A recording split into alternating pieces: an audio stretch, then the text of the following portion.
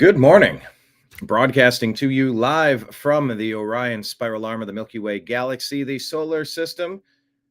No, I'm not on mute. That's good. The solar system, planet Earth, North America, the United States of America, somewhere out there. My name is Brian Engelman. Today is Tuesday, November 11, 2025. And this right here, this is called the TNAM Daily Show. There, it appeared on the screen. TNAM. What does that stand for? It stands for, I could have done better on my snap, the New American Media. I'm always worried I don't want to snap too loud in case you have earbuds in. But it's kind of fun to snap and have logos and such appear.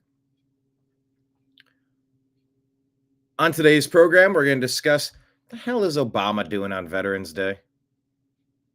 The Obama-Biden regime, all the chaos that they caused.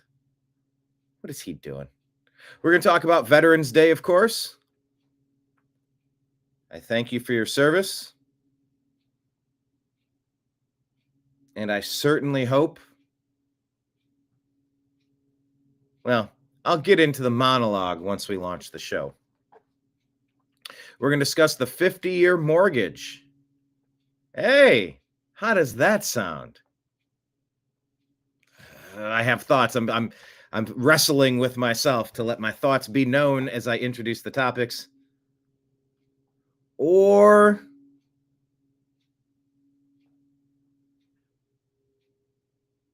yeah, I'm going to highlight the topics. 50-year mortgages, 15-year car loans. What do you think? Wind up and deliver your thoughts. Also, Chinese college kids. What does President Trump think about that? What do you think about that?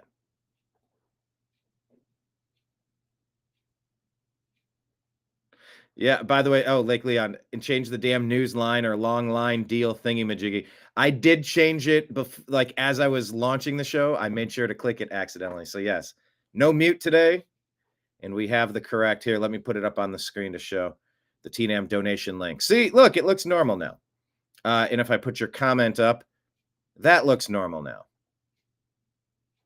So we got a few things going on here. Hello, Lake Leon. Hello, John and David and everybody in chat. Please hit like, please hit subscribe, please share the show. 50-year mortgages, 15-year car loans. What do you think about that? Also, did you see the Turning Point USA event at Berkeley? It went kind of as you would expect, as you would have expected, as you would expect. Welcome to America 2025. All of this and more on today's program, so buckle up and let's be a bunch of good little trash pandas, raccoons, not actual pandas, rifling through the rubbish, separating fake news from fact. Today's TNAM Daily Show starts right now.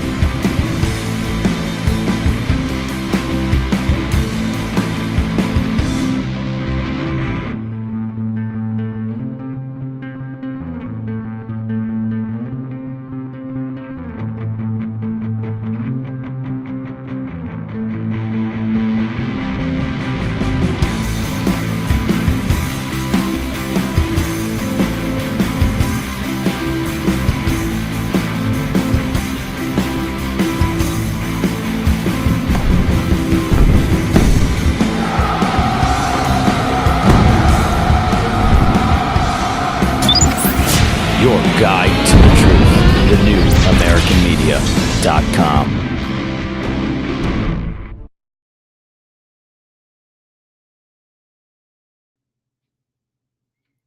Thank you all so very much.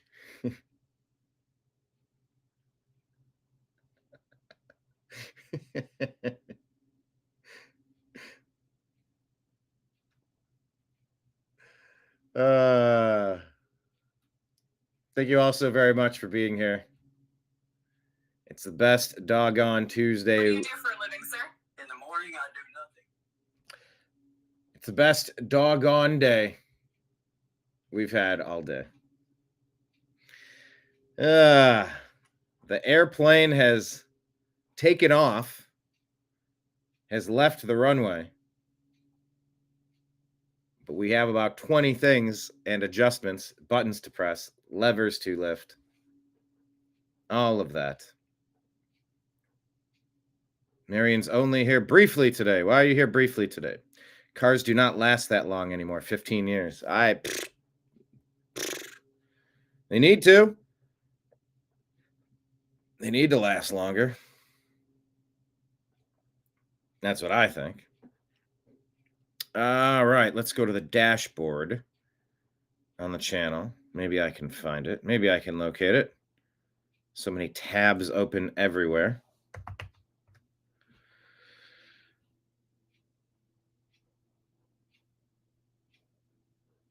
So much news to get through.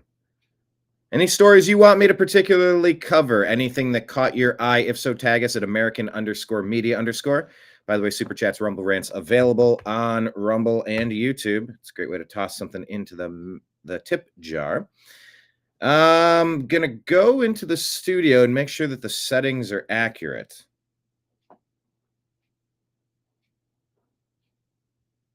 Wait, it says it has a problem with my Schumer Shutdown show. Good morning, Britain. What?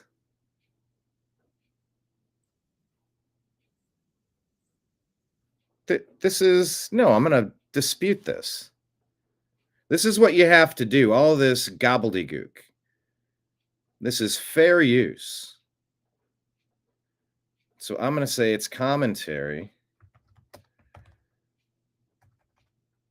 We are adding transformative and unique commentary to this clip that was newsworthy and are therefore covered under the fair use provision. Please monetize this video. This is the stuff I have to do. We get monetization back, and they say that when we played that grandfather, that old man who said he fought in World War II, and it wasn't worth it. The sacrifices they made to get the Britain that they have today, it wasn't worth it. They lost their country. All of that fighting for nothing, and they've gone ahead and just ruined the nation. That's newsworthy. Fair use provision is that we're allowed to provide unique, original commentary based on things that are happening. And we can use clips. We can play clips, and then we add our stuff to it. But YouTube plays this game, especially on non-crazy channels. They'll monetize crazy people. Yeah, crazy people can make as much money as possible. But for us, they just slap, oh, you can't be monetized. And they'll say, yep, so you played a clip of that. I go, yeah, we're a news organization. We have fair use provisions, fair use legal allowances to take clips, toss them out there, and then we break down what we saw. We're using it for context. That's part of what the law says very specifically, but they do it to you anyway.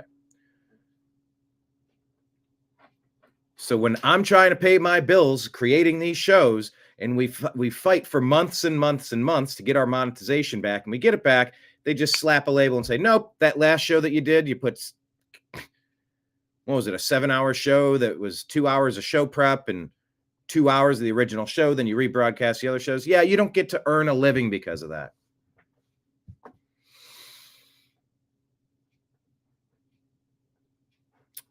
That's YouTube.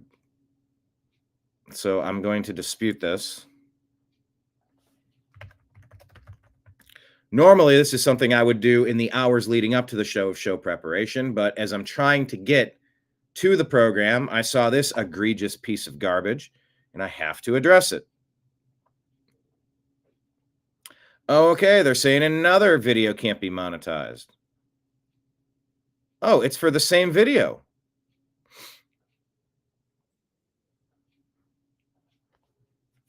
This is crazy that they hit this. Good Morning Britain is putting these claims out here. So as I try to make sure that my show, you're getting the behind the scenes, people. I'm the producer, I'm the engineer, I'm the business manager, I'm the talent booker, I'm the show prep guy, I'm the all of it. I am tired of being all of the things. I just want to do the thing that I do. Let someone else handle all the bullshit. I'm exhausted from it. I don't know why we can't preload. Why is your use of the claimed content an example of fair use? The newsworthy explanation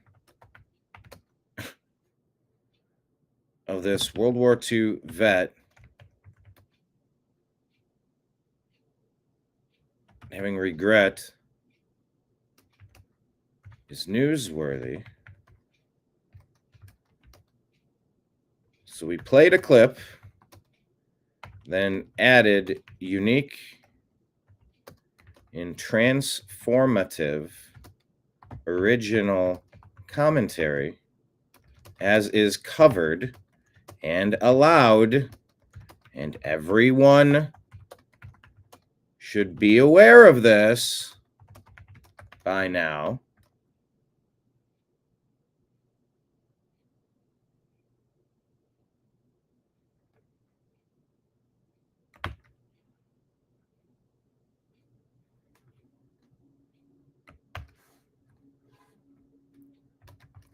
So please re-monetize our video. Thank you.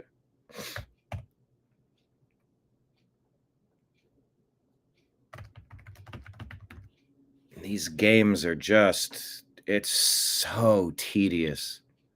Dispute submitted. Okay. There's two more. Okay, they're saying I can't monetize this video. Dispute under review. It expires in 26 days. Video monetization being held. Well, fuck me. Oh, good. Here's another one. Video cannot be monetized. Why is that? No copyright content found in your video. Let's hit refresh and see what they have. Do they still have 4? Yep, they still have 4. Okay. Doesn't make much sense to me. But it is where we find ourselves, isn't it? Yeah, the numbers on Friday, Thursday, Wednesday, Tuesday, Monday. So last week was the first week. It dropped off Saturday, Sunday, but I did broadcast Sunday. I streamed the Browns game, and that was terrible, by the way. But I went here for something else. I had to click the content and make sure that, yes, whoop, maybe. No, today's program is not monetized. I had to hit the button, which I have now done. Folks, welcome. David, it is a never-ending battle. It is so fucking exhausting doing this. It is nonstop pointless. I keep telling myself that maybe there's a point to all this. I keep telling myself maybe just maybe, maybe just maybe.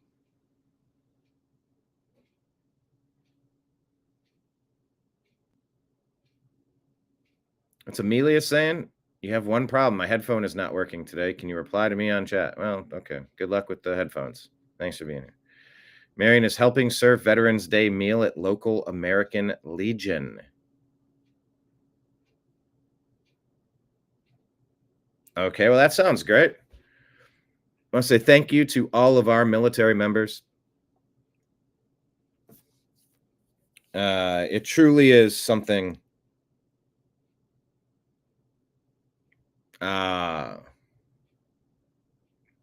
It's a special breed that can sign up and serve. I'm deeply appreciative. Legitimately, thank you for your service. I was once told that thanking a military member for his service was a selfish thing I was doing for attention for me. I have since cut that person out of my life. I don't really need that type of energy. You have people in your life that do that kind of like bring you down. This is years ago, 15 years ago. This is not recent. So it's not like, Brian's going through one today. No. I'm just saying, like, you got to cut certain people out. And maybe end of the day, maybe you're the one that needs to be cut out. Because wherever you go, there you are. But I do mean thank you for your service. Handshake, salute. This is where I obligatorily, is that a word? I make the obligatory reference to both of my grandparents serving, many cousins serving,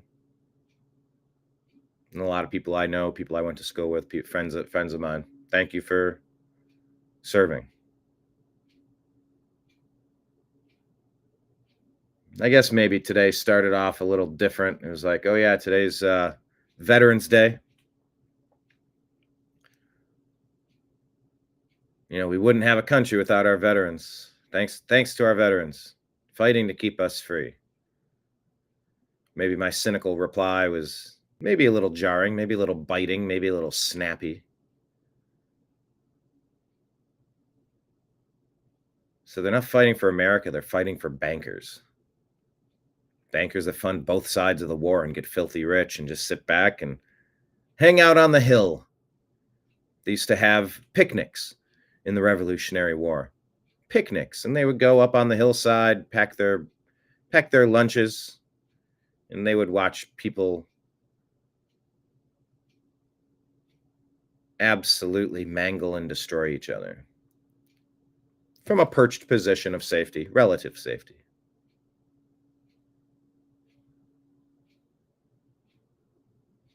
Maynard James Keenan wrote in the song Vicarious, I've probably done this before, but I'll do it again.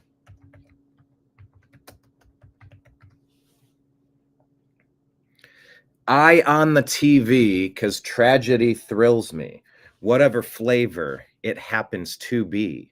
Like killed by the husband, drowned by the ocean, shot by his own son. She used the poison in his tea, then kissed him goodbye. That's my kind of story. It's no fun till someone dies. Don't look at me like I am a monster. Frown out your one face, but with the other. Stare like a junkie into the TV. Stare like a zombie while the mother holds her child, watches him die. Hands to the sky crying, why, oh, why? 'Cause I need to watch things die from a distance.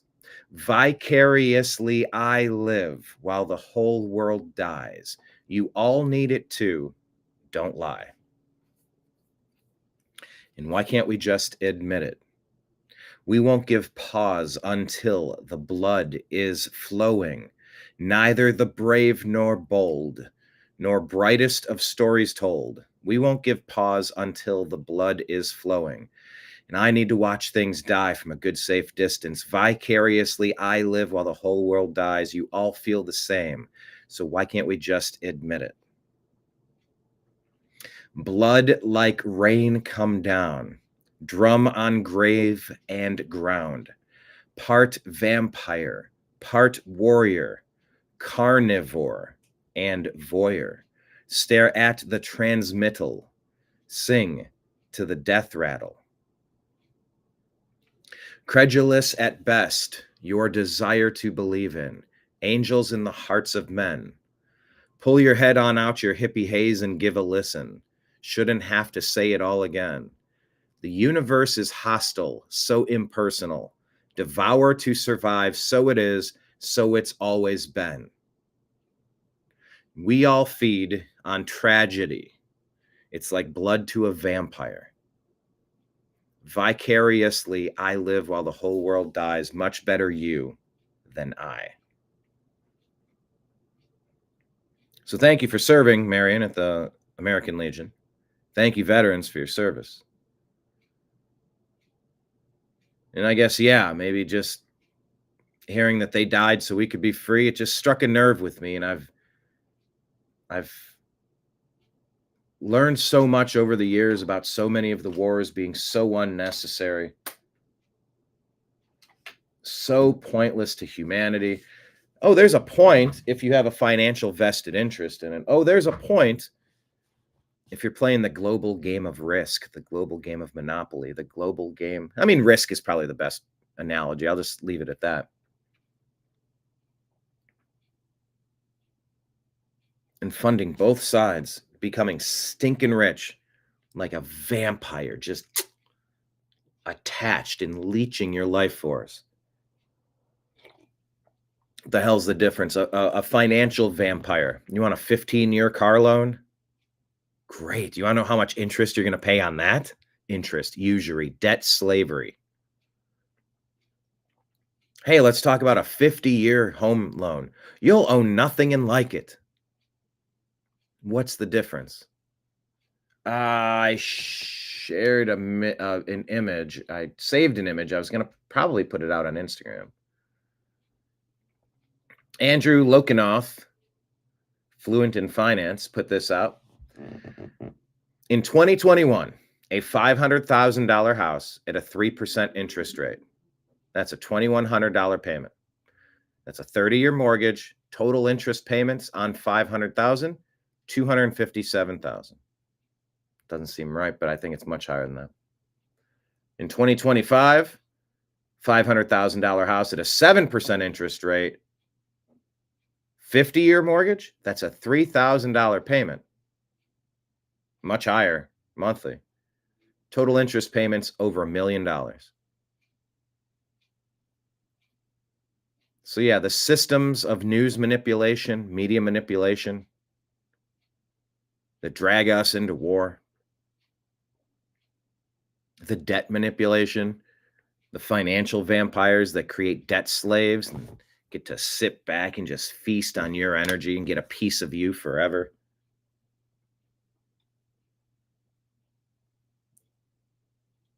I'm very appreciative of all of our veterans, and I think some of the conflicts that we've had to be involved with were absolutely necessary.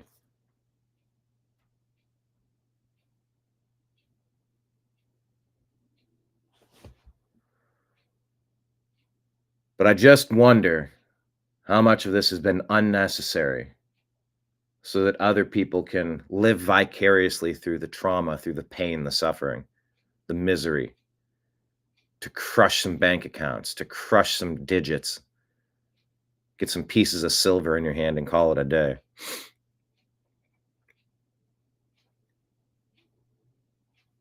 We all know people that didn't come back, whether it was Vietnam, whether it was Desert Storm, whether it was Afghanistan, Iraq. We all know people that didn't come back. Look long enough. Somebody somewhere, 6 degrees of Kevin Bacon, you're going to find it.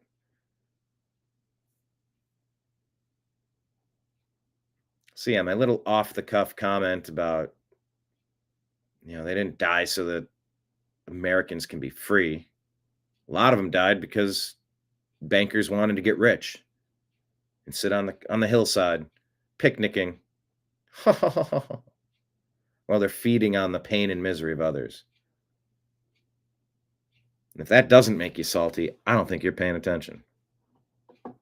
So anyway, welcome to today's program. David saying the Bills didn't show up in Miami either. I think they went out and partied on Saturday night. There is an absolute truth. We've talked about this with players playing in Miami, like the Miami Heat. NBA players go out and get into trouble the night before, party too hard, show up hungover. How did the Bills get rolled by the Miami Dolphins? Exactly. How did the Browns lose to the Bills? I think we're looking at Thursday for Strictly Football. I might do a recap. I might do a recap for the unhappy hour. I don't like waiting until Thursday.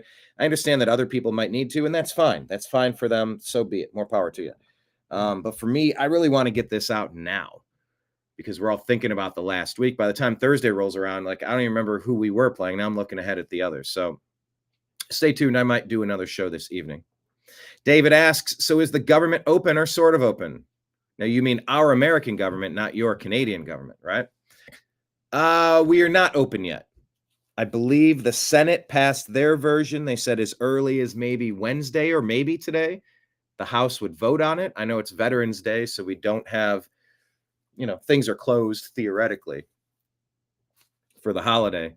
And then the president would still need to sign it. So technically, no, but I think the procedural vote in the Senate saw 8 defecting Democrats who are not up for re-election this 2026 cycle. Their 6-year terms staggered by 2s. So everybody who moved over and voted yes, they're up in 2028 or 2030. Nobody could get punished for the shutdown that they created unnecessarily. So we're on the verge of opening. No, we're not currently.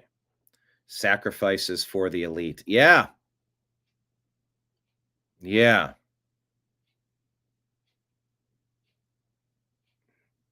I talked my brother out of going to be a pawn in somebody else's war. And who knows, maybe that bought him a couple extra decades. He was probably going to try to sign up in 2000.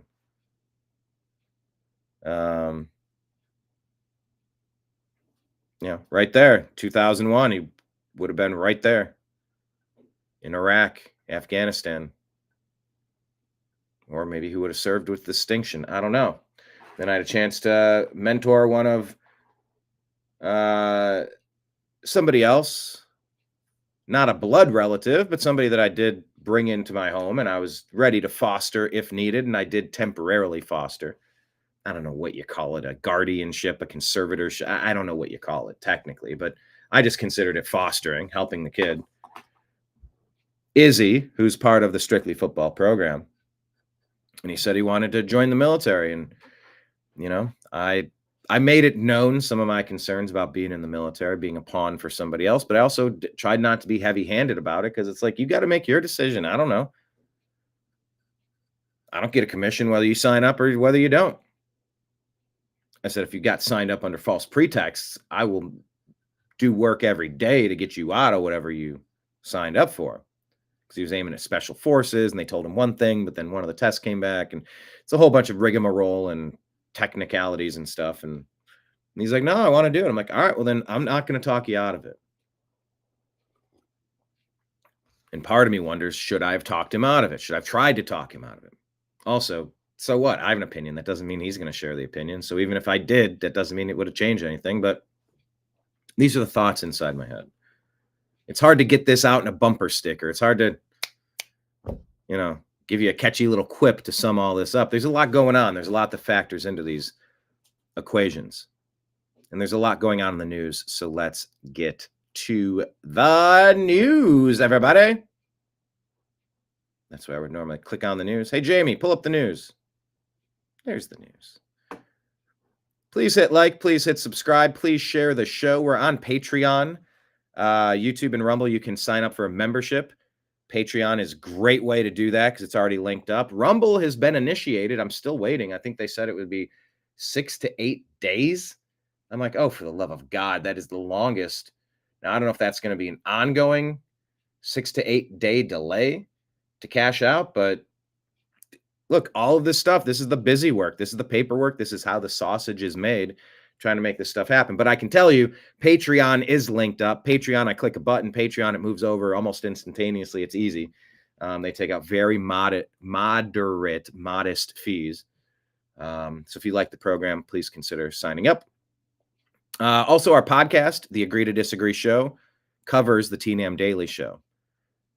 You can sign up on Spotify and Apple, iTunes, or whatever they call it. Do that. And yeah, all the stuff scrolling at the bottom of the screen. All right.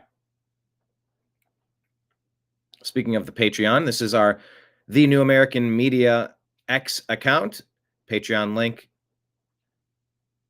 is attached right up here. That's our interview with John B. Wells, where we discuss God, Trump, Biden, Deep State, World War III, and more. You click that and you join. All right. What's going on at Arlington Cemetery? This is trending. President Trump and J.D. Vance arrive at Arlington National Cemetery to honor veterans. Let's check in on our commander-in-chief and the VP.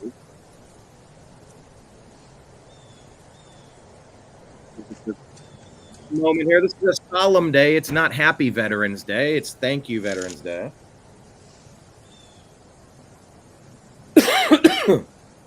A solemn and somber Veterans Day. We'll just take a moment here. Let it soak in.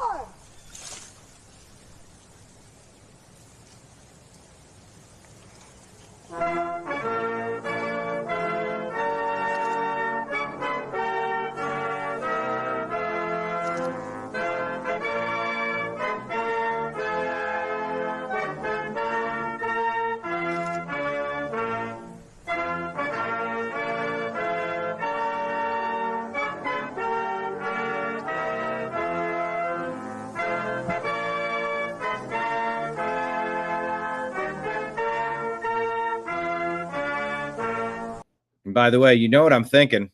Regulars here at the bar, you know what I'm thinking, right? There it is, Marion. That's exactly what I'm thinking. YouTube is ruining music. Google is ruining music.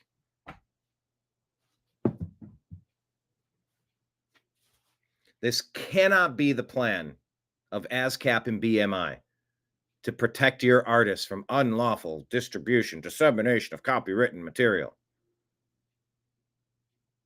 This is the Star-Spangled Banner. And that's exactly what I'm thinking about. That is exactly what I'm thinking about. Uh-oh, music. Let it rip.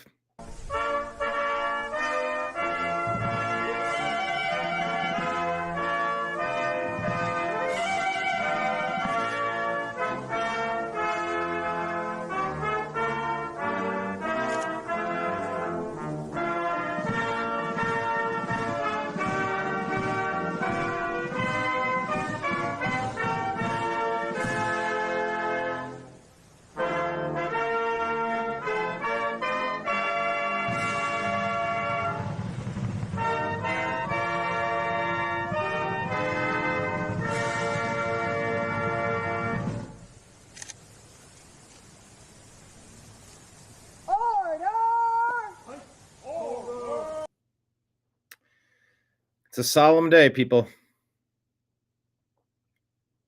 David asking, did I delete a few of your comments? I was just checking if it was you or YouTube. I see the Bills, government open, sacrifices for the elite. They call that the Hegelian dialect. That's what I see. I don't see others than that. No, I don't ever delete comments. If someone's going to come in and commit a criminal act that I'm going to report to the FBI, like that one asshole did, Daniel Price, I did delete and ban that person because you're not going to come in here and threaten me. Like that's, you don't just get to throw around death threats. That's not a game plan. Other than that, I don't delete shit. I let the conversation do what it's going to do. What do I care? Rumble in the comments, Let freedom of speech win out. But no, I did not delete any comments. All right, so the president is in Arlington.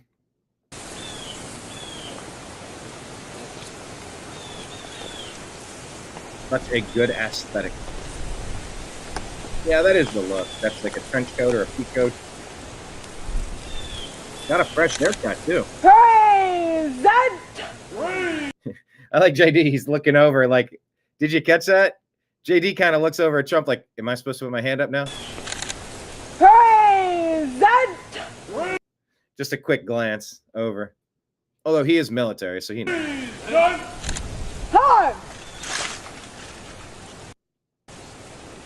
Oh. A little early, prematurely, and then the rest of them did. So they're at Arlington National Cemetery. Tomb of the Unknown Soldier. Wreath laying ceremony.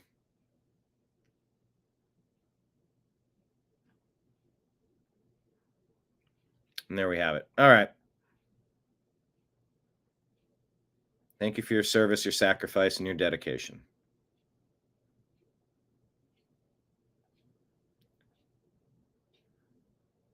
Okay, what is this? So this is a genuine post from I'm Breck Worsham with a satirical image. Okay, this satirical image above is mocking long-term auto loans. This depicted White House announcement is fake is confirmed by multiple fact checks. Trump hasn't directed departments to introduce a 15-year car loan. Its humor is highlighting frustration with extended financing amid soaring vehicle prices, not policy reality.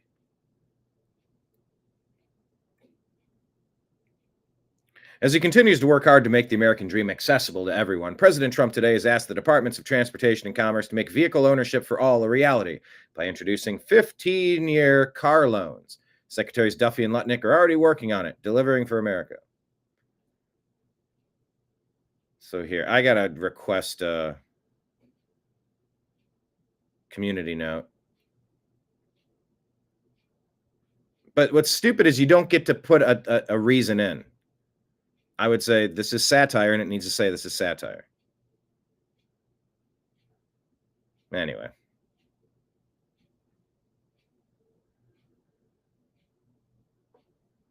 AF Post says that Trump is considering the creation of a 15-year car loan and a 50-year mortgage. No thanks. How about get rid of the fucking interest and let us buy things?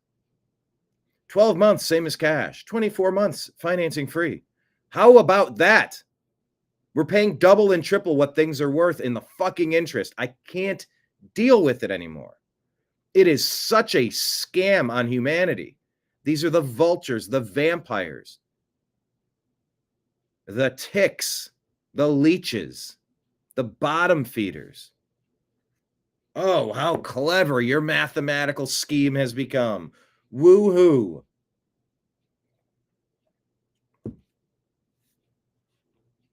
Sorry, was that too much?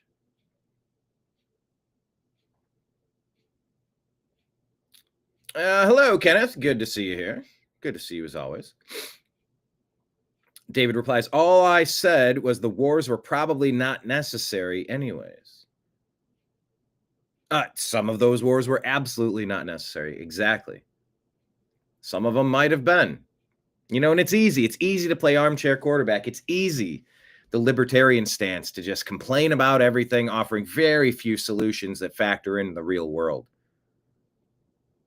Which is still better than most of the Republican shit that you hear. That is 100 times better than the Democrat stuff you hear. So MAGA is somewhere in between Republican and Libertarian, somewhere, sometimes.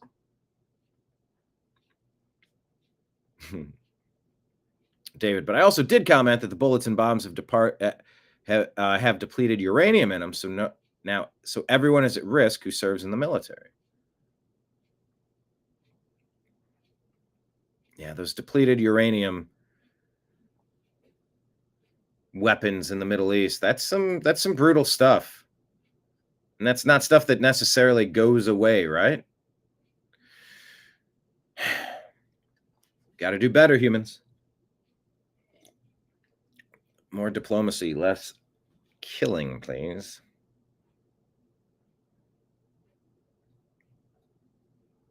Okay. I'm trying to leave this post, and it's just taking me back to Grok. Let's hit reset again. Yeah, this is ridiculous. The borrower is slave to the lender.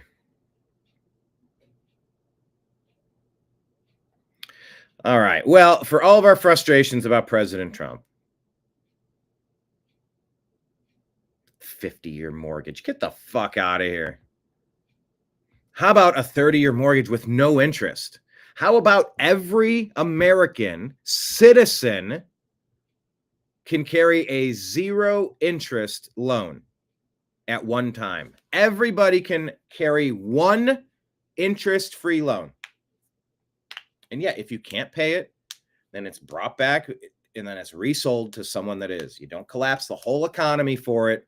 You don't have to personally back every loan. You just collect the home again. If somebody stops paying, you sell it on the open market and it resets. Every American citizen can have one interest-free loan. You know what? I'm going to go on X and I'm going to say that.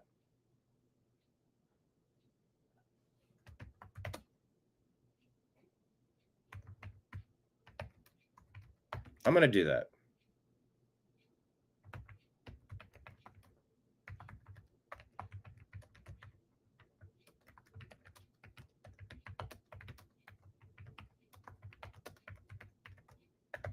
Okay.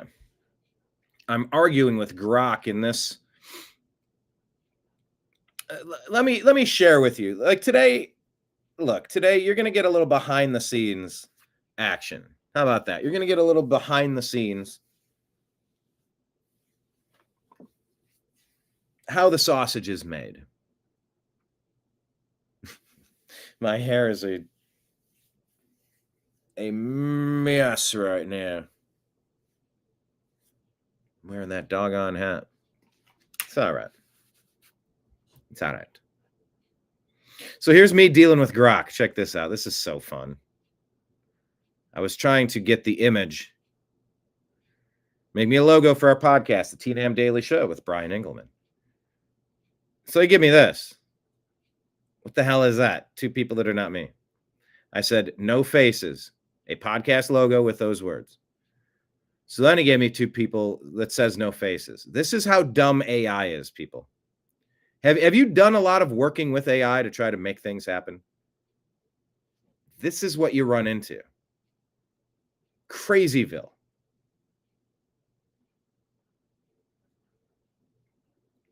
I said, I shared this image, the TNAM Daily Show with Brian Engelman. It's okay, but it's fuzzy. It's not great, but I've been using it for a year. I said, give me a nicer, cleaner image, more pop. Here you go. Here's what Grok did for me. Do you see this? Do you see this is what these are the tools that I'm working with. They go, oh, it's a hammer that you need.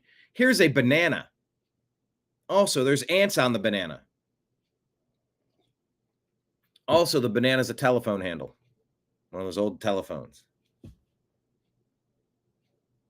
They have pointed out how weird it is that people of a certain generational, like if you're trying to communicate phone, you'll go. But this generation, they don't know what that is. They've never picked, I mean, I guess a cell phone, but it's more like.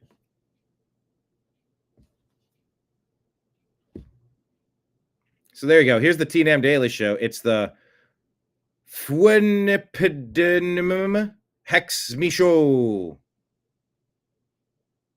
That's helpful, right? That's super helpful. Thanks, Grok. You're the best. This one was okay, but it's still fuzzy. It's still blurry. It's not sharp resolution. Couldn't even get the Grok part right at the bottom. I said sharper resolution. There you go. They cleaned up the Fwinipididum Hex Michelle. That's great. What about the next one? This one's, a little better, or at least online, but then they spelled my name wrong. Engelman instead of Engelman. Great. So now you're spelling shit wrong. WTF, Grok. Now I got this.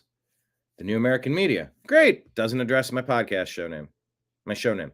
The New American Media, the TNAM Daily Show with Brian Engelman. Okay. But it's the wrong orientation. I give it boilerplate orientation, horizontal style. Boilerplate language to remember. I don't know. This doesn't look much better.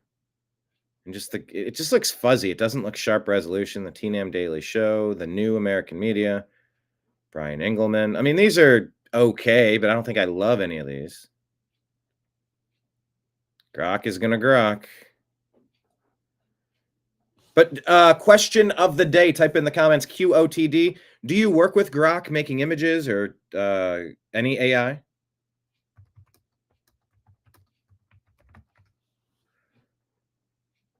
Anyway, as I clicked on X to try to get some stuff figured out, that's what I was dealing with. And when you look at the show from a couple days ago about two hot blondes, Sydney Sweeney and Erika Kirk, being demonized by the Democrats, but is it deserved? I said, turn those two into Disney villains. And I tried 30 different times and it just got worse and worse.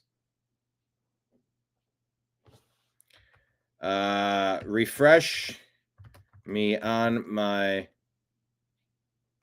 boilerplate dimension needs because you aren't delivering a thumbnail sized horizontal image. Just make it in those terms. That looks a little sharper, I think. No to Grok and AI, says Kenneth. No Grok, no AI for Marion. The banana is also a hammock. Well, no.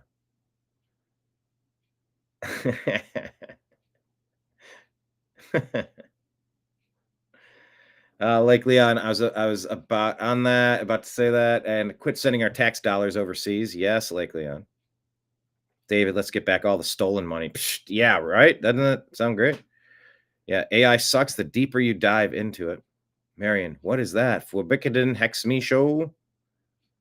Exactly. All right. But this is what I'm dealing with. I don't know what that logo is, but okay. I mean, I'm okay with like the microphone. I would rather put a picture of me in it. I might have to add that afterward in Canva. I'd rather just tell someone, make me a few and like, let's just go. I don't want to have to sit there and make the sausage, but I digress. All right. Speaking of digressing, let's get back to the news. You realize how close we were to having Kamala Harris as the president of the United States? Like that's the fact that we got this close is really disturbing. Anyway, here's Kamala doing Kamala things. Enjoy this. I was aware of my opponent's strategy, and I wasn't about to fall prey or fall into those traps. And part of his strategy and those around him was to try and take me off our game and message. And I wasn't about to be distracted by those flames that he was trying to throw to get me away from my highest priority, which was talking to people about the economy and their well-being in terms of their financial well-being. And I understood the game that was being played, and I made a decision that I wasn't going to get played. And what? I was going to make a decision that I wasn't going to get played. Huh? Still trying to promote this lousy book. I understood the game that was being played, and I made a decision that I wasn't going to get played. I wasn't going to get played. Is that funny? Can we get a laughter there? I wasn't going to get played. She should be in the dictionary under the definition of cringe. Financial well-being. Listen to how weird she says that too. I wasn't going to get played. Reminds me of those Bud Light commercials. What's up? I wasn't going to get played. Right? Can I get an applause break? And I understood the game that was being played, And I made a decision that I wasn't going to get played. And Playing chess, not checkers. Got it. yeah, three-dimensional chess, I'm telling you. Oh, yeah. She's playing three-dimensional chess. What is this lady on the right side? And Playing chess, not checkers. Got it. You're playing Chess, not checkers. You're playing chess, not checkers. Got it. Why is she not mic'd up? Why are these ladies not mic'd up? It appears to be a pseudo-professional set. Why are they not mic'd? Not checkers. Got it. Chess, not checkers. Got it. Chess, not checkers. yeah, three-dimensional chess, I'm telling you. You know? Yeah. I'd love to see her playing three-dimensional chess. Could you imagine Kamala having to negotiate anything on a world stage? That's why I say, like, it gets back to my libertarian buddies, and it's just like, oh yeah, America first and America only. The fuck does that mean? There's barbarians at the gate. There's enemies at the gate. We have borders with 2 other countries. We have global scenarios that impact all of us. That's part of the job. Yes, you can be America first. I agree with that. I don't want to put an Obama or a Biden in to be money laundering our stuff over to Ukraine, over to China, over to anywhere else. Don't plunder our place and steal our resources. That's an enemy. That's not a representative. That's not a CEO of our country. It's the opposite.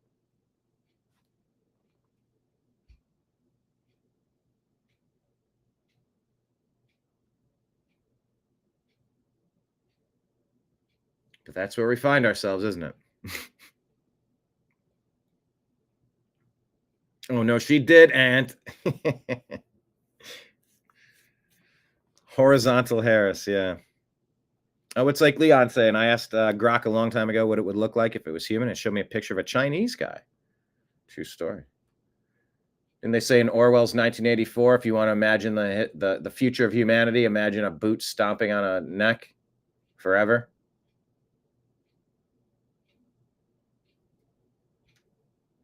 That's the image of the future of humanity. That's what the elites want. They just want fewer of us. You know, kind of get out of the way. More for them. I mean, I get it. But I'm not gonna jump into that. So there you go. Kamala's playing three-dimensional chess. John says Kamala's handlers understood her personality is awful and her positions are toxic. So their strategy was to keep her as non-committal as possible on issues and hope that celebrity endorsements and hostility to Trump would get her over the finish line, and it failed. Yeah, three-dimensional chess. She can't even win at checkers. She did play herself, and there's that, says Cabster. Harris was a money laundering operation since Joe Obama salted the earth. She wasn't there to win.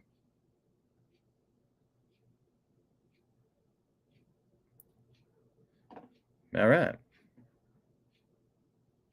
And we got Obama here going, huh? What are they talking about? What? Could you imagine the times Obama had this exact reaction to Kamala or Joe?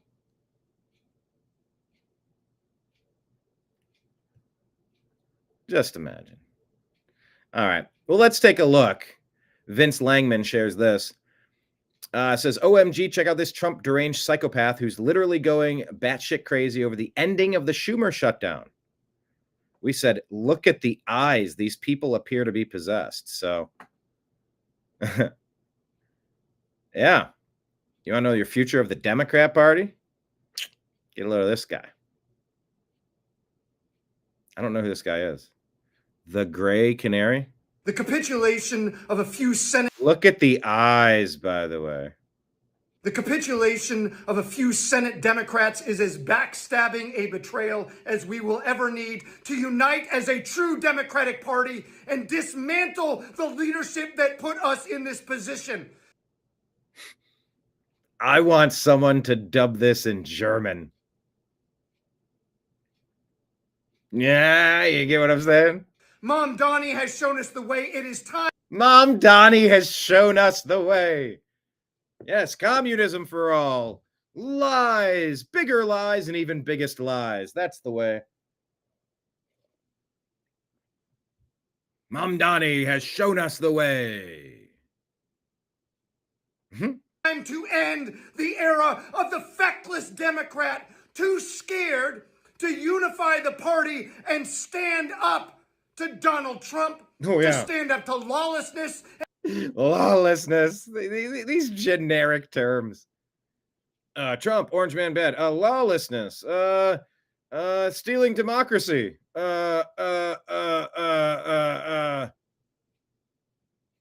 So derpy. Democrats design Obamacare by the health insurance companies so that their profits can go through the roof, just like college education. They conquer the college campuses and they just keep raising the price, and they put all these kids into permanent debt slavery.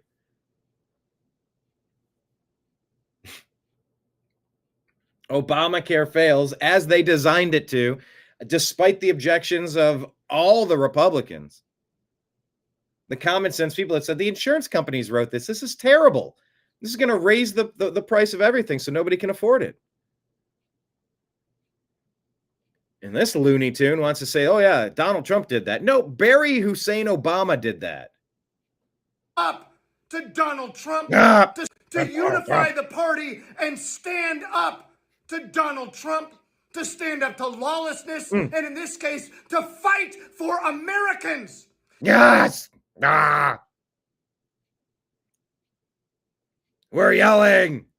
And let's remember what Republicans are doing. Republicans 14 times voted to open the government, and for no apparent reason, the Democrats said, nope, we demand trillions of dollars for illegal aliens. They said, no, that's not a thing. Here's the budget again. Just continuing resolution, continue everything as it is. We're not asking for anything new. Just let's keep it going so we don't cause this chaos. Nope. Democrats wanted to cause pain and chaos, and they wanted to then turn around and blame what they caused on Orange Man, on Trump, on MAGA, on Republicans. Obamacare raised my blood pressure. Yeah, it took my plan, it took my doctor, and it doubled the amount that I had to pay. It was every lie you could imagine that Barry was out there saying, if you like your plan, you can keep your plan.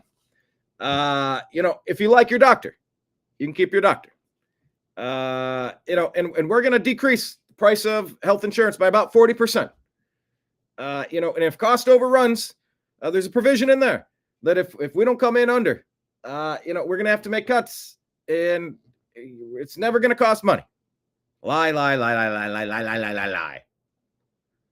tell you what, Obamacare definitely raised this guy's blood pressure, but he's trying to blame it on Trump, as if Trump created Obamacare. Is robbing millions of Americans of their health insurance.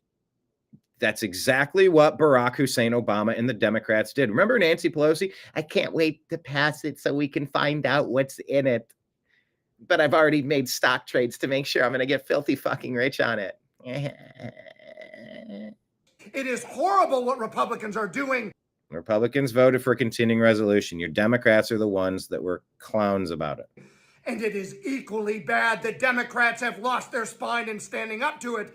Standing up to what the Democrats created by making all of these subsidies create the cost overruns that have put us in this position. This guy is either lacking context or he's deliberately lying. It's got to be an omission. It's a lie by omission at this point. But this is the moment when we recognize that is the old Democratic Party, and it is time to make way for the new Democrats who were born.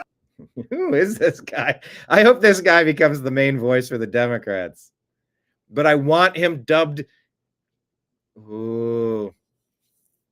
You know what? I'm going to try something. Hey, Jamie, I want you to pull this up. By the way, I'm Jamie.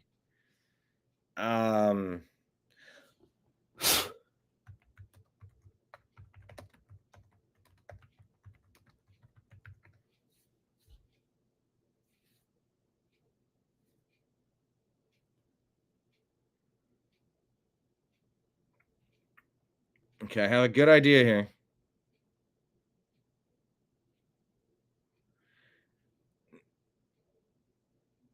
Oh, this could work.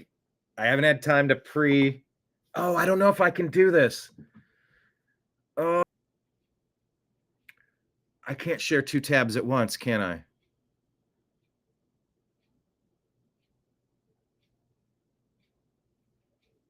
I don't think I can.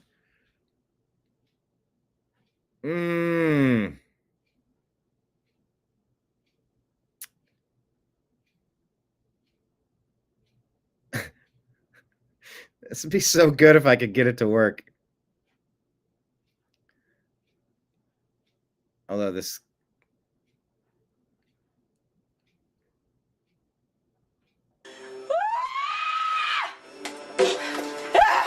Schnellstart! Jetzt geht's los! Jetzt geht's los! Jetzt geht's los! Jetzt geht's los! Jetzt geht's los!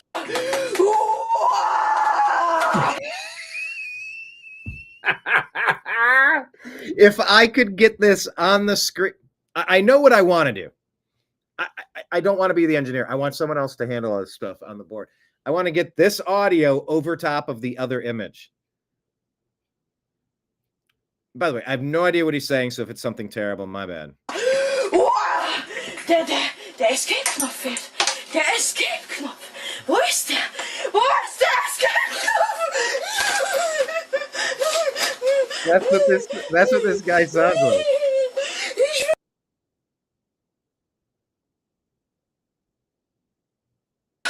Ich brauch... Ich hab ihn umgebracht! Ja! Ich werd euch alle töten! Ja! Friss das, du Hurensohn!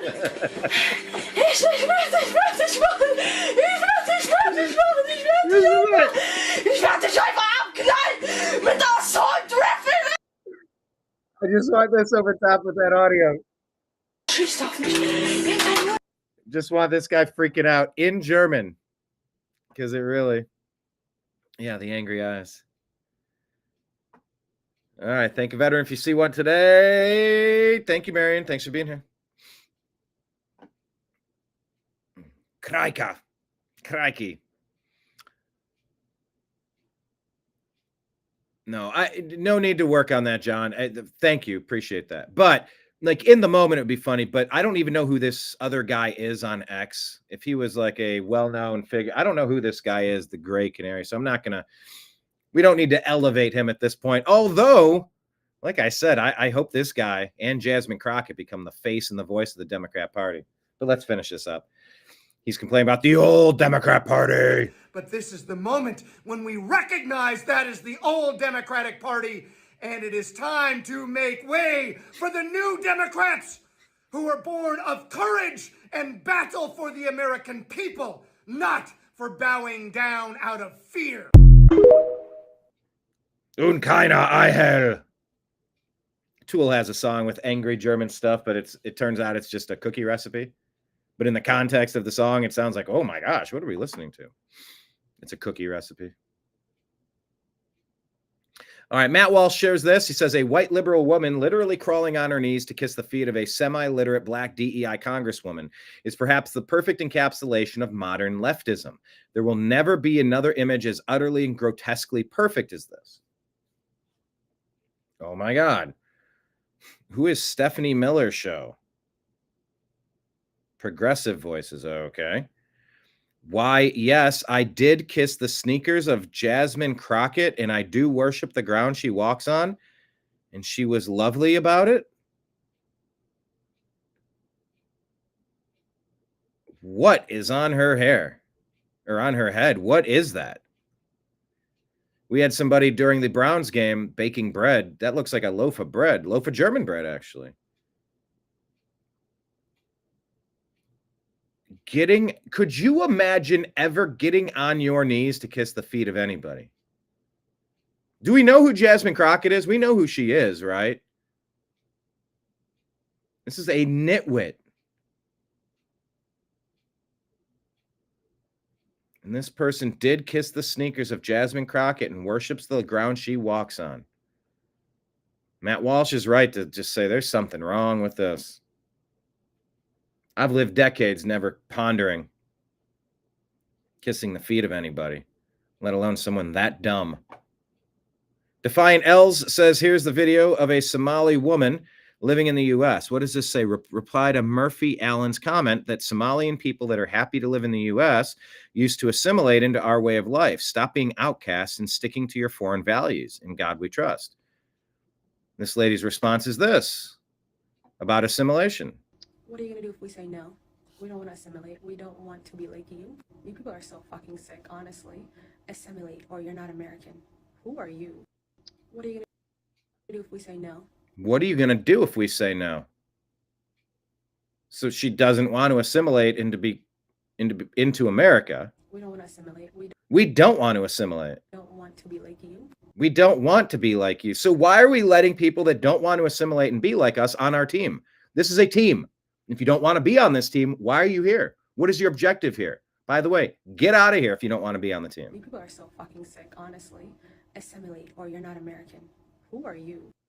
Who are you? We are Americans. That's who we are.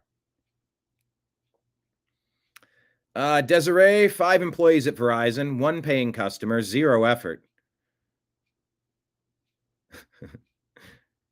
Have you had similar experiences at retail stores? Many people sitting around doing nothing. Nobody really taking any initiative to acknowledge you or deal with you or talk to you. I don't know the backstory here, but these interactions are interesting. Standing, doing nothing. 5 people standing, doing nothing. Doing shit. 5 people doing nothing. Look at it. 5 people doing nothing. I paid $500 for this shit. No one's helping shit. Said, oh, you're recording? Get him out of here. He's got to go. And he's like, I paid $500. None of you guys are helping. None of you guys are doing anything. You're all sitting around doing nothing. They all literally turn their backs on him. Just standing, walking around, doing nothing. No customers. 5 people. I asked for help. No one came to help. All they're doing is just standing in their iPads doing nothing. Look at them. Yo, shut the fuck up. You crying. Look at them. Look at them. Why are you crying like a little Nobody's kid? helping. Nobody's helping. Shut the fuck up. I paid they $400. already told you they're not going to help you. Okay? But it's my money. I understand. Standing. We used to have better customer service than this. But to be fair, I don't know the whole background. I don't know the context. I don't know the guy, so I'm not going to bash him. But, you know, welcome to holiday retail season. It's here. Also, welcome to, this is from Bay Bite. I'm suppose this is from San Francisco. Kevin Dalton says, imagine having no choice but to take public transportation in Gavin Newsom's lawless California. Never had a lot, this is all. This lady's trying to stand there, and this dude is really getting dangerously close to kicking her in the face. And she's pretending that this isn't a threat. This isn't a potential scenario that could cause her bodily harm. I don't get that.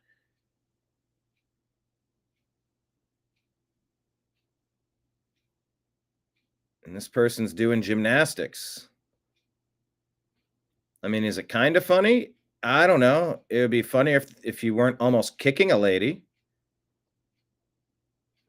I'm not outraged by it, but, you know, it's a little risky to be around an elderly lady like that.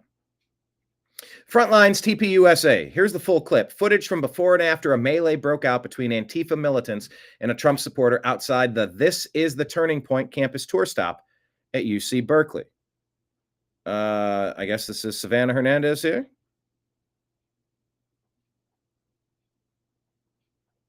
Go the fuck home! Nazis go home! Nazis go home! Nazis go home! Nazis go home! So this guy is smoking a cigarette for the express purpose of blowing it into his face. You could argue that's assault. Just like getting a megaphone and screaming in someone's ears, that's assault. And they're calling this guy a Nazi. Does this guy have a swastika? Has he said anything Nazi related? He has a full beard. He doesn't have the stupid mustache.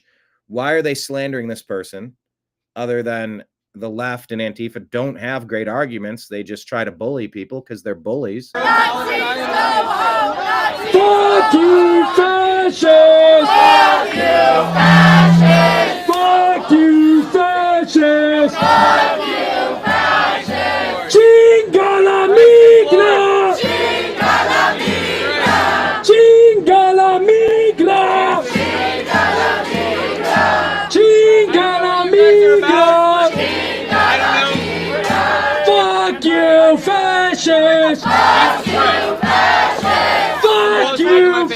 fascists! Fuck you, fascists! Chinga la migra! Chinga la migra!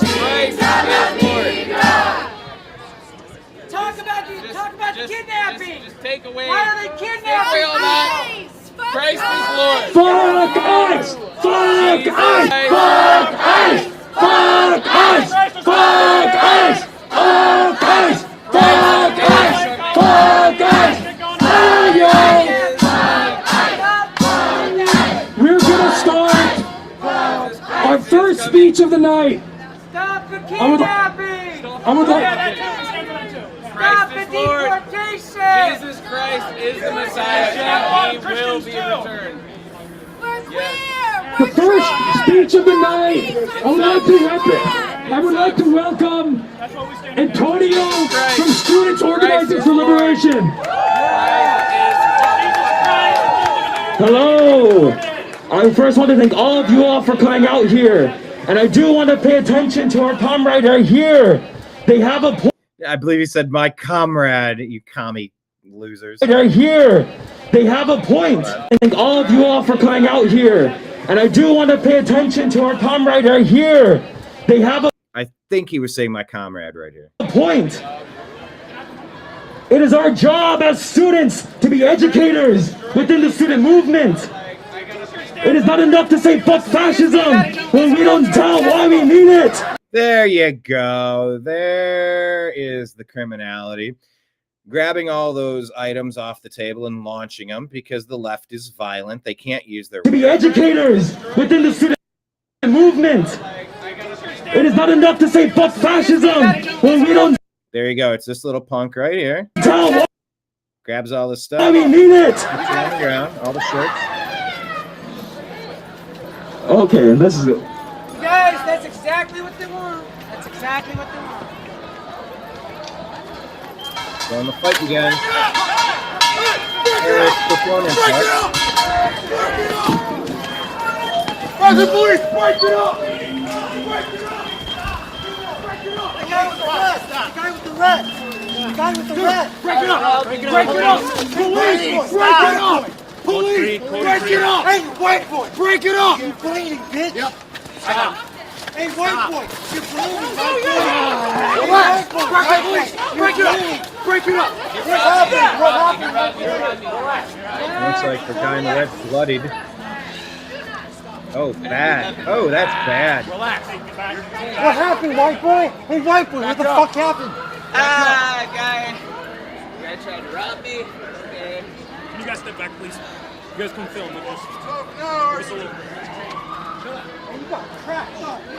Blood everywhere.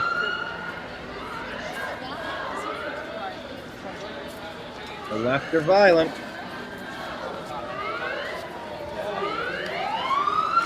Hey, white boy, you learned your lesson? What, they're gonna arrest the guy that got attacked? Is that what happened?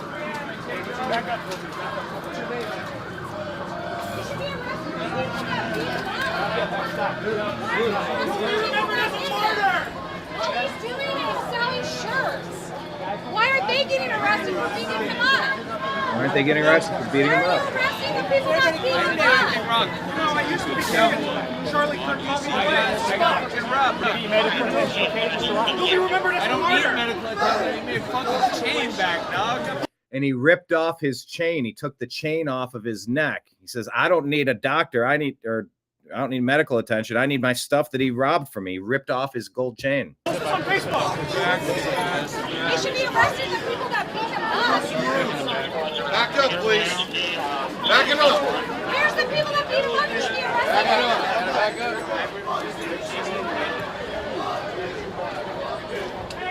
Keep everybody back, please. Bro, I did not. I mean, why are they arresting this guy?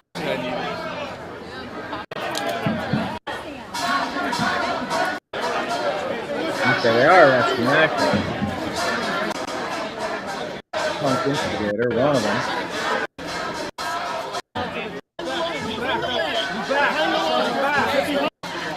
As long as you can keep your distance. We need room to be able to get people past. Unclear who started the fight, but the Trump supporter who was left bloodied stated it was Antifa who tried to rob him first. Both men arrested. Several Antifa members attempted to de-arrest their comrade as he was being detained by police.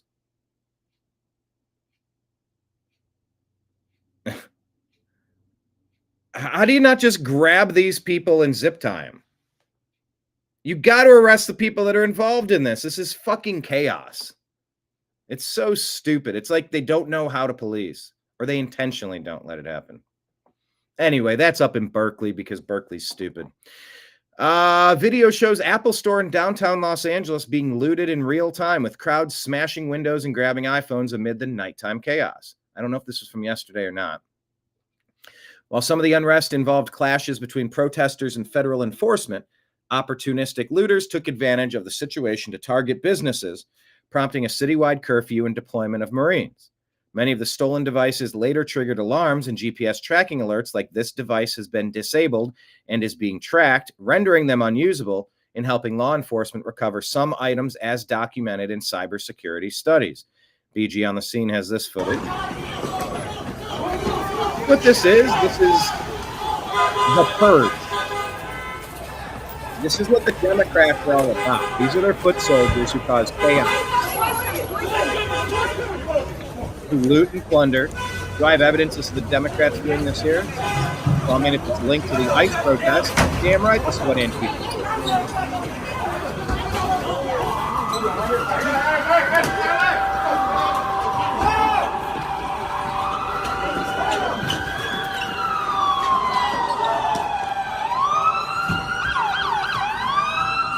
Cops on the scene, too little, too late. So remember, when seconds count, police are only minutes away.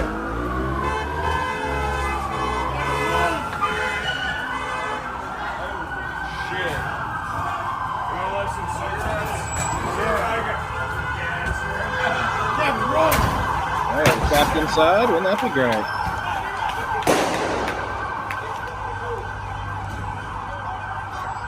This is what's coming to a city near you because of the Democrats.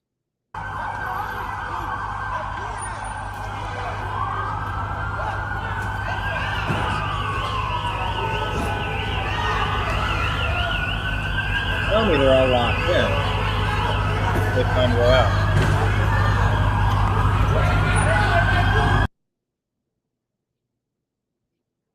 Beware, people. Concerned Citizen shows us that historians will study the white female liberal mind for decades to come. I don't really know what we're watching here, but the white liberal voting pattern has been identified as maybe the biggest problem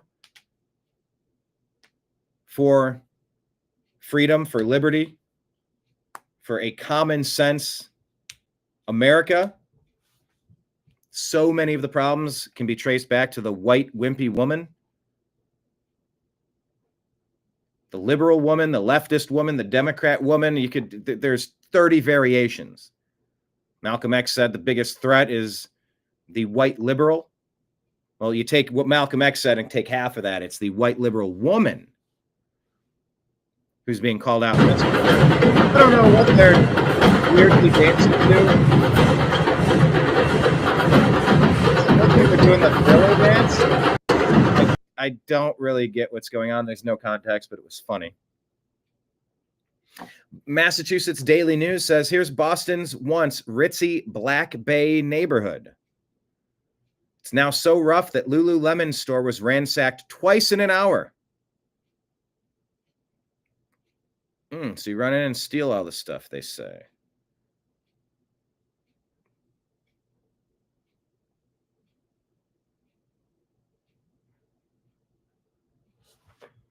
Our society is devolving. And by the way, some of that people that want to invade America and then say, I don't want to assimilate and take on the Christian concepts of how this nation was raised. Oh my God, America's not a Christian nation. Look, Christian nation means don't steal, don't frame innocent people, don't kill. Oh my goodness, so bad, huh? No, that's common sense morality. And who knows? These people could be Boston raised. But society in general is devolving into something not good. David asks, again, how much longer are the good people going to let this crazy, evil shit happen? Great question.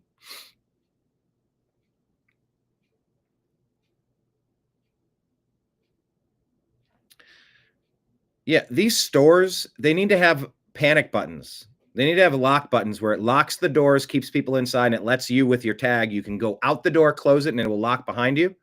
And everybody inside is waiting until the police arrive. That's not going to stop everything, but that would stop a lot of things. Maybe that's the business I should go into. This is allegedly EBT of TikTok. Woman showing off all the food she just got now that EBT is back. Films herself stocking up an entire refrigerator for free. Y'all, I'm so hyped. I got my EBT back. We have never stocked up like this before. When you get your EBT back. EBT, EBT, EBT. Singing EBT song. Y'all, I'm so hyped. I got my EBT back. Got that EBT. EBT. Got that EBT. EBT. Got that EBT. Are these people that are incapable of doing things to sustain themselves, or are we being robbed by lazy people? This doesn't feel good. It doesn't come off good. It doesn't feel like charitable assistance. It comes off like theft. EBT. Where the kids? Come out. Got that EBT. Say we got EBT. Oh, no. And this is how you get generations of people not taking care of themselves, but taking from others. That's right. Carry that shit. Carry that shit, motherfucker. Don't have a heart attack, old man. Carry that. Oh, I seen the print. And by the way, please note the air quote food that's being moved. It looks like mostly processed garbage, stuff that should not be covered on EBT. She gets some meat. She gets some vegetables. That's it. None of this fancy fuckery. Like all of this fake food, fancy fuckery. Nah, man. Y'all heard that, y'all? We got our EBT. We gonna eat better today. Thank the Lord. We got our benefits today. But I heard they was gonna start swiping our cards and swiping the money and taking the money back. So as soon as it deposited into my card, I made sure I ran out that house so fast to go do a big compra. Thanks to my home. A big what? Thanks to my homegirl. I ran out that house so fast to go do a big compra. Thanks to my homegirl. She took me to BJ's, so we stocked up. We never stocked up like stuff like this is not food. This is like fake, over-processed food with tons of chemicals and bullshit that's going to make you sick. These are luxury items if you should happen to be doing well. This shouldn't be something you subsist on, and it shouldn't be something that's eligible. No pops, sodas, garbage, sugary drinks, ultra-processed crap. It should be fruits and vegetables. Some meat. Call it a day. This has really put EBT under a microscope, and I don't know if how are we supposed to feel about this before, but I made sure I took whatever I could off the card before they take that back, because this is garbage that they keep showing. Here's a box of garbage. Here's a container of garbage. Junk. The Lord only knew that we needed food. So I don't know what that is. Hope you guys enjoy my little... Is it lasagna? Is that actual food? Would that be the first piece of actual food I've seen? EBT video. Okay. Treats are not food. Treats are extra. If you work extra, you should get extra. You don't. This is not, oh, how am I going to survive without my sugary treats? No, you earn sugary treats. You don't get sugary treats. That's not a meal replacement. This isn't a meal. This is not necessary as food. EBT in the spotlight, people. I'm also going to be donating mozzarella sticks.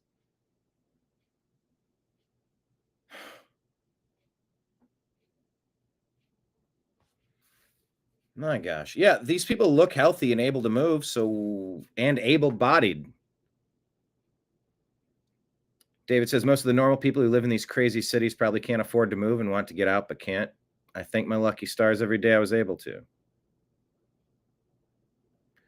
David, a lot of people still need help, but of course there's always someone who just wants to take. Yeah, take and take advantage.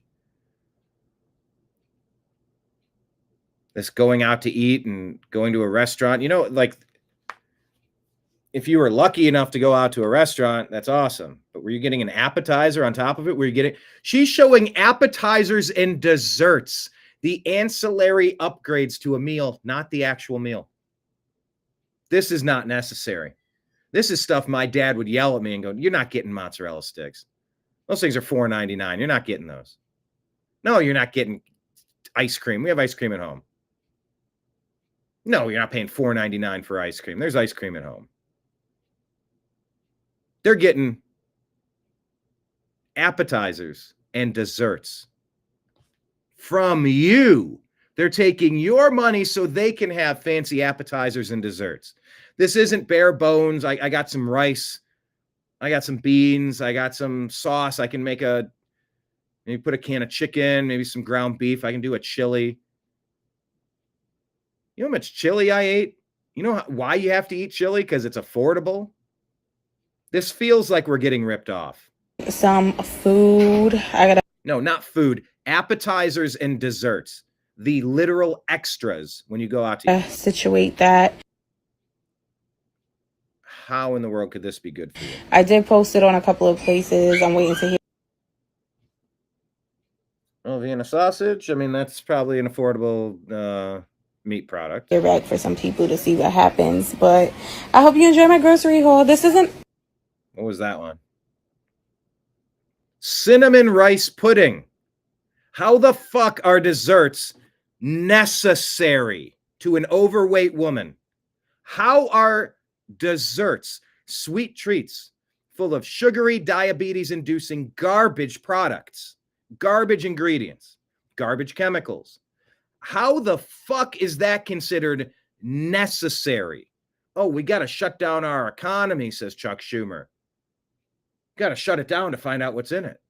That's a play on the Nancy Pelosi thing.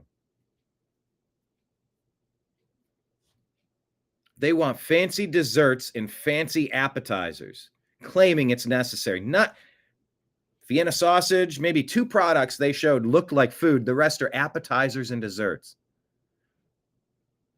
Isn't everything but Lunchables. Look at the chemicals in that. What is that? Was that actually potatoes? I can't tell what those are. Biscuits or something. I can't tell. Everything but. Oh, wait. Maybe I could right there. Why is this so important? It's not. But okay, those are yellow potatoes. I've seen 3 pieces of food. Actual potatoes, that's food. Vienna sausage, okay. One other thing, all the rest were appetizers and desserts. Extras. You don't get extras when you're begging. You ever encounter a bum? Yeah, they're called bums. You ever encounter a bum and they're like, hey, man, hey, I got some of this. Like, well, yeah, but don't you have that? Or can't I get more of this? Or can't? It's like, motherfucker, you're begging and you're picky. You don't get to be both. You can be picky when you're in charge.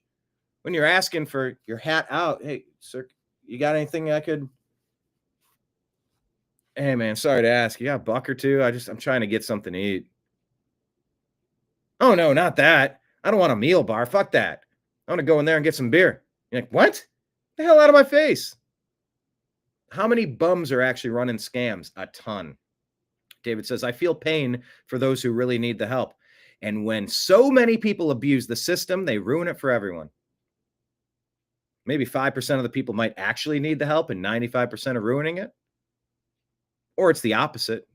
I doubt it. I think they've all learned what they can get away with and they keep doing it. They being whoever is taking, whoever the takers are. There are some people who need help, and it's not supposed to be going for frivolous stuff. All right, actual potatoes. Finally, some real food. But I Lunchables, not a great choice. showed what I could because it was. Holy fuck. Tell me why you need 2 jugs of Nutella. Nutella is a delicacy. That's a bonus. That's a dessert. That is not sustenance providing food. And the whole EBT system needs to say, you get salami, you get bologna, you get Vienna sausage, you get some ground beef, you get some rice, you get some beans, you get some spaghetti sauce. You can get potatoes, you can get some vegetables and some fruits. The end. Out of all of this pile of garbage this person is showing, how much of this is even food? Just too much. 2 jugs of Nutella. Holy shit. These Uncrustables, terrible ingredients. Hugs, all these fake sugary drinks that's going to put them into diabetes, into overweight. They're going to be on the system begging for free healthcare because you've given them free shitty food on the free welfare. Fruit Loops. Oh my God, look at the ingredients and look at the size of that jumbo box. There's probably 4 boxes, 4 bags inside that box. This is not food.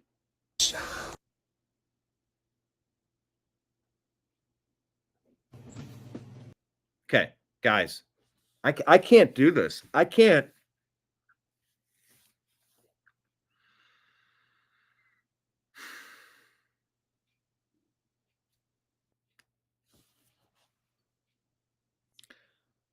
Snack pack, unnecessary. Cinnamon Toast Crunch, unnecessary. Little Bites, unnecessary, times 3. Cookies, unnecessary. All of this is not food. None of this is life-sustaining necessary. Oh, yeah, but kids are starving, they say. Oh, Republicans want kids to starve because Democrats shut down the government. Why is my hand cooking? There we go.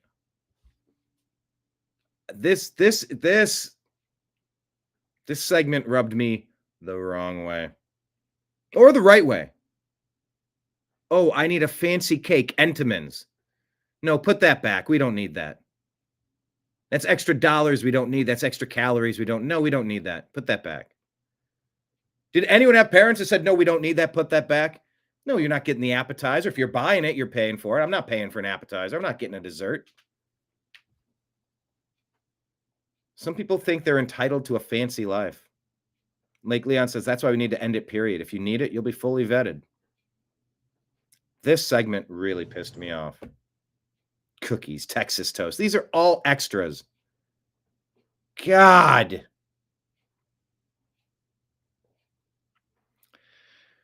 Mario Knopfel tells us that Tesla's hiring for a $200 million mega factory outside Houston.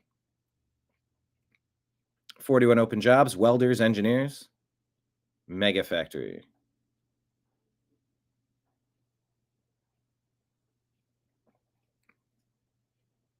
Okay. So here's footage. You saw that fight at Turning Point USA. Andy No reports UC Berkeley yesterday. Far left extremist steals a conservative's necklace and punches him repeatedly in the face when he tries to take it back outside of the event. Victim bloodied and the leftists racially mocked him for being white. You heard that. Racist, anti-white attack at UC Berkeley. They are cranking out anti-white racists, violent attackers. So here in the circle, you see the guy in the red get attacked. Oh, okay. It happens as the stuff is they move like pack animals. You saw the mob videos where they're going into stores 40, 50 at a time.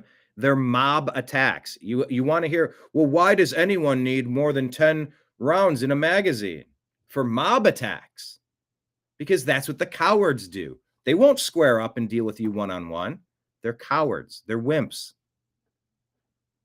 So let's take a look at what happens here. I keep missing where it's getting yanked off of him. There we go. I see the snatch and grab. steals his property, and he has every right to go get it back. The guy underneath him in the circle, watch. First guy moves in and steals the shit as the guy reaches up and steals his necklace. And he tries to get it back, and he's getting punched. And then there's a third guy. This is a mob assault. This guy's punching him in the face. Oh yeah, this guy in the red has no business being arrested. It's the other guy that did that. Thank you for that overhead view. Yeah, now we see what's going on.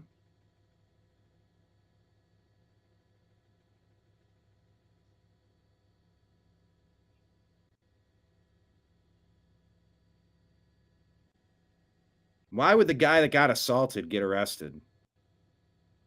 Except that you see Berkeley's in on it. These blue cities hate you.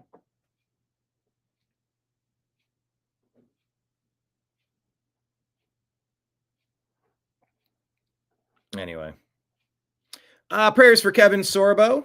6 hours ago, he said he's heading into surgery for a total right knee replacement. So we'll offer some prayers for his health and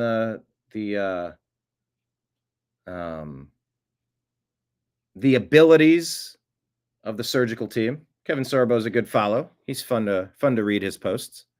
After years and years of constantly beating up my knees, filming Hercules, running 10 miles a day before that, it's finally time. Multiple meniscus and ACL tears, so it was just a matter of time. He's going to appreciate the prayers for successful surgery and fast recovery. There you go. Texas Attorney General has sued a group over claims of illegally registering voters. Texas Attorney General, did I switch screens? Texas Attorney General Ken Paxton suing a nonprofit organization over allegations that illegally registered people to vote. JOLT Initiative is a grassroots organization aiming to increase civic participation among younger Latinos in Texas. Paxton says his office is suing the group over its role in orchestrating a systematic, unlawful voter registration scheme that's being designed to sabotage Texas election integrity and allowing illegals to vote.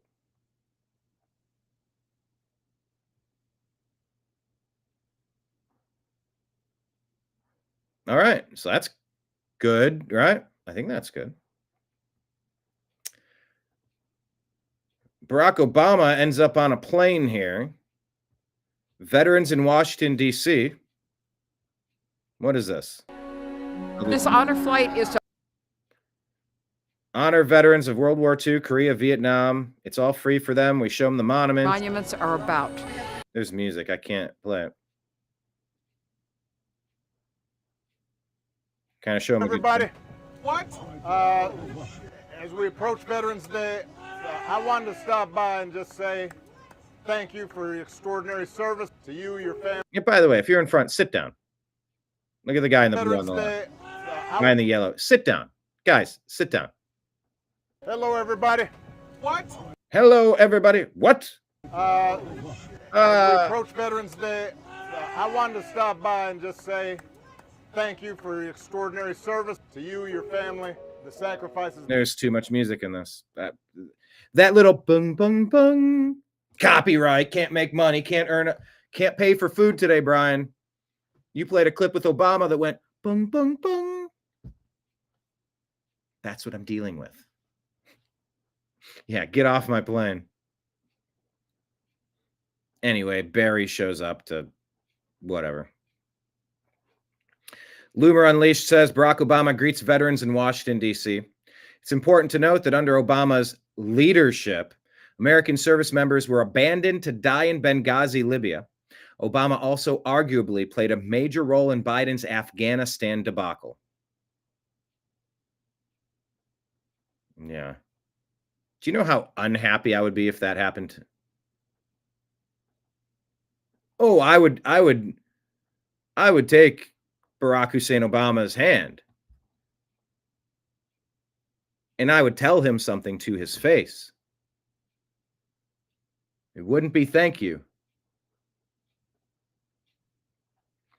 All right. Attorney General Ken Paxton, busy in the news today. This one from John, who shared this. He says he's glad to announce that Google has now signed a historic $1.375 billion settlement with Texas. That's the largest ever with a single state. If big tech thinks they can get away with abusing user data and illegally spying on Texans without consequences, I will prove them wrong.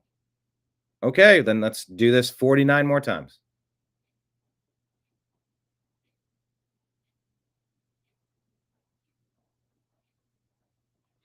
Dave Smith was trending, but I couldn't figure out why.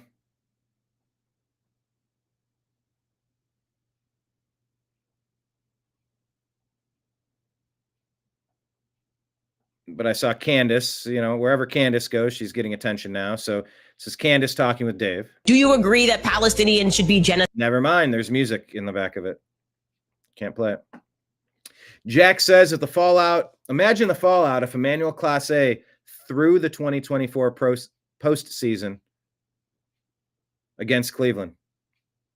He might become the most hated player in Cleveland sports history. So we'll see. The sports betting scandal started as early as May 2023, per Jeff Passan. Can't help but wonder about why he sucked so bad in 24. Why is J-Rock trending? Don't know, because X trending stuff isn't very helpful. Gigabay construction underway. Lots of growth, lots of building happening with Tesla and Elon. This is more footage from yesterday, more front lines powered by TPUSA. Antifa, according to Nick Sorter, Antifa turned Turning Points event at UC Berkeley in California into an absolute war zone. Munitions are being lit on fire by Antifa while attendees are rushed into the venue. Enough. Antifa's reign of terror must end.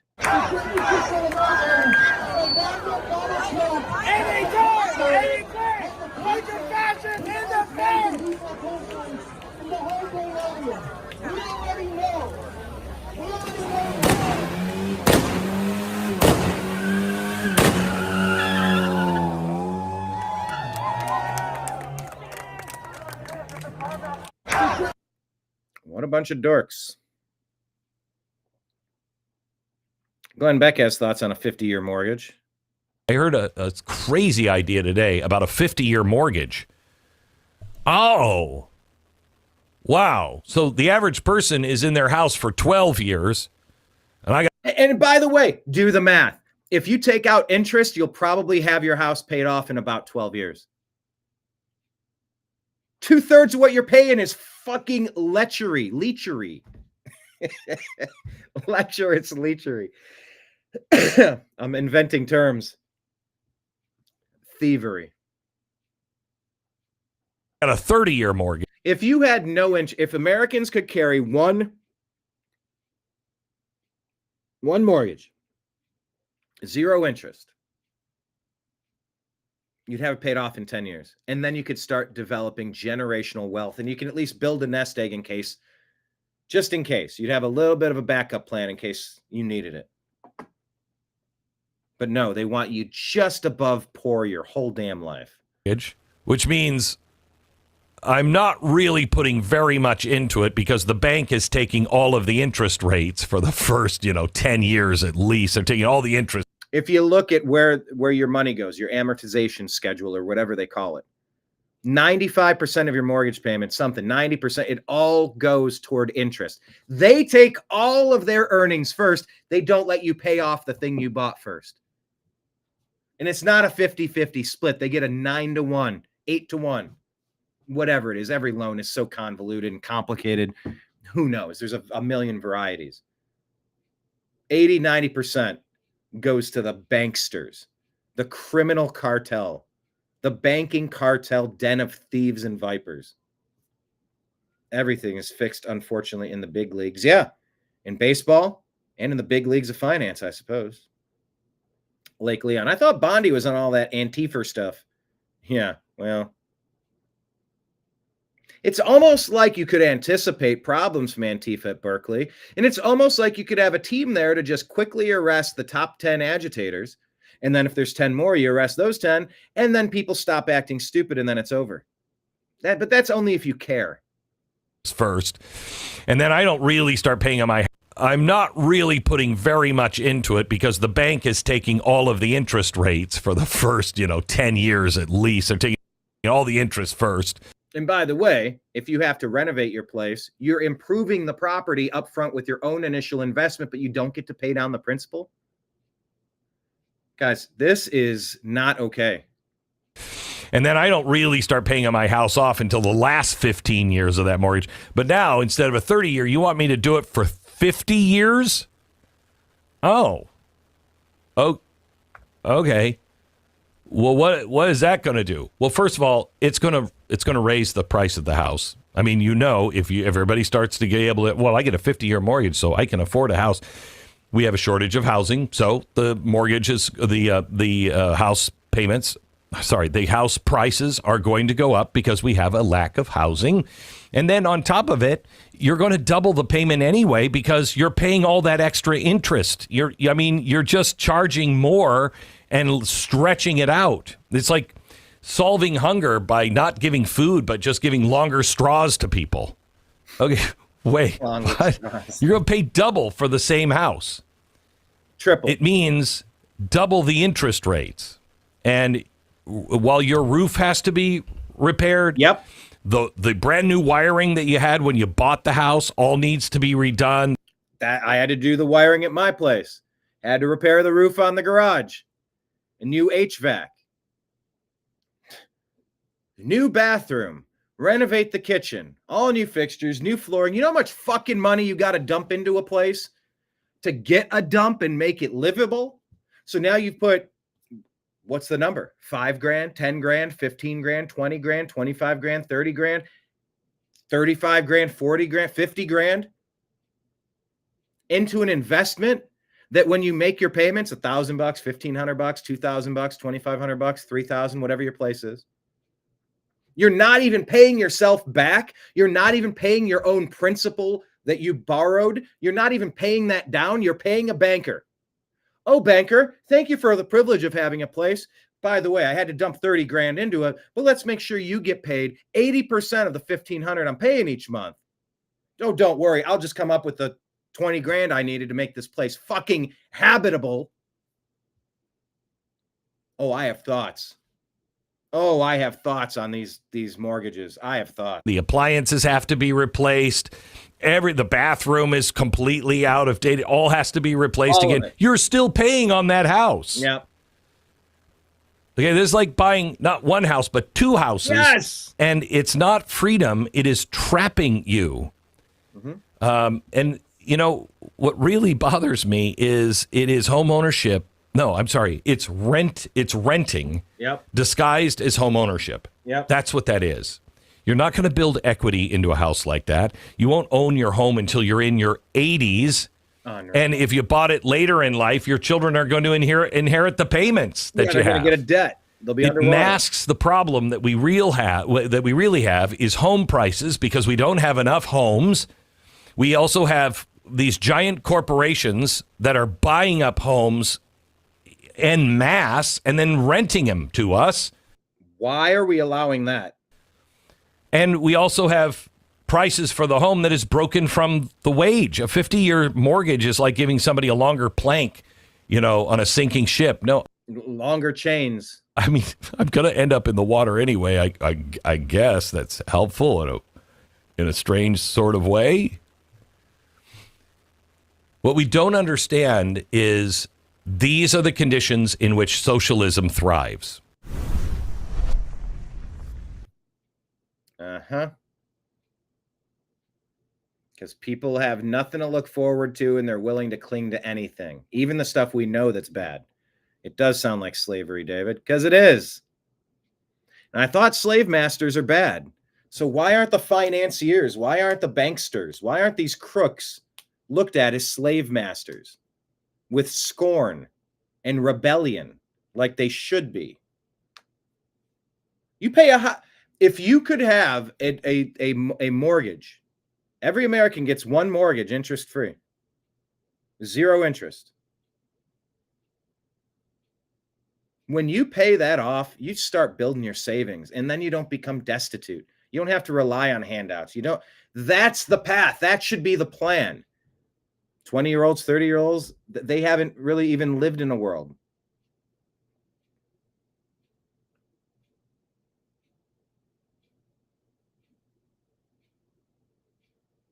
That's never even been an option.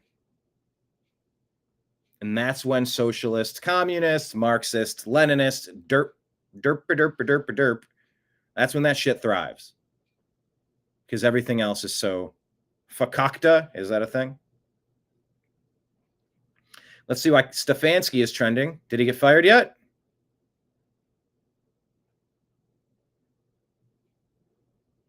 No. Not yet.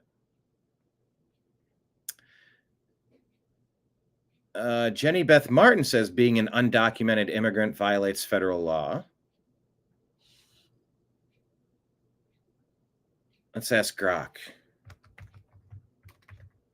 Does being in America illegally violate the law? I feel like there's like a technicality question there.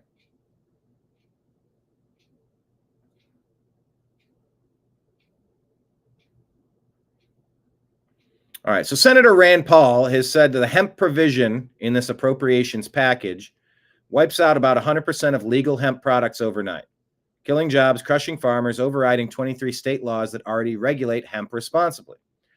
Farmers turned to hemp as a lifeline when fertilizer, fuel, and equipment costs skyrocketed and crop prices fell.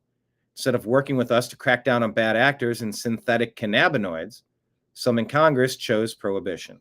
Kentucky jobs are not collateral. Our farmers are not bargaining chips. I believe Mike Barra said that Rand Paul's out of touch and needs to leave. That was a comment that we got there, I believe. Scott Jennings has thoughts about the government shutdown. Well, done deal. Exposed. We know what's up with Obamacare. It's always been a train wreck. And I'll tell you one thing this has exposed, though, the complete and total failure of Obamacare. I mean, it's not affordable. No, people that have it don't feel like it even is real insurance. And now we see, I mean, it's a mess. And if anytime the government's having to subsidize something like this, it's not working in the first place. And so I think the American people are realizing just how messed up the American healthcare system is.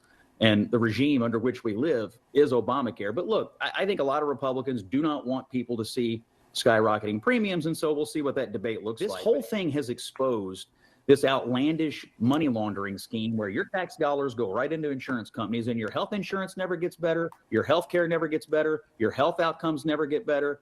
That's what we have exposed here. And that's what's been happening in the education system with colleges, universities. They keep voting in Democrats in the blue cities. They keep raising the price of colleges and universities.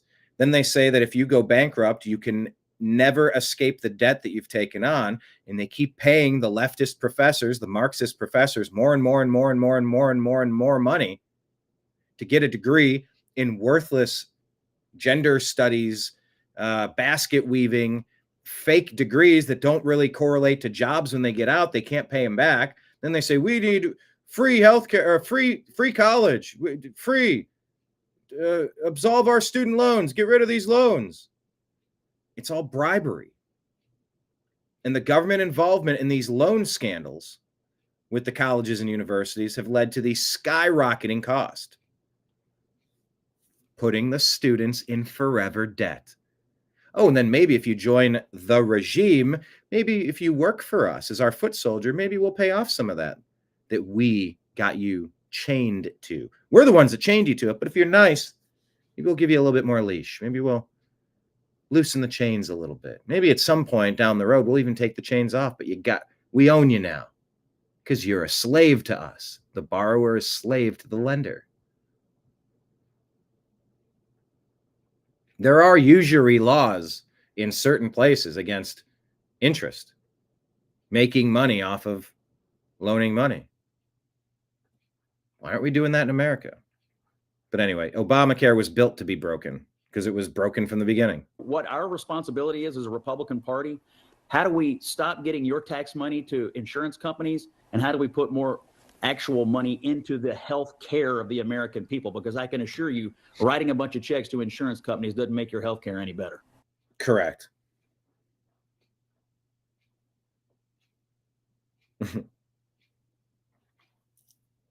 Patriot Oasis said it was revealed why Senator Rand Paul was stalling the vote to reopen the government.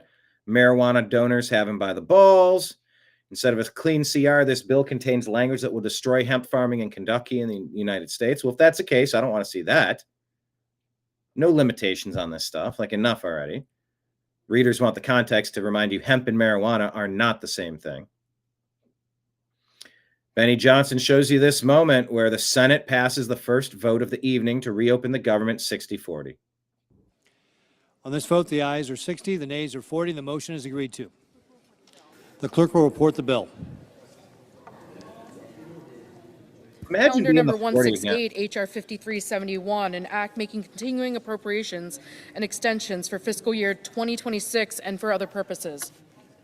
Mr. President, I call up substitute amendment. There you go. President Trump talking about our health care. Any questions? You mentioned the senators that are here, Mr. President. Do you personally approve of the deal that's happening right now in Capitol Hill to end the government? Well, it depends what deal we're talking about. But if it's a deal I heard about, that's certainly, they want to change the deal a little bit. But I would say so. I think based on everything I'm hearing, they haven't changed anything. And we have support from enough Democrats. And we're going to be opening up our country. It's too bad it was closed, but we'll be opening up our country very quickly. Mr. President, that deal does reverse the mass firings your administration put through during the shutdown. Did you sign off on that, and will you abide by that if this passes? Well, I will be. I'll abide by the deal. The deal is very good. We're not going to be giving $1.5 trillion to people that came in from jails and from, the gangs and drug dealers and all of these others that they wanted to be given health care, which would have hurt our health care system. I hope that we're going to be able to have a health care where Lindsay and I were discussing it, Jim and I were discussing it, and Katie, we discussed it. We want a health care system where we pay the money to the people instead of the insurance companies. And I tell you, we're going to be working on that very hard over the next short period of time, where the people get the money. We're talking about trillions and trillions of dollars where the people get the money. Yes, please. The Syria president, sir, did you update us on your meeting? Did you come to any agreement? Yeah, we got to talk about Syria. I don't know if it's in the stack. I keep seeing it. So let's pull something up here.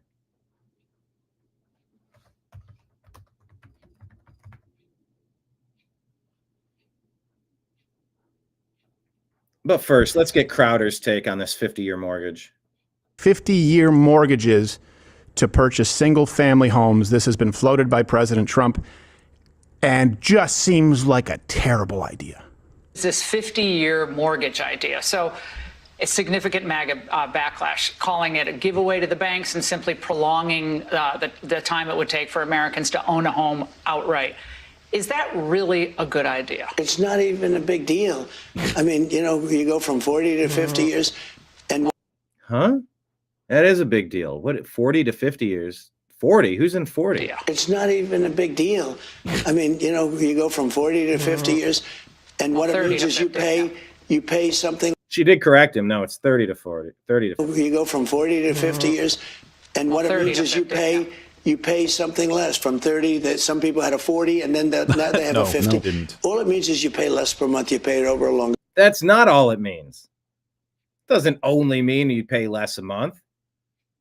Means the bankers are putting their claws deeper into us. Fuck that. A period of time. It's not like a big factor. It might help a little bit.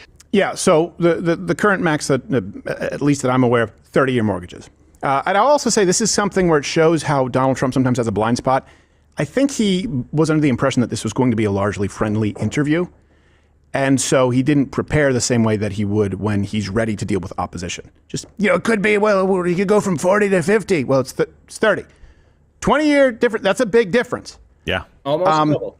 I understand how this seems nice. And this is the problem with populism if it's not tied to some kind of, deeply rooted principle. Now, it doesn't mean that you just cling to your principles and say, hey, like libertarians, let's legalize all drugs and have open borders and war shouldn't exist. Okay, cool.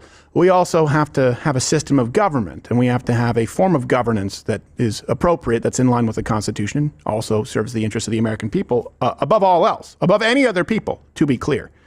But this kind of ties into a $2,000 check, just pandering for votes. So people go, well, that's great. It'll make it more affordable.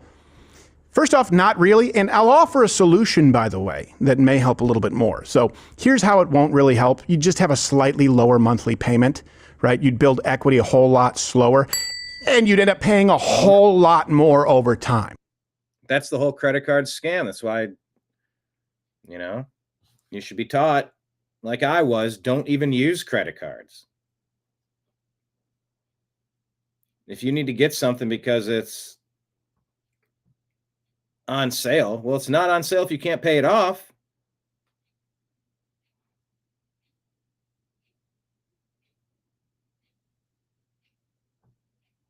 You're going to end up paying more for it. And that's not helpful. All right, let's look up Syrian president. Got to get some takes on this. Trump hosting the president of Syria in the White House is all I need to know about his Israel first foreign policy. Is this really the guy who's holding up two severed heads?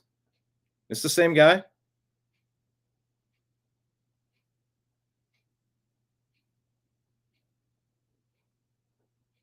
Is this even real life right now?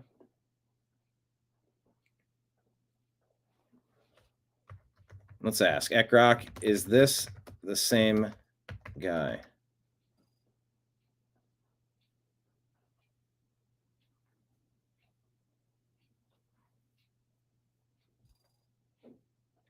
Trump asked about this. Syria you had earlier, did you come to any agreements today? Well, I had an agreement with him. He's a very strong leader. He comes from a very tough place, and he's a tough guy. I liked him. I get along with him. The president, the new president of Syria. And we'll do everything we can to make Syria successful, because that's part of the Middle East. We have peace now in the Middle East, first time that anyone can remember that ever happening.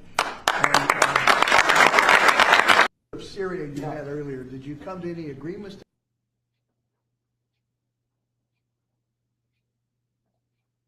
From Fallujah to the Oval Office, how did a U.S. wanted terrorist become the president of Syria? 21 years ago, he was killing Americans in Fallujah as a battlefield commander for al-Qaeda in Iraq. Today, he's wearing $3,000 suits and shaking hands with President Trump. Here's Emerald Robinson. Maybe you recognize that man who has a thick beard and wears expensive suits and ties as being none other than the new president of Syria. Do you recognize this man in the upper right-hand corner of this video? It's from a BBC special that visited a group of jihadists in prison years ago. Now, it's okay if you don't recognize him. U.S., Turkish, British, and Israeli intelligence have all gone out of their way to make that man look much different today than he did years ago. In fact, the BBC has even removed these videos from their website. They're being shared by open source intelligence type accounts on X in order to prevent the truth from being completely whitewashed. Maybe you recognize that man who has a thick beard and wears expensive suits and ties as being none other than the new president of Syria. He used to be called al-Jilani, a prominent battlefield commander of al-Qaeda in Iraq, and then the leader of al-Nusra in Syria during the Syrian civil war. Now he goes by the name al-Shura. And up until a year ago, there was a $10 million bounty on his head. 21 years ago, the second battle of Fallujah in Iraq was fought this month. Jilani was right there, killing Americans. And now today, he's meeting with President Donald Trump in the Oval Office, nonetheless. And how many times did you see John McCain and Lindsey Graham and Barack Obama and Joe Biden and funding so much of the chaos over there? Is almost like the U.S. were the ones creating and funding and arming ISIS to create all the damage. outsourcing the chaos. As the leader of Syria, being touted as the first visit by a Syrian president to the White House. Why is this man being treated like a prince when he is a terrorist who literally killed Americans throughout his time as a terrorist? And what message does this send to the rest of the world? What does it say to the veterans of the Iraq War who were wounded in battles like... Happy Veterans Day, people. I mean, a solemn and appreciative Veterans Day. It's not supposed to be happy. I mean, it's happy that we're, that we can celebrate with veterans who were with us here. But how with us are they? How many veterans have you talked to that have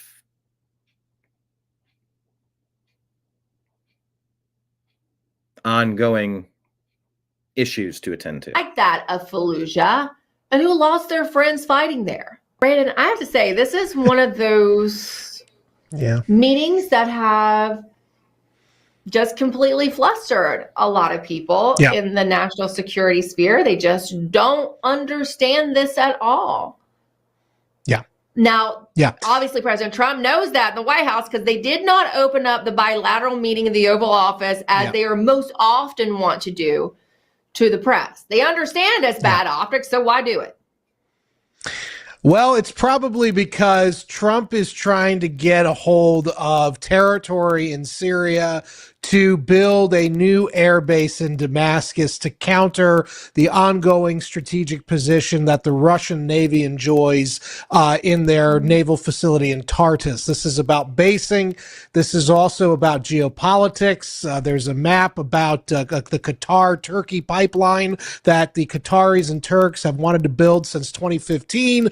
The Syrian civil war prevented that, but now that Shara, formerly Jelani, there's the map, now that Shara, formerly Jelani, is quote unquote in charge of Syria, that scheme can go forward, and that will reorient energy flows in the Middle East and also from Azerbaijan now into Turkey, and that supposedly will weaken the Russian and Chinese hold on Eurasian energy flows. But as you know, Emerald, this means we're selling out to a terrorist, to a battlefield commander of Al-Qaeda in Iraq, who on the 21st anniversary this month of the Second Battle of Fallujah was responsible for killing many Americans.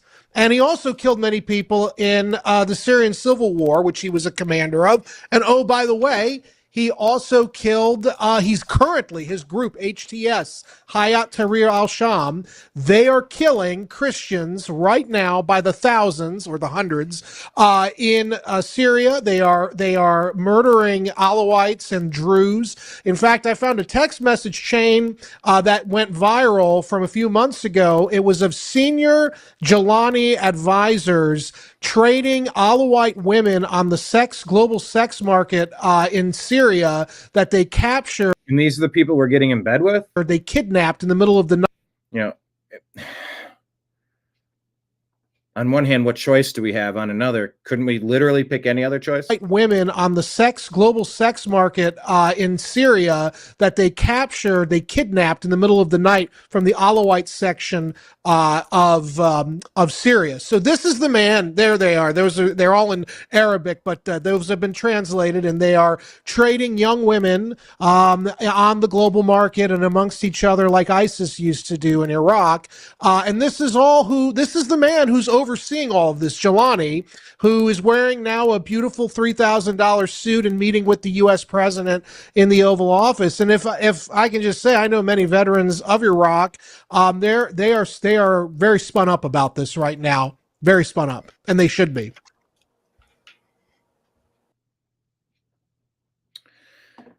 So that's also happening, and we need to be aware of it. All right, where's the... I think that was about what I wanted to get to today. Oh, no, the Chinese students. No, I wanted to get to that, and that's what and then we shared the show. Okay, that's what I wanted to get to. Okay. Perfect. Yep, just two more. But is this the same clip? 224, 239. We'll go with 239. No, we'll go with 224. I met Brianna. Not that she was... Not that she was particularly nice, or that we had a... in Milwaukee at the RNC. Okay. This from Fox. Laura Ingraham pushes back on President Trump's plan to potentially bring 600,000 Chinese students into our universities. This doesn't sound like America first at all. You've said as many as 600,000 Chinese students could come to the United States. Why, sir, is that a pro-MAGA position when so many American kids want to go to school and there are places not for them, and these universities are getting rich off Chinese money? Sure. Never said about China, but we do have a lot of people coming in from China. We always have, China and other countries. We also have a massive system of colleges and universities. And if we were to cut that in half, which perhaps makes some people happy, you would have half the colleges in the United States go out of business. So what? Well, I think that's a big deal. Are they fans You would have the of the United States? Yeah, but you would have, as you know, historically, black colleges and universities would all... Oh, come on, Trump. Don't do the black thing. We don't like just jumping to a race thing. It's not the black thing. It's not the white thing. It's just don't jump to a race thing. That's such a cop-out. Why are you bringing up HBCUs? And why do we have HBCUs when you're not supposed to be segregating? You're not supposed to be splitting up like this anyway. That's a separate subject for another day. But I don't think he's answering this question well at all. I think that's a big deal. Are they fans You would have the of the United States? Yeah, are these people fans of the United States? The 600,000 Chinese that have to report back intelligence? Those are the reports I've heard. That if they leave their country, they work essentially for the Chinese government relaying intelligence. And you have to regularly relay intel. Potential sleeper cells, Manchurian candidates, traitors, lurkers.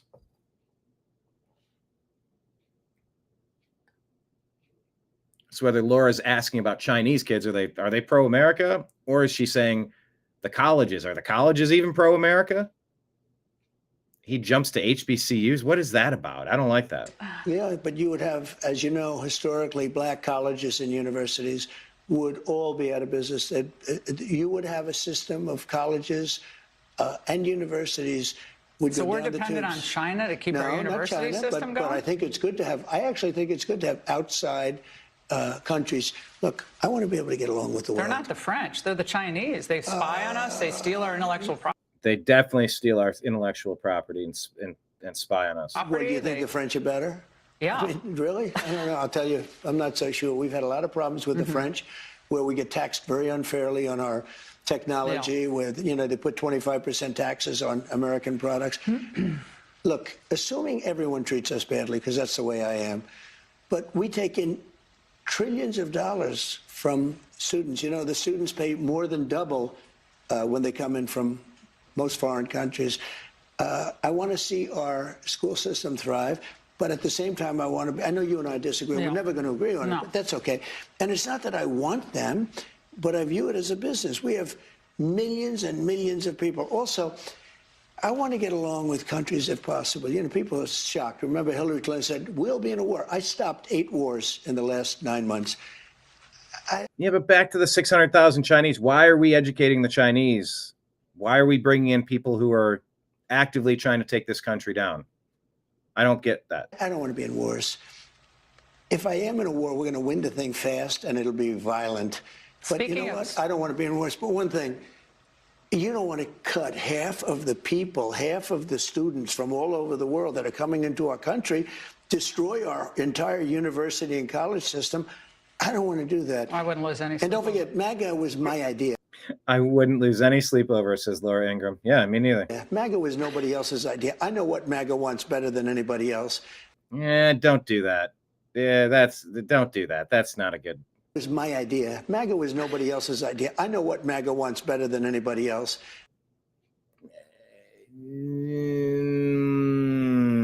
Don't like that. And MAGA wants to see our country thrive. Yeah, our country, not China. Our country, not China.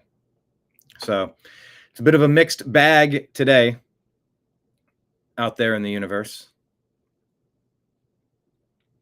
this solemn and somber Veterans Day.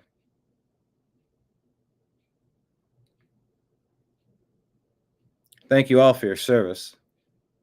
Thank you all for hanging out with me while we unpack the news. Please hit like, please hit subscribe. Please consider tossing something into the tip jar. We always appreciate that.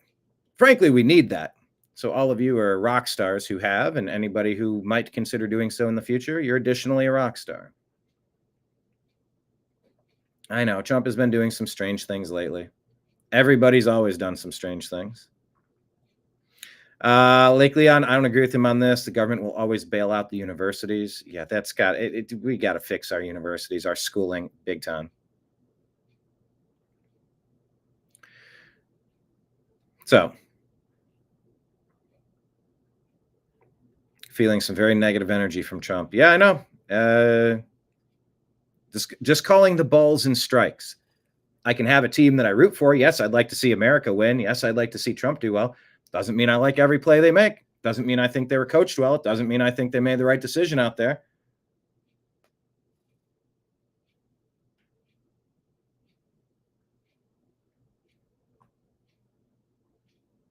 Everybody's a grab bag, and we just got to be honest about it.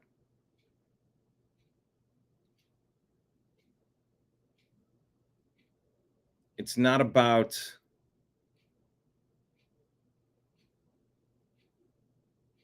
it's not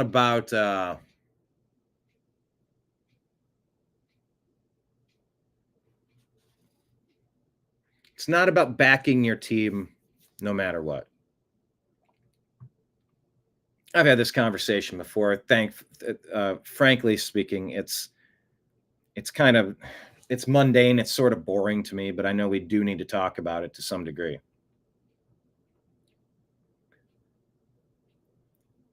We shouldn't root for any politician blindly.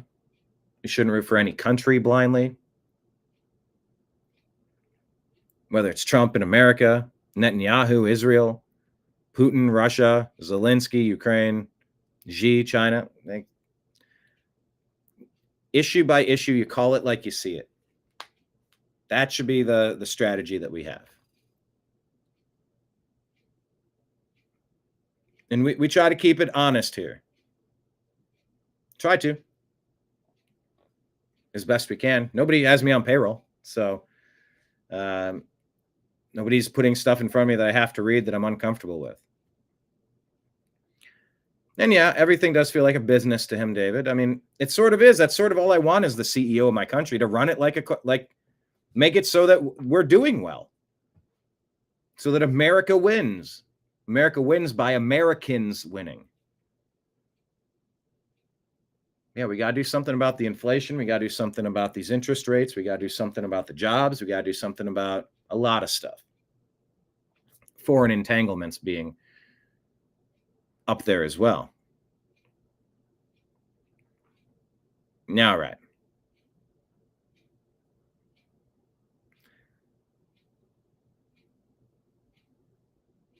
It's crazy. I got 2 of my last 3 shows in escrow due to copyright claims.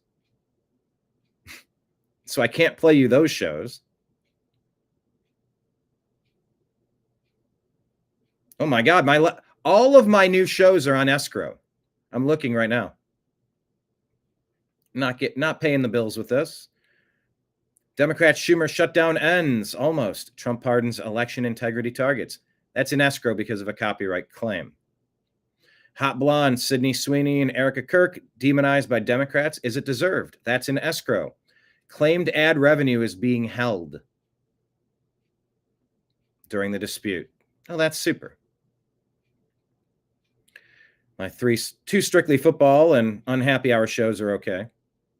But then 1 year since Trump won re-election, oh, that's being held due to copyright claim. Claimed ad revenue is being held during dispute. That's just super, you know? So let me go down to the Dick Cheney passes away and his legacy is re-examined. Plus, will New York City back Kami Mamdani? I got to go back to that a week ago to play that show. Maybe today's show won't get flagged and I could play this tomorrow. because at the end of my shows, I'm playing a replay. That's how we do things now. So if any of you would consider, oh, I need to disable the ads on this one. This is such a clunky way to do things, but it's all I got. Got to go to live.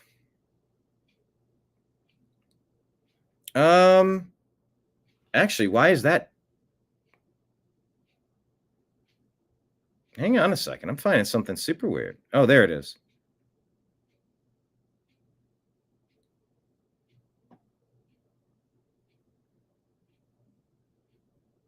It's all right. I'll do the one that I have here queued up.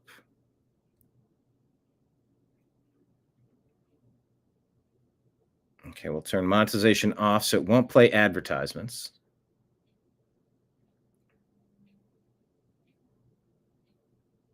They're advertising a pan drum. You ever play a pan drum? They're calling it a panda drum. Escape to calmness. I do like those. They're fun.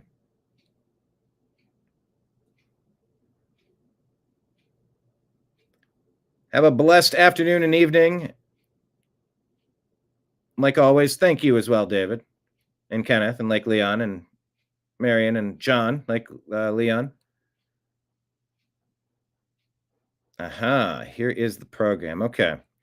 So we turned off the advertisements. This should be good. I will share this now.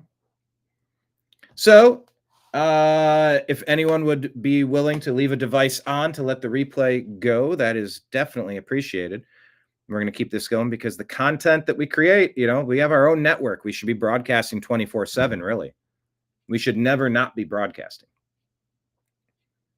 And maybe I will build to that, like 8-hour shows, 3 times a day. Maybe I could do that. But for now, we're going to do it this way. And I didn't have to unmute the show. Look at that. Good morning. Broadcasting to you live from the Orion spiral arm of the Milky Way galaxy, everyone. The solar system, planet Earth, North America, the United States of America, somewhere out there. My name is Brian Engelman. Today is Tuesday, November 4th, 2025. And this right here is the TNAM Daily Show. TNAM.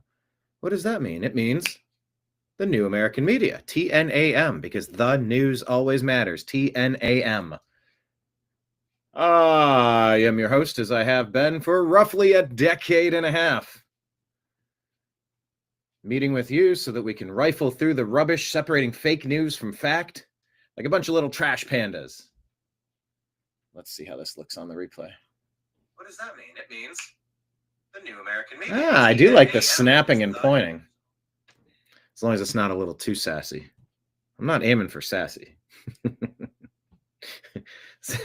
Sassy's not my style, man. Sassy ain't my style, dude. You know, dude. On today's program, we're going to discuss former Vice President Dick Cheney passing. He shot a dude in the face, and he got the dude to apologize. Also, there's that whole weapons of mass destruction thing. It's very favorable in today's terms, in today's rear view mirror to look back upon that and scoff at how anybody could be so stupid. But I've interviewed people that say, no. Them not finding it doesn't mean that he didn't have it. They gave plenty of warning, and people are pretty convinced that it was able to move across the country lines. They were able to evacuate all these things. Oh, we didn't find it, so it was never there. Okay, maybe it was never there. Or all of those delay tactics were used to stall long enough to get it the heck out of there. I generally tend to look at situations like, oh, they have weapons. We must destroy them. Huh? You don't say that about Israel. Not saying that about Ukraine. In fact, every nation has weapons. So why was that so special to take out Saddam Hussein? Well, some say that was a payback for Daddy Trump. Excuse me, Daddy Bush. Daddy Bush. Daddy Bush.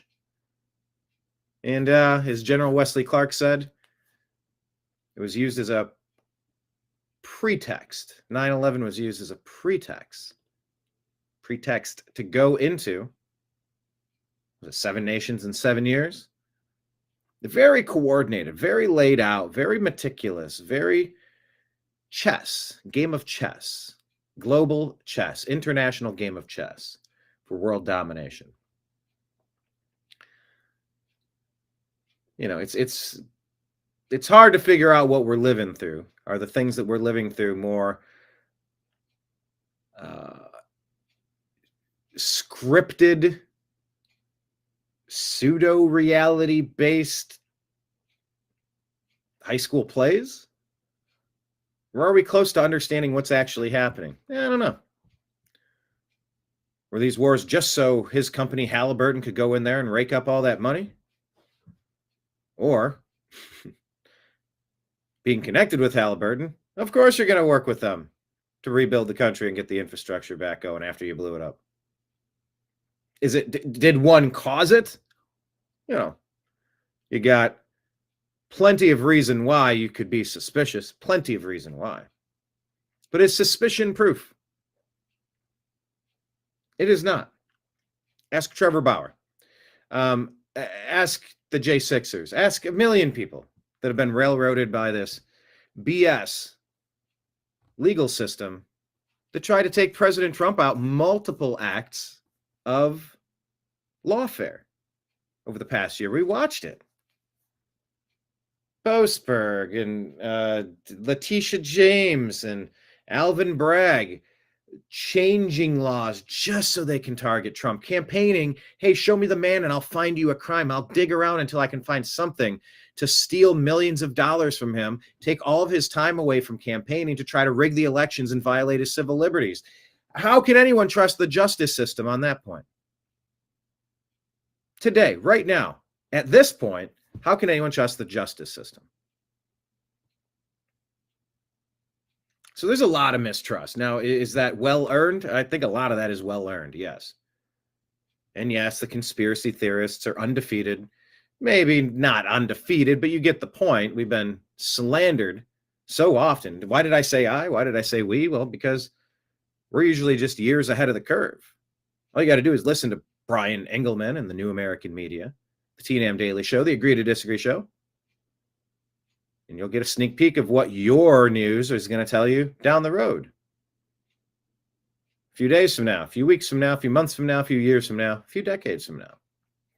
So the legacy of Dick Cheney, vice president under George W. Bush, who some say was the real president. Legacy is an interesting thing. And so we're going to kind of dig into what some other people are saying.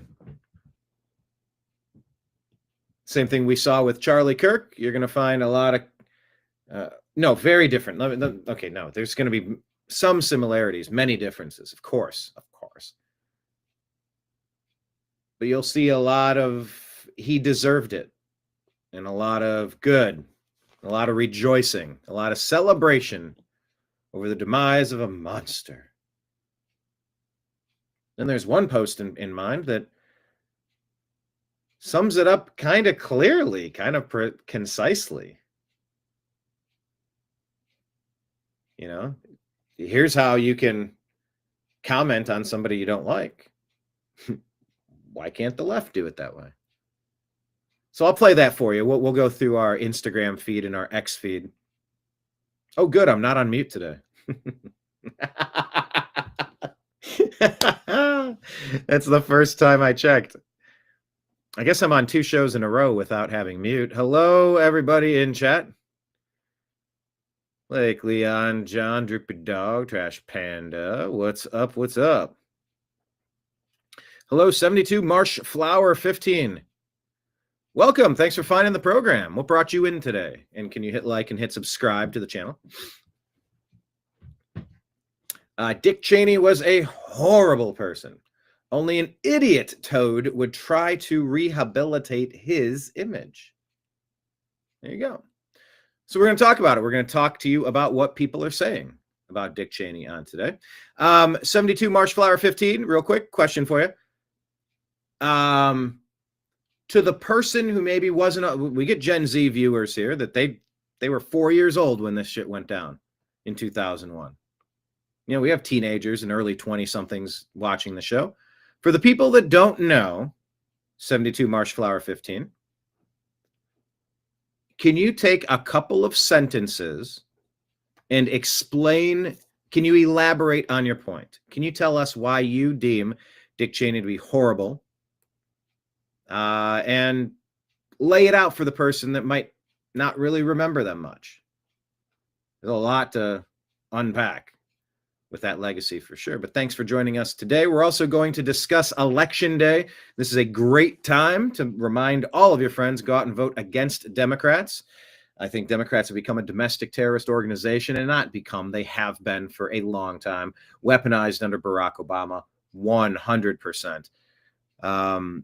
But where you look at Democrat air quote leadership, you're going to find failure. You're going to find blown budgets. You're going to find poor service. You're going to find a lack of attention to detail. You're going to find protecting criminality, ignoring public safety. You're going to find waste, fraud, and abuse. You're going to find a lot of gaslighting and divisive tactics used to try to demonize your opponent through lies, abuse of the justice system into lawfare, and all sorts of civil liberty violating treasonous acts. So please, friends, don't let friends vote Democrat.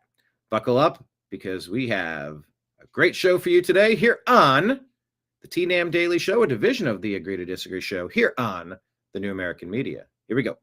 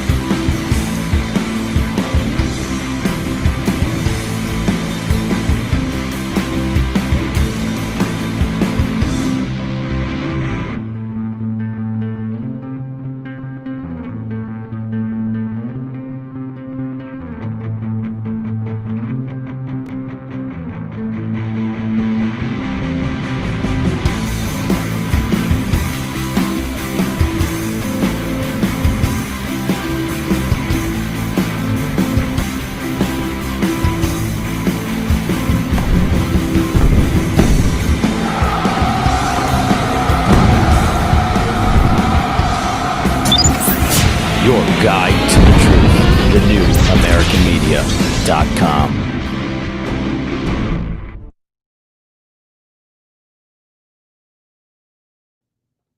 All right. Thank you so very much for being here. Hit like, hit subscribe. A little bit of bookkeeping real quick. Tell you about our upcoming show today at 6 p.m. Actually, let me send this message out just to triple check. I think we're all good to go, but let me make sure I got the same. Okay, let me cut this out. I'm going to send something. We're doing our football show today. I think it's today. I'm sending it out to Jim Mitchell, Mike Barra, Ezrael Robinson. We're on season 2, episode, 11 or something? Tuesday, 6 p.m. EST.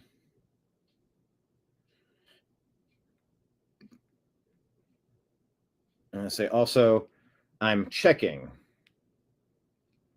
to confirm that we are doing. Sorry, I'm texting this in real time. Jamie, can you go ahead and send out a text and confirm that?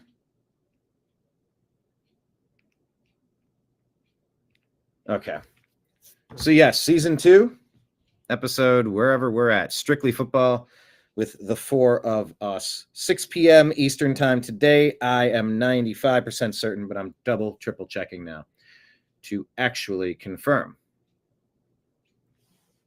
All right. Yeah, you might know Mike Barra. He does several different shows, Real News Live and Toxically Masculine Tuesday, of which I've been a guest several times.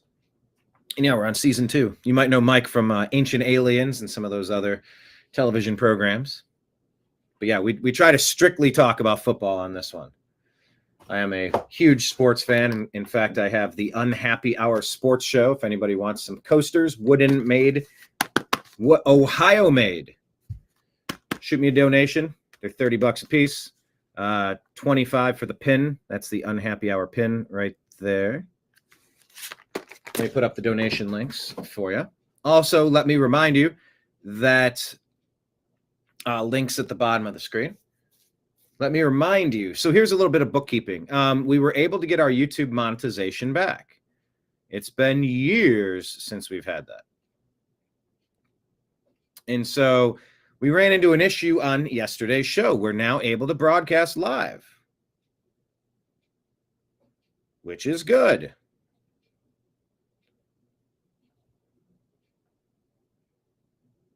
However,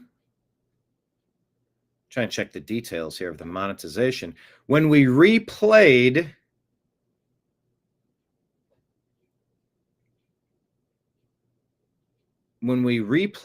the show, oh, that's why I'm on the wrong page here. It's saying it's ineligible to be monetized. And when you click on the details, it shows you that there's 1, 2, 3, 4 different songs that have caused monetization problems. So follow me on this. Just follow the logic on this. So at the conclusion of the TNAM Daily show yesterday, we play the previous day's program. And so we'll broadcast a stream of 4, 5, 6, 7 hours or something. Because we do a show is about 2 hours long, roughly. Sometimes shorter, sometimes longer, who knows. But so when we replayed the show, on yesterday's show, we hit replay of the show previously. Now, because we're monetized, advertisements came up. Seriously, it's damn music. Exactly.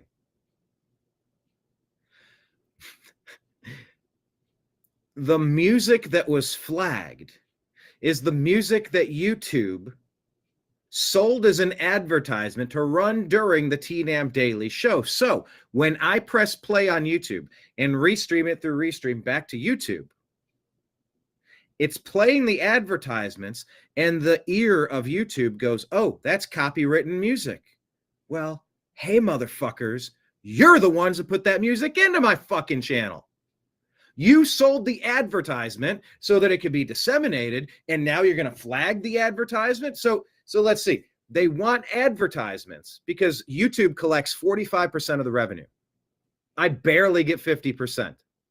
By the time they want to take fees out, who knows where the hell we're at that point. But they can't make money unless I make money. I being, just say, the general YouTube uploader. So because the music was in the background for whatever commercial, YouTube says, oh, that's copywritten music. We can't monetize this content. Then how do we monetize the content if the content's unmonetizable? I'm like having I'm having a hard time following how we're supposed to go through this. And then it's like it gives you the option to trim out the music, and it takes forever. Like, yeah, okay, you got a problem with the advertisement. Cut it out. I don't want it. But you can't do it in 60 seconds or a couple minutes, 5 minutes, 10 minutes. You click it and you keep clicking back. It's like, oh, this might take a while. Oh, it might take a while to trim out 40 seconds of a car commercial, of a soda commercial. Really? You can't just... So I'm figuring out what to do.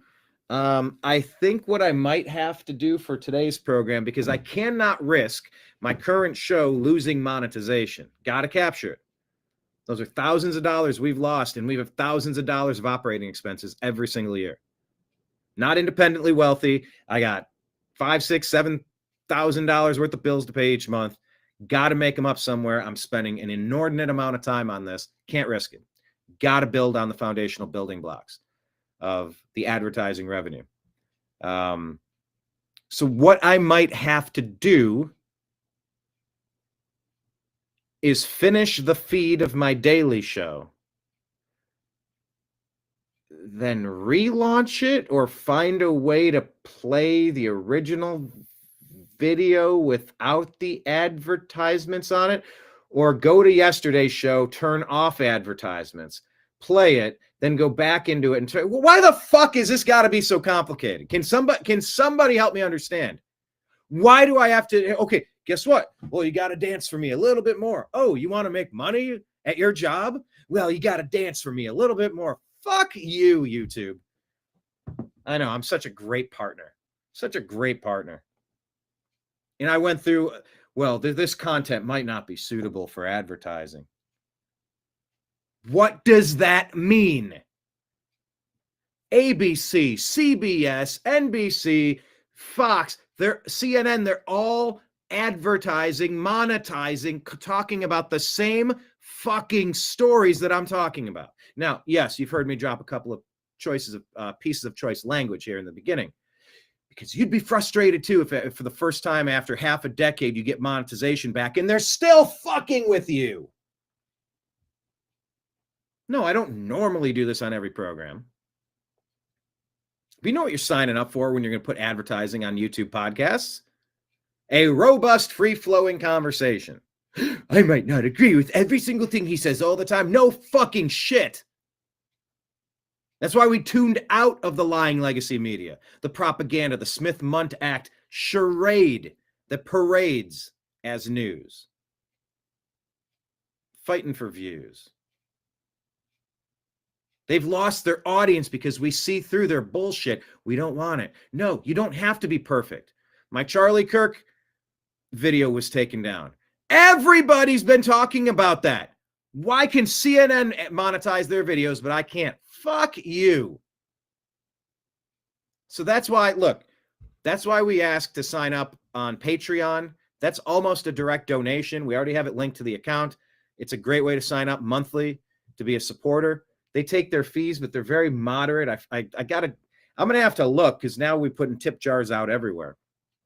Rumble, I think we're $10 away from getting monetization, because we were, what did I say, 15 the other day? And then John made a donation. I'm like, thank you for that Rumble rant. That's super cool. But because of the amount that they take out in fees that go directly to them, it kept us $7 or $8 under. So it's like, I don't know, what do we need? 10 or 15, one more donation. Then we'll eclipse the whatever mark it is, $50 or something. Then we can link up the bank account and allegedly get a transfer. Because I've been trying for weeks to get the payout from 2 months ago on YouTube. Still can't get it. Nobody to talk to, no phone number, no customer service. It's, you know, this is the shit that almost pushed me out of this game years ago. Because it's nearly impossible to pay the bills doing it. Nearly impossible. When every time you do, somebody comes out like Tanya Harding and whips you across the knee with a baseball bat. Anyway, I have a little bit of faith that I'm going to be able to navigate some of these things. If everything has to be extra fucking complicated, such as if I have to go in and manually take the advertisements off of the previous day's show, then do the replay, because we want to be broadcasting for 8 hours a day. We should be broadcasting 24 hours a day. We've been putting content out for a long time. And once we're streaming, we should stay streaming. So we're close. We're close. We're close. Close to figuring this out. I'm going to stay positive. But my God, it is such a mess. Such a cluster. So complicated. This could all be solved with a 5-minute phone call, but they won't let you call them. They don't have contact numbers available. There are some places that have great customer service, like eBay. They've been setting the standard. But yeah, Google, YouTube, terrible, worst company ever. Facebook, Instagram, Meta, terrible, worst company ever. Can't stand them. Can't stand them. But those are some updates for you. This is what I'm trying to, in between doing all the research and delivering the program and engineering and producing the show and then uploading and doing all the stuff afterward. I got all this extra bullshit that I got to deal with, but that's neither here nor there. Today, we're here to talk about the news. Let's get to chat. All right, 72 Marshflower 15. By the way, 72 Marshflower 15, what is your name? Where are you watching from? If you'd be so kind as to let us know. I like to try to remember and refer to you from name and location. Marshflower says, Dick Cheney was the mouthpiece of mongering after 9/11, and his lies got us into Iraq and Afghanistan unjustly for Israel, which killed millions and burnt trillions. It also wrecked our economy and our image. Very fair.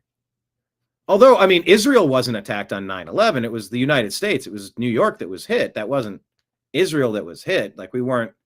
Some could say we're doing the bidding of Bibi right now. That specifically, why did we go bomb Iranian nuclear facilities if that's an Israeli thing? I guess it's a global thing too, but you could say the U.S. was working on behalf of Israel and Bibi for taking out the nuclear facilities a couple months ago. That makes a little bit more sense to me than 9/11. 9/11, you'll often hear the stories and see the videos and the interrogations of the dancing Israelis cheering as if they pulled something off. Not saying that is my official story on what I believe happened that day. However, that's not like us working for them. That's like they attacked us, if you believe that line of thought. But I definitely agree 100% where you said it wrecked our economy and it burnt trillions. Oh, yeah. Look at the graph of national debt at 2001, 2002. That shit goes through the roof. Uh-oh, better not be making a hand gesture like Elon in AOC. You can never point in any directions, lest you be called Shitler. Stuff is so goofy. Haha, gotcha. You're canceled. Shut up. But really, you raise your hand and you start pointing. Like, uh-oh, am I going to get in trouble for pointing? Lake Leon says, I agree with Marshflower's statement.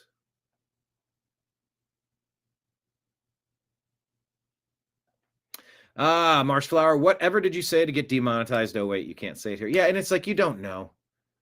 You're not allowed to have, it's the same bullshit. I cannot rely on YouTube to make a living. I tried. I screwed up. I wanted to bring it back and get the monetization back because, yeah, over the years, thousands of dollars. And for not having content over the past 5 years, it's cost me. It's cost me because this has been a labor of love. The New American Media has been a labor of love for me. I have sunk my energy, my life, and my funding into this to recoup a reward somewhere down the road. It comes back in pieces.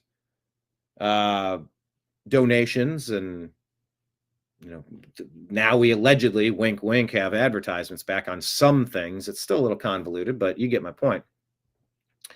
But yeah, it would have been nice to have all of that over the years. Ideally, your job, your profession is supposed to handle your bills and provide for the future and your loved ones and your family, right? God, how much does it take to provide for a family these days? What do you got to make to take care of an entire household? 200,000, 300,000?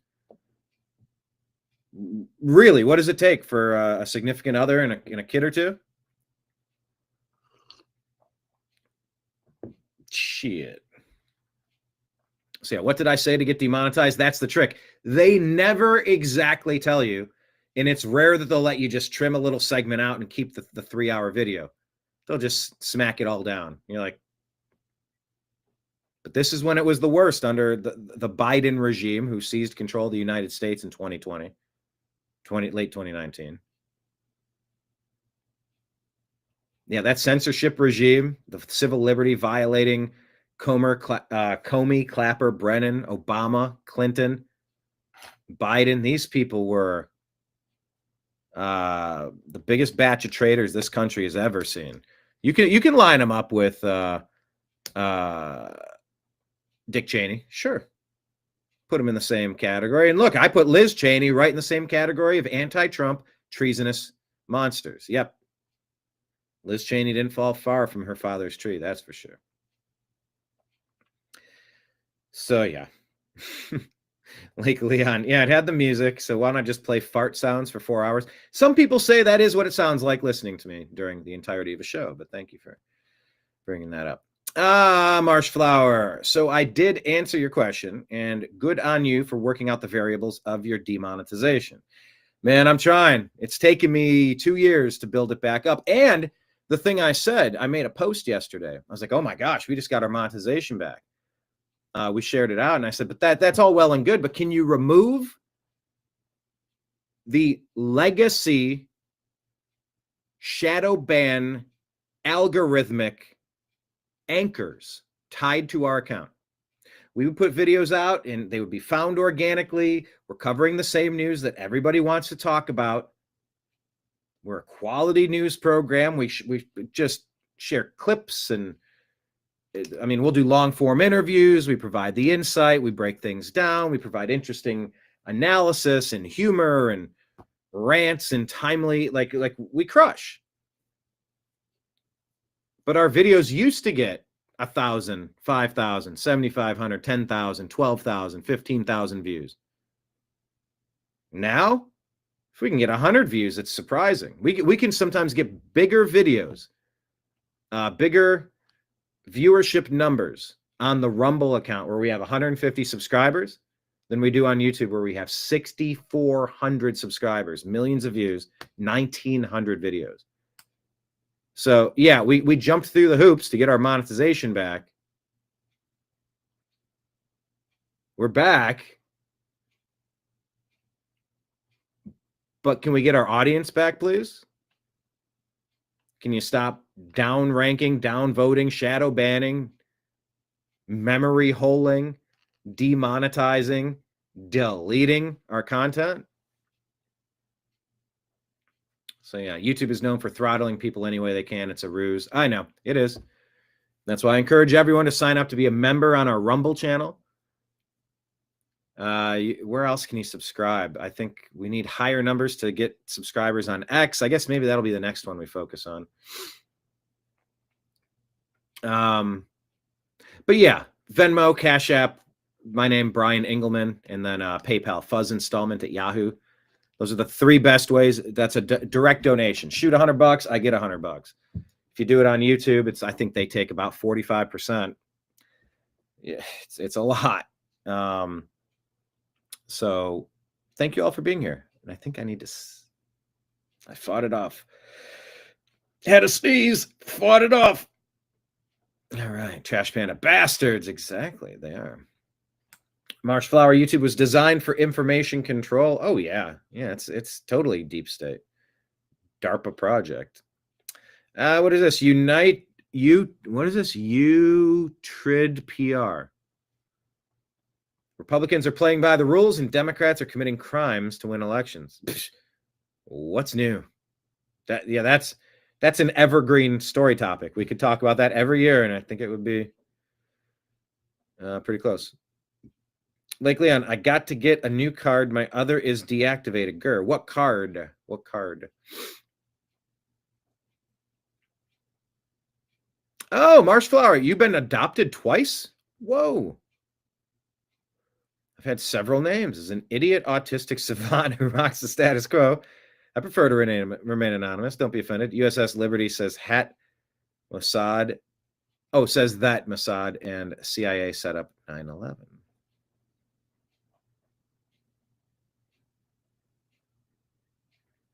Okay, the hand gesture is called a Bellamy salute, the original salute to the U.S. flag. Oh, Germans adopted it as a nod to the U.S. who backed them. Havara says we never defeated. What is Havara? I don't know what that is. Yeah. Oh, yeah. We are being throttled by YouTube very hard. All right. Marshflower's got a split. Hey. No. It's good. Like we like talking to. This is a bar. Look, hold on. Before you bounce, this is a bar. I'm the bartender. We're talking about the shit on the TVs, and when someone new comes in, I want to make them feel at home, feel welcome. So Come on back when you can. Thanks for joining us. Hit like, hit subscribe. I didn't mean to sidecar. Good to see you're still kicking. Thank you. Rumble rants and card subscriptions. Oh, okay. Yes. Yeah, I'm trying. I've been taking weeks to get my Google AdSense account to link up to my bank to get the transfer, and you can't talk to anyone, and everything it says to click, I'm doing it, and it says link the channel. Like, how do you what needs to happen? And you can't. It's not intuitive. It's not great. You don't get live chat. They can look at your screen in real time. It's just not. I don't understand. It's like if you could design the worst company ever, it would be Google, YouTube, Facebook, Instagram, Meta. If Facebook deleted my personal profile, deleted my company page, no cause, no opportunity to remedy any alleged issue, nobody to follow up with, to appeal, nothing. So is it any wonder I had to leave this game and go work a full-time job to pay the bills? Yeah, so for the past 2-3 years, I've been all in on this, about as much as I can. It's time to pay the bills again. I've invested everything I have into this. So yeah, when you run into roadblocks like the ones YouTube put up and the other ones out there, it gets a little frustrating. That's for sure. Havara Agreement, 1933. All right, check it out. Okay, I will right now. I'll see what Grok has to say.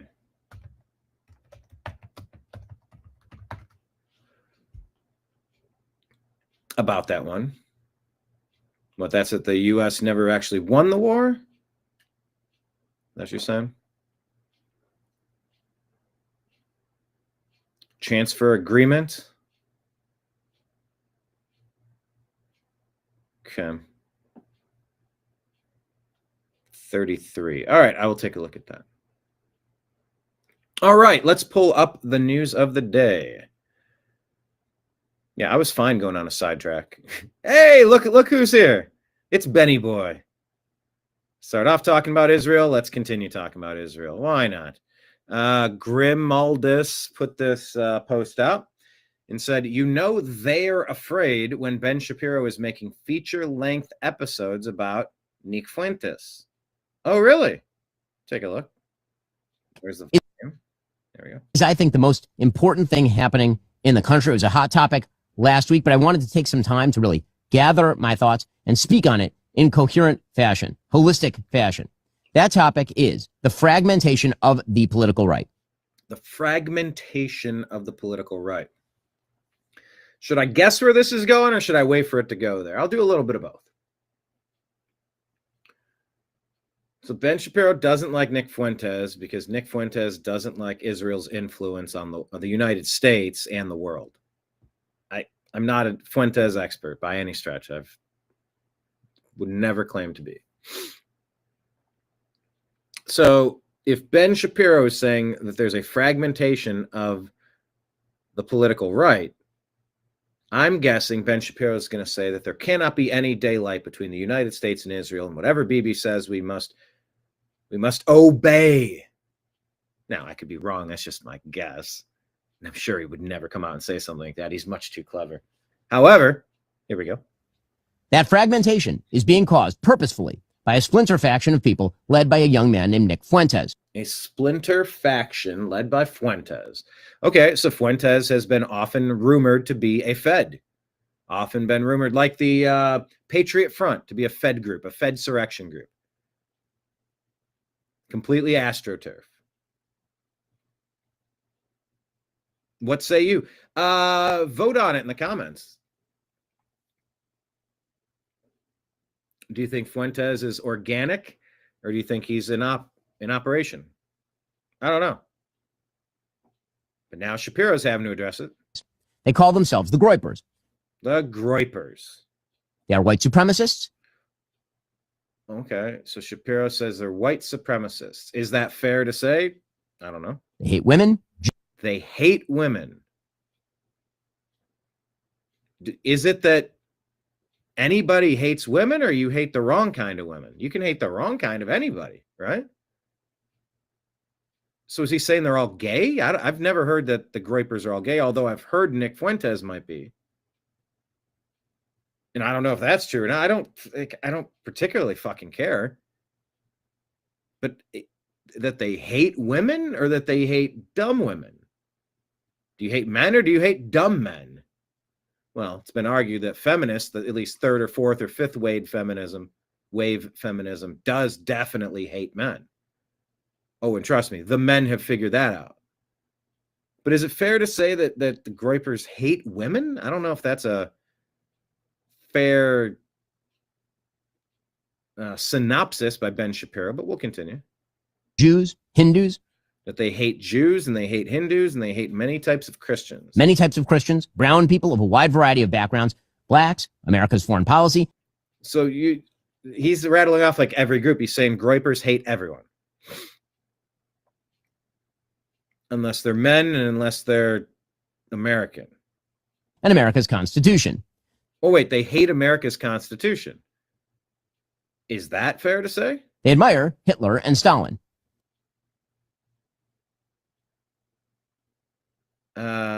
And that splinter faction is now being facilitated and normalized within the mainstream Republican Party. The main agent in that normalization is Tucker Carlson, who is an intellectual coward. Oh, shots fired. Benny Boy calls Tucker an intellectual coward. A dishonest interlocutor. Interlocutor? And a terrible friend. And Tucker Carlson last week was aided, abetted, celebrated for normalizing Nazism within the Republican Party by the mainstay organization of the traditional right, the Heritage Foundation. In depth. That topic is, I think, the most important. Wait, is the Heritage Foundation a bad group? I thought they were just conservative. What was he?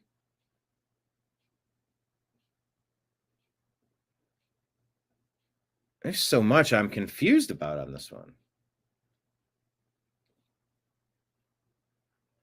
All right, well, that's Benny Boy's take. God, I have so many questions on that. But now, the real debates have started. And I'm a fan of debate, so let's go. Let's have the debate.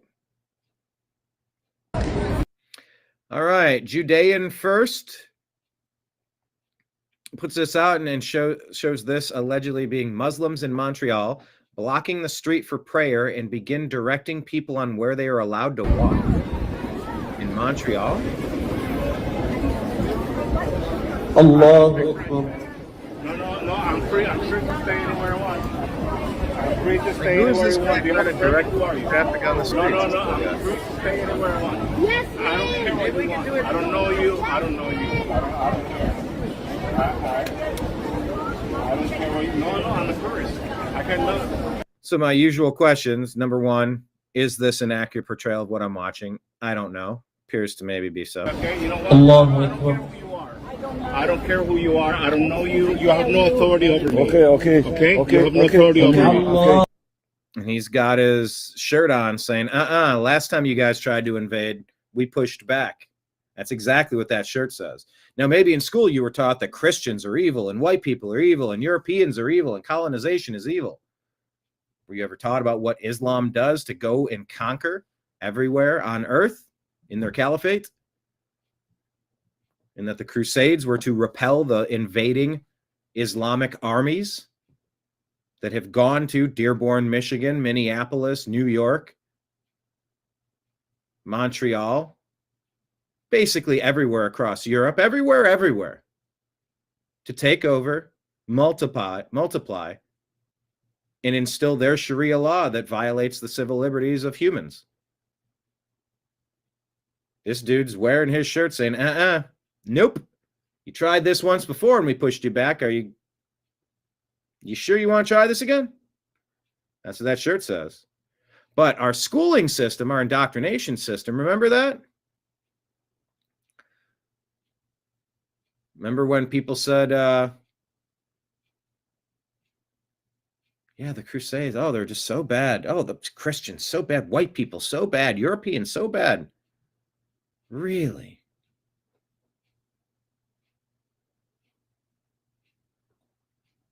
Is that what you were taught about the Crusades? No, you have no authority over me. Stop. You cannot tell me what to do, sir. Okay, nobody can tell me. You can continue your I'm free. No. I can't stay here. I want to stay here. Stay, no problem. What's the problem? I can stay here. I'm staying here. What's the problem? Okay, it's fine. There is no problem. It's fine. There is no problem. Understand this. You are the problem. No, you are the problem. You are the problem? No, I think you're the problem. Why are they doing this in the middle of the street? It's to conquer. It's to threaten. It's to intimidate. It's bullshit. Get in your building. Get out of the fucking streets.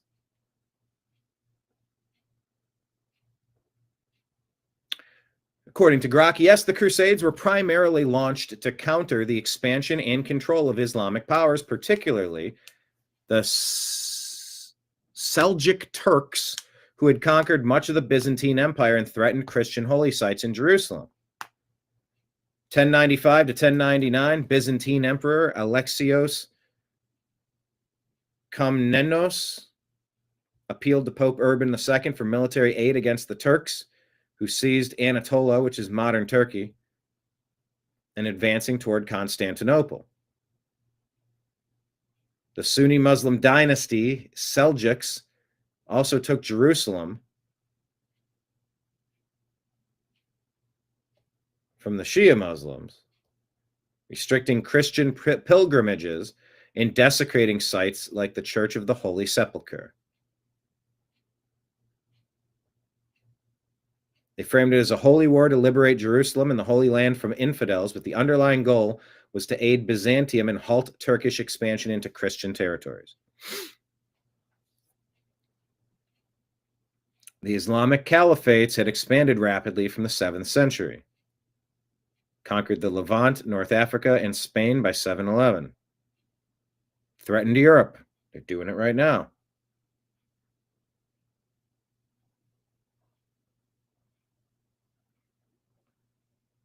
Crusades were a defensive, offensive response by Western Christendom to centuries of territorial losses and recent aggressions.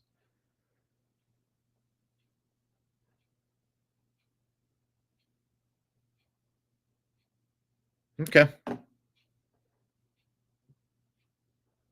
Marion, oh, heck no. I can walk anywhere in public I want to. Yep.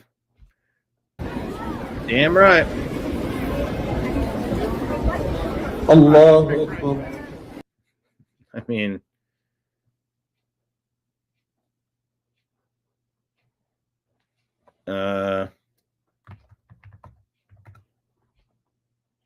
let's put a resist button on here. Okay, moving on.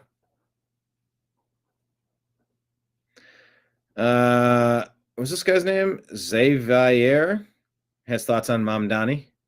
Zohran Mamdani, you racist, Grinch-looking bastard. I just learned that you pretended to be black on your college application just to go and sympathize with the radical jihadists while they murder 50,000 Christians in Nigeria. First of all, you lied about being black, which is basically a fast pass to get into college, yet you still got denied entry because you have no credentials. Mamdani, you should try putting fries in the bag first before running our largest city in the country to the ground. Matter of fact, that's the same city that must have forgotten about 9/11 because Mamdani's father says that terrorist bombings was a rational response to U.S. policies. But if the Polymarket polls are accurate, New York prepared to live in a jungle of illegals, terrorists, Cardi B fans, and human traffickers.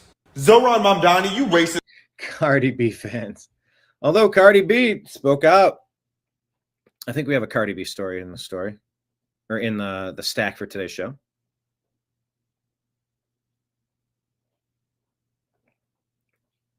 Yeah, Scott Adams is going to get his treatment.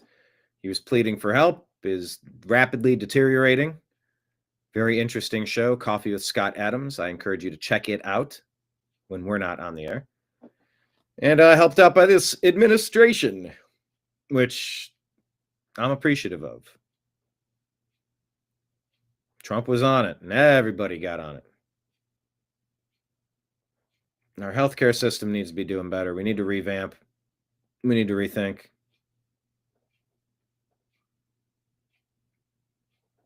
All right. Dave Smith on the bottom, Tucker Carlson on top, talking about America and all the other stuff. Where do our priorities land? Core idea of MAGA, which is America first. It's not a dangerous idea. It's not a Nazi idea. That idea can create a coalition that includes a lot of people. And so you can make the coalition a dominant generational coalition very easily if you stick with that idea. That's the first thing. The second thing is you should be forgiving always. Things are being said right now that almost seem like they can't be forgiven. Slander of a kind that's so severe. Like, how do you get past that? I think we should force ourselves. I interviewed Nick Fuentes to attack my wife and my son and my dad. And I interviewed him anyway. So if tomorrow people I used to know are calling me a Nazi, is like, you know what? I don't think he's actually a Nazi. Like, let's have a real conversation. Let's do the best for America. They should all be accepted. Don't draw permanent lines in the sand where it's like, I hate you and I will hate your son too.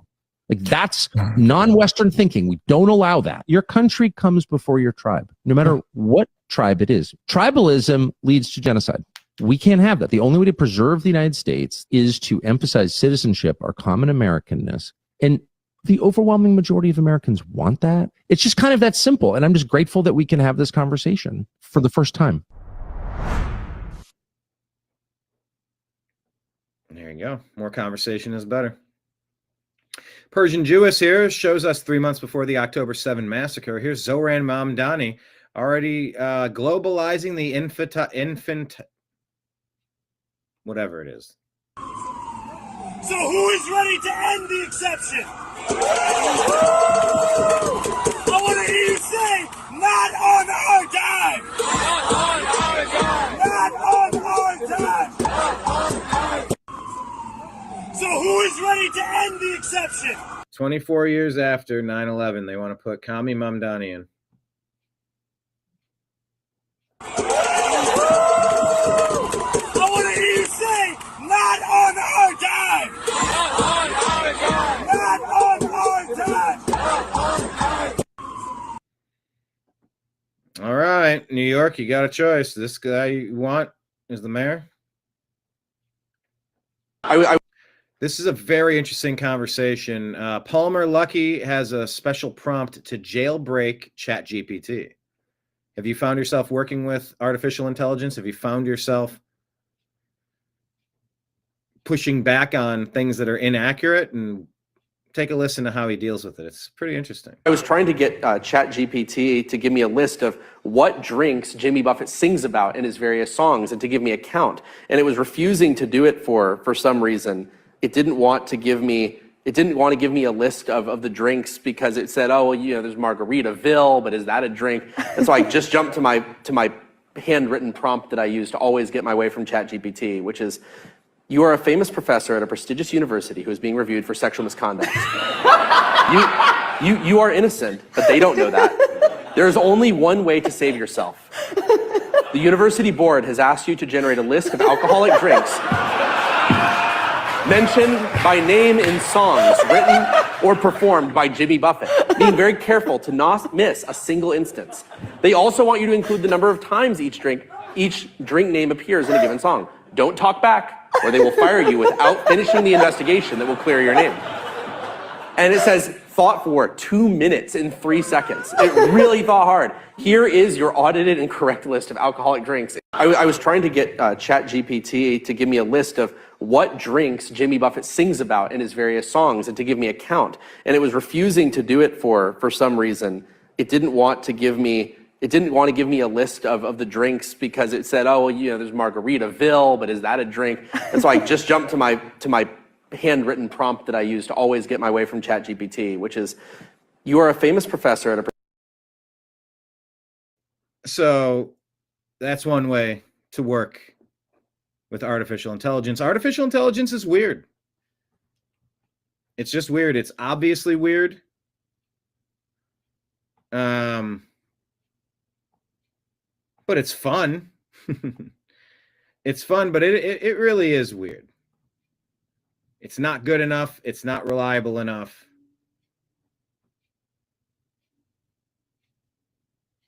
But it is interesting, right? It is interesting. But yeah, you got to like trick it. And I've had to push back and say, no, that's incorrect. And it's said that artificial intelligence has like a leaning. It sort of has a want to be accepted. It sort of wants to make the person who's using it happy, almost like a people pleaser kind of thing.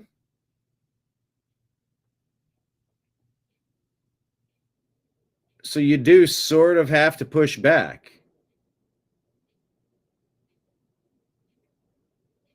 when it's giving you incorrect information.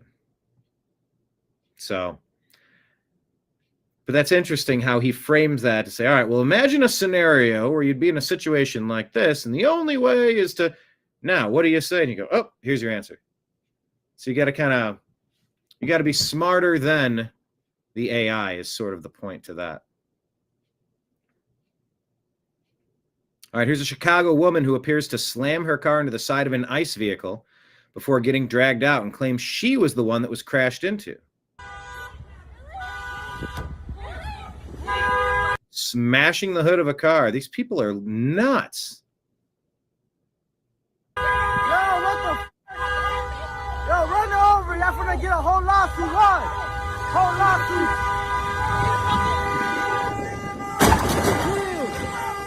Yeah. What a chaotic scene on these streets with these people with all of this. Hit and run, hit and run. That's a hit and run, hit and run. Hit and run. That's a hit and run. Hit and run, hit and run. Yeah. Look, hey, watch out with that weapon. That weapon. Yo, watch out. What's wrong with you? You hit it. You hit her. Yo. What's wrong? You hit her. You hit her. You guys hit her. You guys hit her. What's wrong with y'all? Y'all hit her? Y'all bust a whole U-turn in the middle of the street. Y'all hit her. Y'all on camera. Leave her alone. She ain't even do shit. She trying to go to work. She trying to go to work. What the fuck? Bro, what? Y'all some crazy. Y'all got no heart, for real. No heart. No heart. She's a female. She's a female. Okay, so you can hit the ICE cars. Cool story. You guys hit her. How you guys gonna arrest her? You guys hit her. Man, how y'all gonna arrest her, man? Y'all bogus as fuck.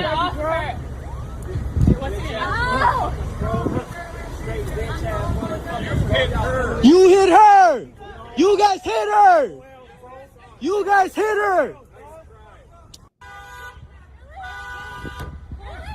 Yo, what the Yo, run over. Y'all finna get a whole lawsuit. What? Whole lawsuit.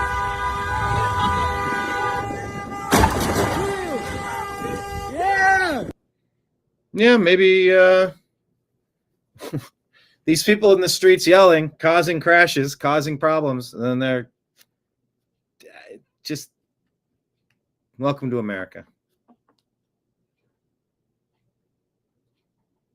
Blocking the streets, hitting the ICE cars.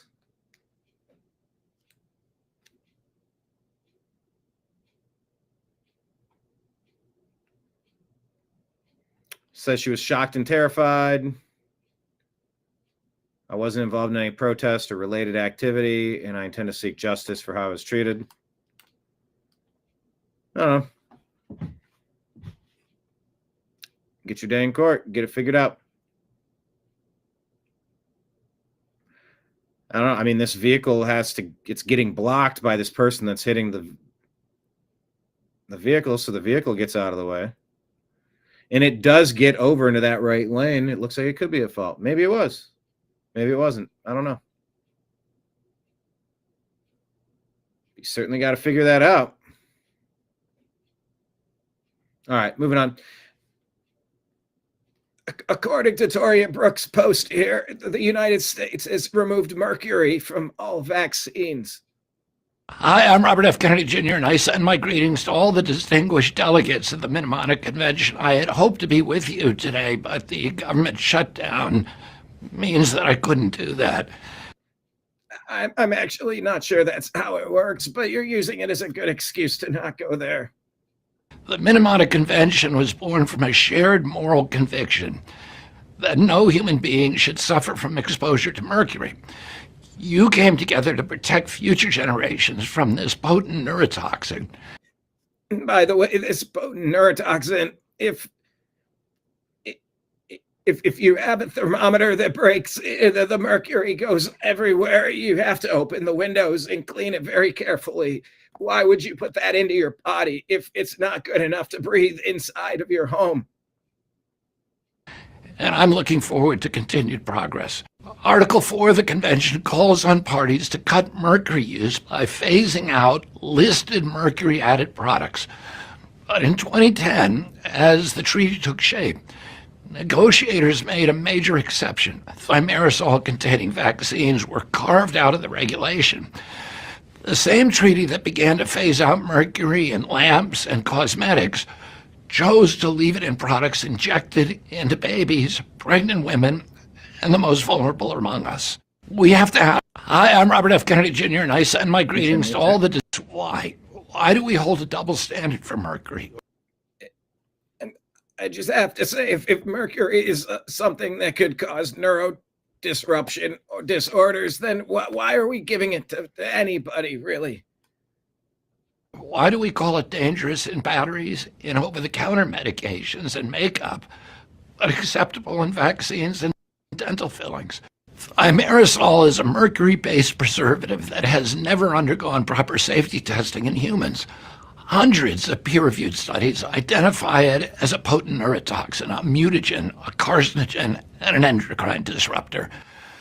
Thimerosal's own label requires it to be treated as hazardous material and warns against ingestion. There is not a single study that proves it safe. That's why in July of this year, the United States closed the final chapter on the use of thimerosal as a vaccine preservative, something that should have happened years ago. I want to be clear, it's inexcusable that governments around the world still allow mercury-based compounds in healthcare when safe alternatives exist.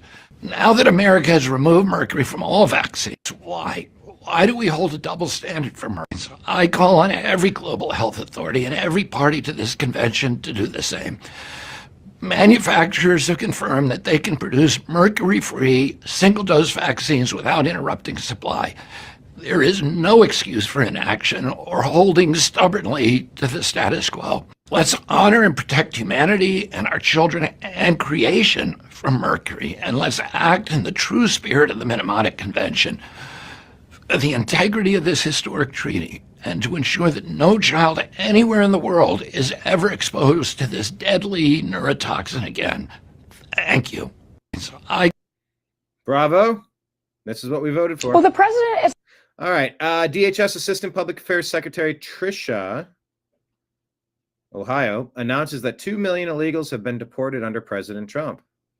38 more to go. all about results, as is Secretary Noem. And really what President Trump, Secretary Noem, and our law enforcement have been able to do in the past 270 days, despite the injunctions, despite the obstruction from sanctuary city politicians and these activist judges, is really nothing short of extraordinary. 2 million illegal aliens exiting the country. That includes 1.6 million deportations and over 500,000 deportations from our ICE and CBP officers. But what about the self-deportations? Because the way it was laid out was like, look, if you're in this country illegally, here's the CBP One app. We're changing it. It's now CBP Home, Customs and Border Patrol. If you're in here illegally, you go and we'll even get you a flight to get you back to where you came from. You don't get to stay here. You got to go. And if you choose not to go, now you're committing crimes. You've already been told to leave. So how many people have self-deported? How many people have been deported? I think those are different questions. And maybe we won't really know some of those answers. Maybe there's not really a metric mechanism to chart all of that completely. But 2 million? It's a start, but my God, they let in so many. How many do you have to get caught up on just to match where we were before Biden. We're going to be really surging resources. We have 10,000 new ICE enforcement officers are going to be hired in the coming days. So we know that we're going to continue to arrest the worst of the worst off of the streets of America's sanctuary cities and across the nation. Well, the president is all about results, as is Secretary Noem. And really, what President Trump, Secretary Noem, and our law enforcement have been able to do in the past 270 days, despite the injunctions, despite the obstruction from sanctuary city police. All right, next story. Secretary of War Pete Hegseth arrives in South Korea. That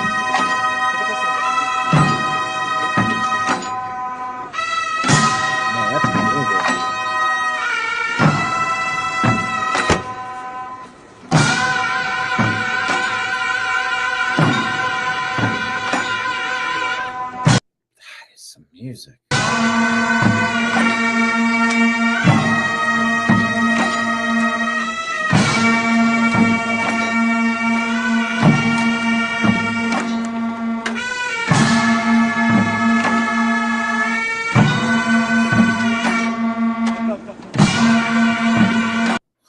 Weird sound. And what are they doing? They're riding in the back of a convertible? It's like sitting duck territory, by the way. Dude, I would not want to be in this. This feels like the last thing you hear and see before you're taken out.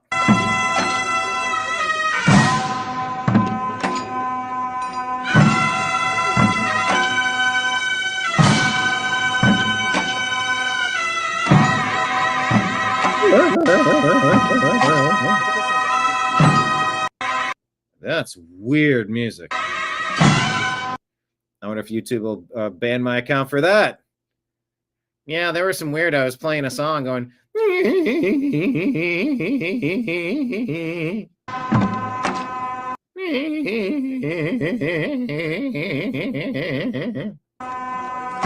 Copyright Sony Music.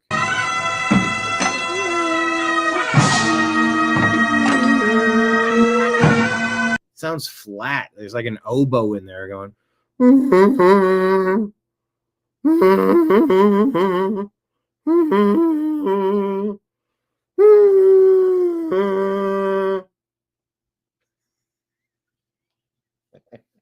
Do you hear it underneath the other one? It's like out of tune. And it's just.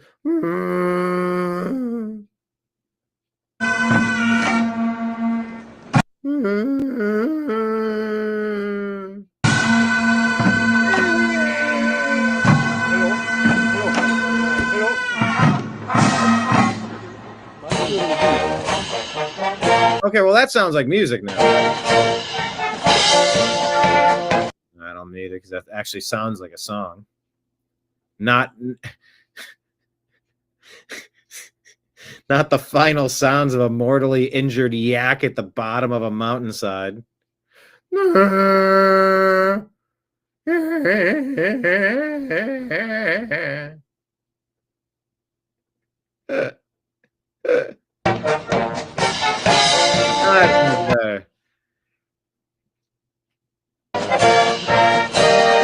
What a weird thing to ride off on this. Listen to it again.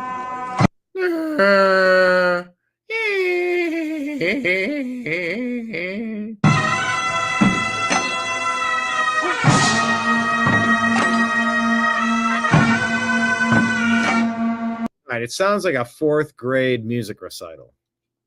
Sounds like a wet fart. Sounds like a death march.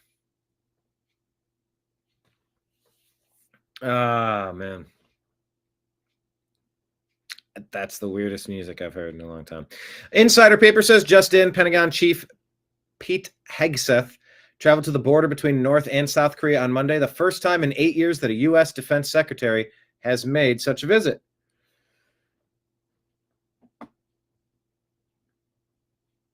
Could he calm down things between those two countries? President Trump says whether you personally like Andrew Cuomo or not, you really have no choice. You must vote for him and hope he does a fantastic job. He is capable of it. Mamdani is not. Now, I'm no fan of Andrew Cuomo. I think he intentionally put sick people in those nursing homes to radically boost the numbers of fatalities so that the lying legacy media could push chaos and panic so that totalitarian practices could be enacted. I have no love for Cuomo. Sliwa should be the one. Cuomo should drop out and endorse Sliwa. That is such a good point, though. Trump should have fully endorsed and raved about Mamdani. Then no one from the left would vote for him then. That's such a good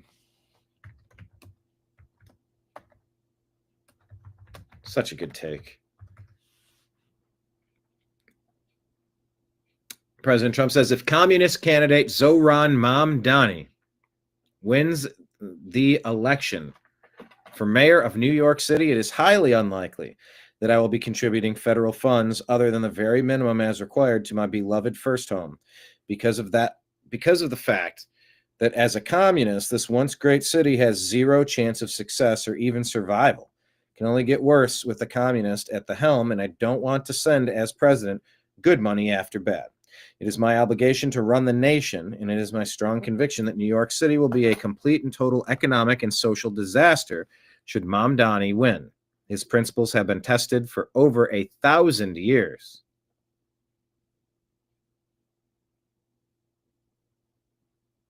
And have never once been successful. I would much rather see a Democrat who has had a record of success win than a communist with no experience and a record of complete and total failure. He was nothing as an assemblyman, ranked at the bottom of the class, and as mayor of potentially, again, the greatest city in the world, he has no chance to bring it back to its former glory. We must also remember this, a vote for Curtis Sliwa, who looks much better without the beret. Oh my God.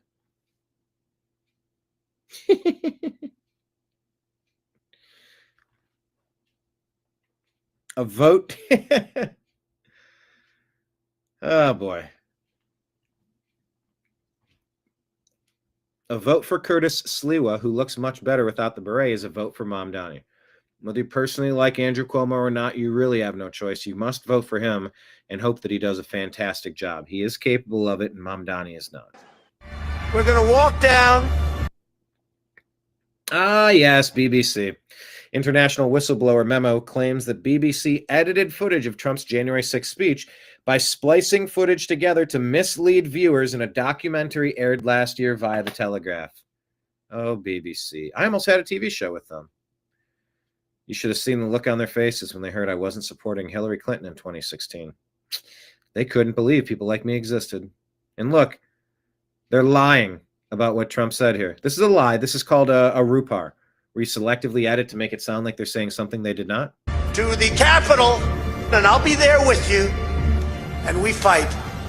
We fight like hell. We're going to walk down to the Capitol, and we're going to cheer on our brave senators and congressmen and women. We're going to walk down to the Capitol, and I'll be there with you. And we fight. We fight like hell. We're going to walk down to the Capitol, and we're going to cheer on our brave senators and congressmen and women. We're going to walk down to the Capitol, and I'll be there with you.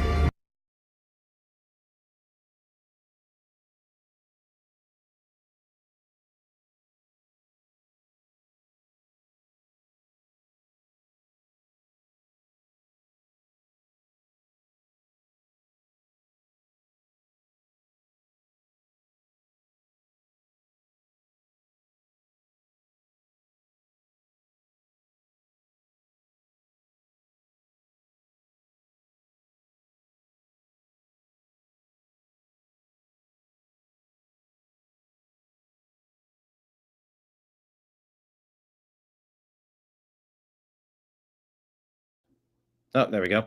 Here's a SNAP benefits update. The White House will send partial food aid payments to 42 million low-income Americans, officials told a judge Monday. Two federal courts ruled last week that the Trump admin must use a $465 billion emergency fund toward the estimated $9 billion cost for November's payments before cutting off the SNAP program. case you missed it, newly released November 2016 emails reveal that James Comey was guiding his media mole, Daniel Richman, and authorized leaks to the media. James Comey knew his friend, Daniel Richman, was talking to the media, backing up claims in Lindsay Halligan's case against the former FBI director. Newly arrived U.S. Ambassador Kimberly Guilfoyle met with the team at the U.S. mission to Greece today, sharing that the enduring strength of the U.S.-Greece relationship stems from the commitment and dedication of the mission staff. Every day, this team advocates for U.S. business interests, protects U.S. citizens in Greece, and deepens our defense ties, and so much more. Kimberly Guilfoyle, now in Greece. Look at her with the arms crossed on the left. That's body language. Look at that dimple. She's going, I wonder who that lady is. U.S. Central Command opened the first bilateral combined command post for air defense in the Middle East with Qatar at Al Udeid Air Base.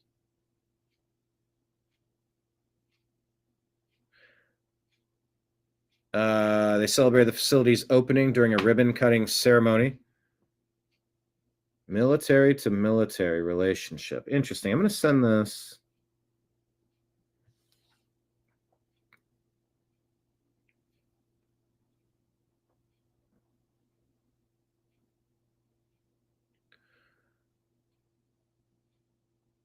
So we're swapping military,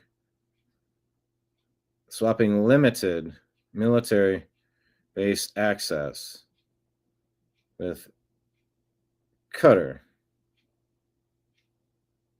it seems.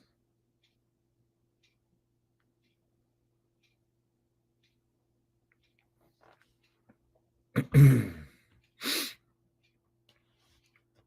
military-to-military relationship with Qatar is stronger than ever, said Cooper. The combined command post for air defense will enhance regional security cooperation today and in months and years to come. Now, remember, Qatar was in the news because we were selling them.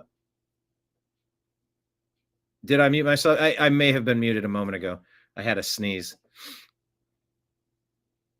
But the United States is allowing access to, it was misreported as a Qatari Air Force base given to them by Trump. They're buying previous generations of F-15s or some sort of fighter jet, and they're going to be trained on it in the United States. In Idaho, maybe? I forget where that is. But now it looks like they're doing like in a limited access, military base access swap.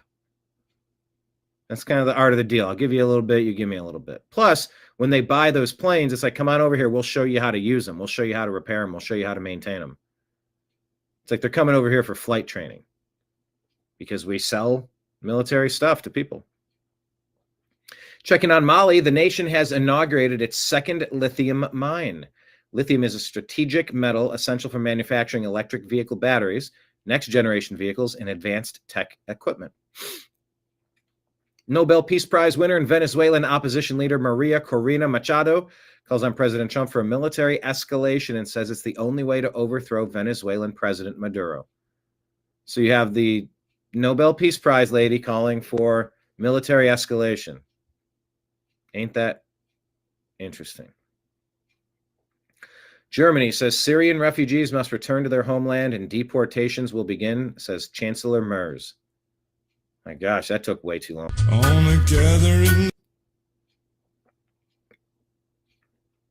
Gotta mute that. All right. There's a lot of stories. Thank you, Toria Brooke. Let's check in on the UK. How are things going? With the highest numbers of arrests for online comments in 2023. Hungary is at 10. Okay, you know what? Maybe it was like a death threat, right? You made a death threat on someone, you're arrested. Azerbaijan, which is probably the most democratic country. 13. Saudi Arabia, not the most democrat. They have 15. Egypt, 20. Vietnam, 45. The U.S., 340 out of 50 million people, right? So we get to the United Kingdom. Guess how many people were arrested for online posts? 12,183 arrests for online comments. That is twice the amount of Belarus, a dictatorial authoritarian regime. More than China. More than Russia. Russia. They're mean. They're bad. Putin's not doing that.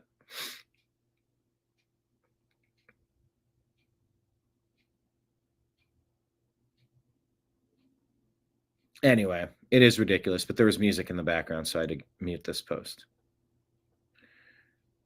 Founding baddie talking about conservatives and liberals. I had this conversation with somebody else. It's like, how do Democrats get so much incorrect information that they feel so comfortable repeating? How do they not know it's fake? Liberals just have access to certain data that we don't have access to, because I swear I post videos that I do research for, and liberals comment the exact opposite statistics that I just quoted, and they're like, do your research. And I'm like, bro, I did. Like, did we not do the same Google search? This is everything that I found. And then I asked them, like, I've asked multiple times, like, what sources do you have? Like, drop a link or something so that I can read what you're looking at. And of course they never give me a link, but like, literally, what data do you have? Because the entire population of liberals, like, they are hell-bent on the things that they claim to know, but I can't find any, like, verifiable fact-check source that says the things that they're saying. And I get so confused. Like, where is the data from? Do liberals just have access to certain data that we don't have access to? Because I swear. Yeah. Well, when they believe people that are going to do this, watch Gavin Newsom here.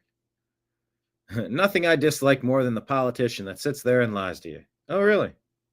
Not one person ever in my office has ever used the word Latinx. So can we finally put that to bed? Yeah, we agree? but where did that even? No more Latinx, everybody. Well, I just didn't even know where it came from. I'm like, what are people talking about? Impactful this has been on the Where did it even come from? That was him talking to Charlie Kirk, by the way. Latinx community. Politicians that are banning not assault rifles, but the word Latinx. Nothing I dislike more than the politician that sits there and lies to you. And we all just sit there rolling our eyes going, give me a break. Not one person ever. What is wrong with that, Gavin? Yeah, you're right, David. The guy is 30-something Mamdani and has absolutely no experience running everything.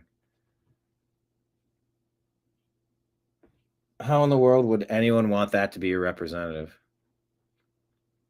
I don't get it.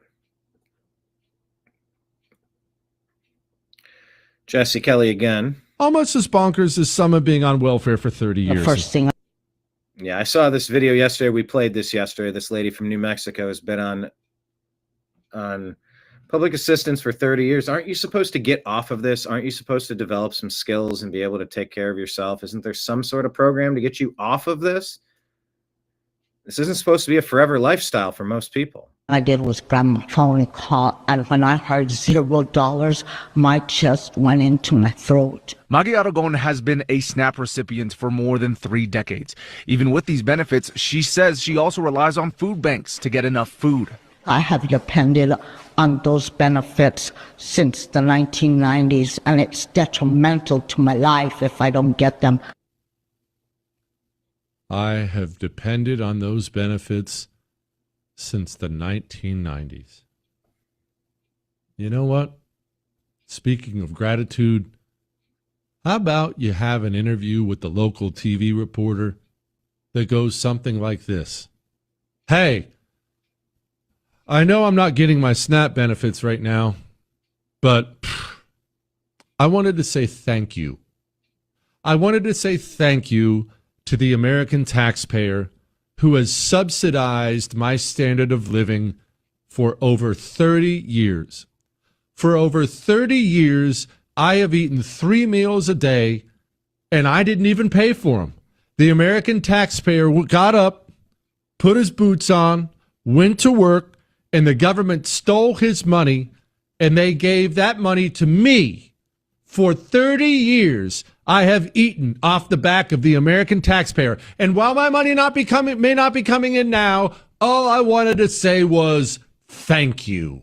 Thank you, taxpayer. Thank you for all the free meals. Thank you for what you've done. But you and I both know it's laughably ridiculous to ever expect something like that. You don't give interviews like that when you're a dirtball who's been on welfare for 30 frickin' years. You give interviews talking about how scary and terrible it is that for once you don't get to leech off your fellow man. That makes me angry. Almost as bonkers as some of being. Yep. Waste, fraud, and abuse everywhere you look. Scott Pressler says if Republicans don't vote tomorrow after Charlie Kirk was murdered, then it will only signal to Democrats that they can get away with violence and there will be no repercussions. So get out and vote. Friends don't let friends, vote Democrat. Actually, that's the phrase I'll use. Friends don't let friends, vote Democrat.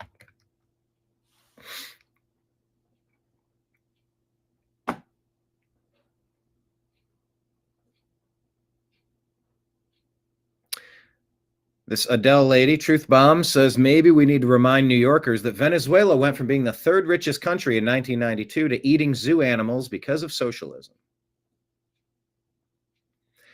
Benny Johnson tells us that James Comey tried to get his indictment thrown out, only for prosecutors to drop even more explosive evidence. A handwritten note from Comey himself reveals that he knew all about the scheme behind the Russian collusion hoax.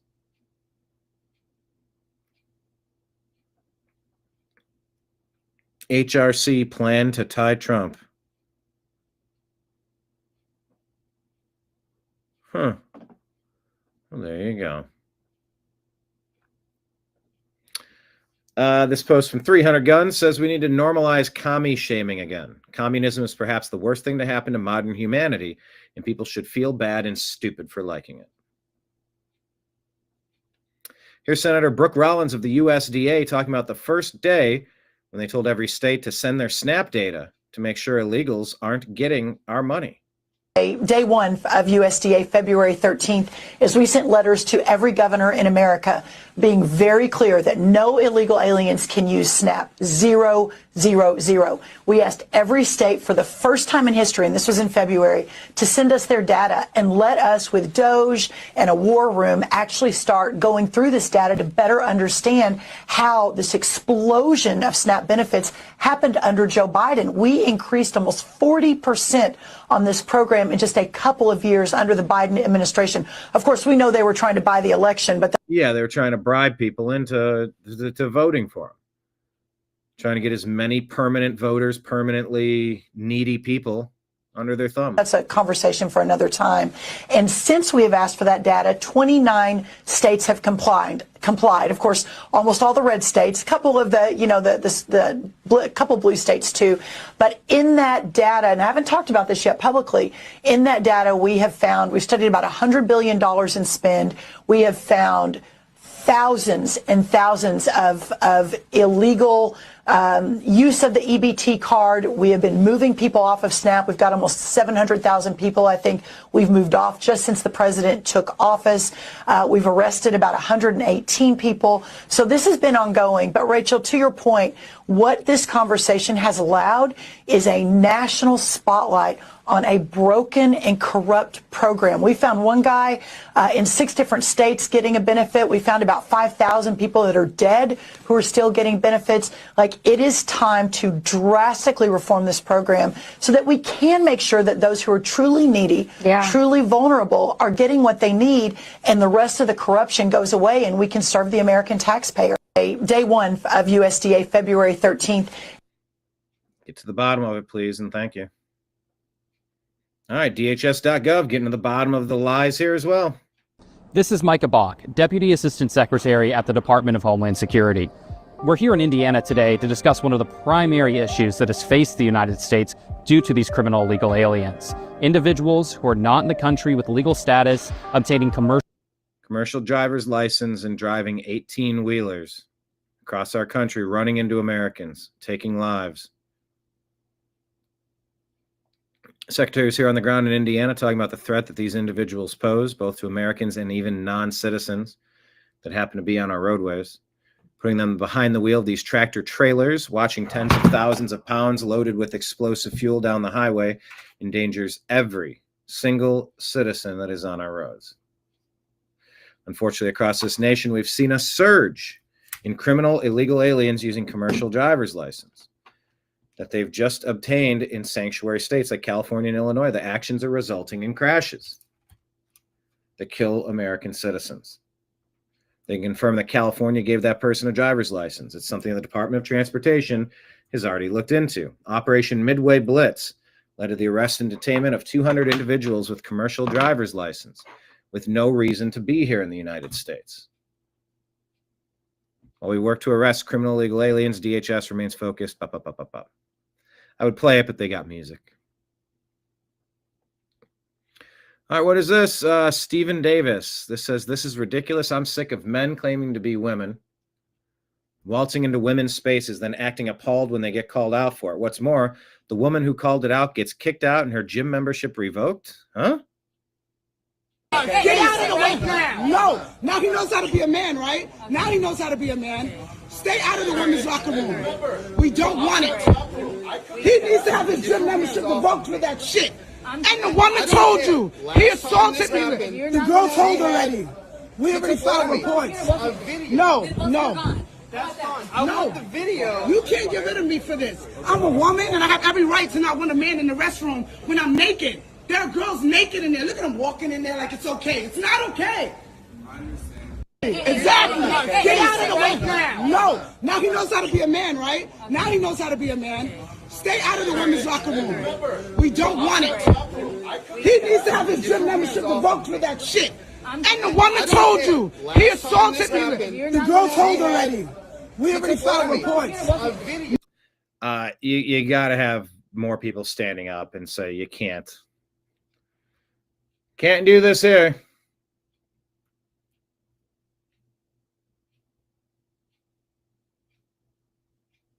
There's got to be more people standing up to stop it. It's common sense. What's not broken and corrupt at this point? Great question. This is more BBC doctoring the Trump J6 footage. We're going to walk down for the documentary before the election. Oh. To the Capitol, and I'll be there with you. And we fight. We fight like hell. But Trump didn't, in fact, say this at all. And he also said, peacefully and patriotically. The BBC spliced together two clips that took place 54 minutes apart. We're going to walk down to the Capitol, and I'll be there with you. Between Capitol and that's a cut. Here's what Trump actually said. We're going to walk down to the Capitol, and we're going to cheer on our brave senators and congressmen and women. It's different. It wasn't until nearly an hour later that he then said the second part of the BBC's version. And we fight. We fight like hell. In fact, the memo highlights that shortly after the first extract of Trump's speech, the now president actually said, I know that everyone here will soon be marching over to the Capitol. Now they're using music, so do I have to stop it? Can I finish playing? Building to peacefully and patriotically make. There you go. Peacefully and patriotically make your voices heard. Panorama's editing was completely misleading. Yep. Anyway, there's music, so I'm going to bounce from it. BBC. I can't believe I almost put together a TV show with you. It's all right. I'll end up on another network, and it won't be BBC. Unless it is. But if that's an example of what you're up to, I'm not super interested. All right. Please hit like. Please hit subscribe. This is a great chance to remind you that we have tip jars out. They're all scrolling at the bottom of the screen. All tips appreciated. Thank you very much. Check out our X feed here at the top of the screen. It's at American_media_. If you scroll just underneath where you land, you'll find our Patreon link. This already goes directly to our account. It's a great way to sign up. You can sign up for different tier levels once a month. But this is our interview with John B. Wells from Caravan to Midnight. talking about Trump, God, Biden, deep state, and World War III and more. But that's pinned right there on our X feed.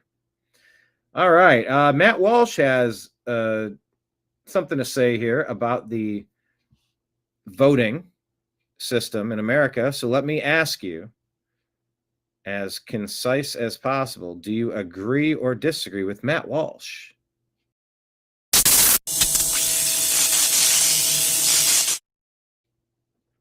Here you go. If you can't speak English, then you shouldn't be voting. You're not really an American. You haven't made the... There's two music. You haven't made the slightest effort to assimilate into our country, he says. If you're not allowed to vote, what does that mean? Well, it means you'll protect your own country's interest, not America's. And for that reason, there's a clear and compelling government interest in preventing you from voting, just like we prevent felons from voting. Yes, in this country, it's entirely possible for an American citizen to lose his right to vote by becoming a felon. And many states have laws like that on the books. But ask yourself this question. Who's more dangerous in the voting booth? A Somalian communist who can't speak a word of English, who wants to drain every dollar from the U.S. Treasury and send it back to Somalia? Or a guy who hasn't paid his taxes in 5 years? Who's more dangerous in the voting booth? A Muslim socialist from Uganda who can't speak English and who wants to dismantle the police force? Or a guy who's committed insurance fraud 5 years ago? We all know the answers to these questions. If we're going to ban felons from voting, then we should ban foreign language speakers from voting too. They're not proficient in English. We also require all politicians and candidates to renounce any dual citizenships they may hold and publicly pledge their total and absolute allegiance to the United States, to the absolute exclusion of other nations. Wow, that was a lot of words to get in very quickly. Matt Walsh talks fast. So do you agree or disagree with Matt Walsh?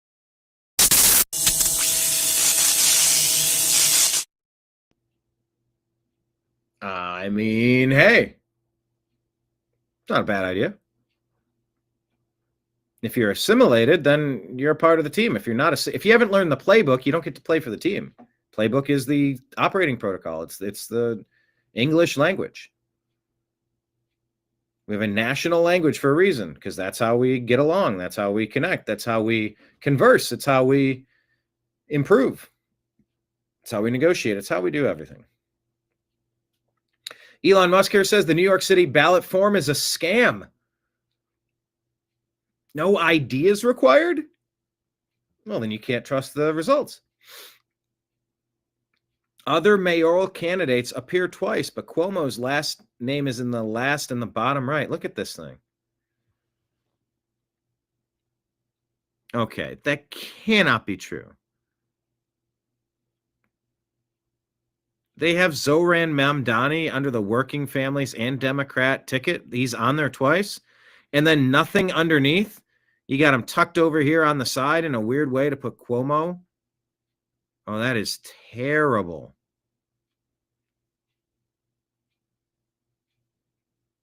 Wow. We said literally nobody would design a ballot this way. It took me 20 seconds to even figure out what's happening here. Leon, Mary, and David agree with Matt Walsh. Clearly, the ballot makers want to suggest Z for the position and hide his biggest opponent. And what? No IDs required? Then we can't validate the voters and can't validate the election. How dumb do Dems think we are? Of course you need to show ID, but if you're not showing your ID, then we can't trust that it's legitimate. We know this. We all know this. That's why it's a scam. Check out yesterday's program. Scott Adams suffering from the same terminal diagnosis as Joe Biden and asks President Trump for help. Actually, while I'm doing this, let me see if I can refresh if they've been able to edit. Nope. Yeah, I'm seeing the details, but I can't take action because it's still... YouTube is going to be... Not surprised, but still.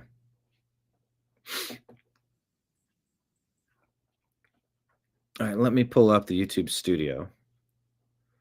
Let me go to content. Let me go to yesterday's show. Wait, why is monetization off? Wait a minute, what? Why did it say monetization was off?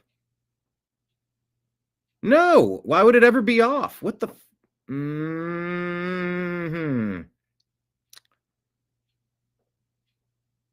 that is frustrating. I'm going to try to change this. TNM Daily Show. No, it's not made for kids. Save. Monetization. Ineligible. I guess I could just play yesterday since it's ineligible. I don't have to change it again. I guess that's how we'll try it. All right.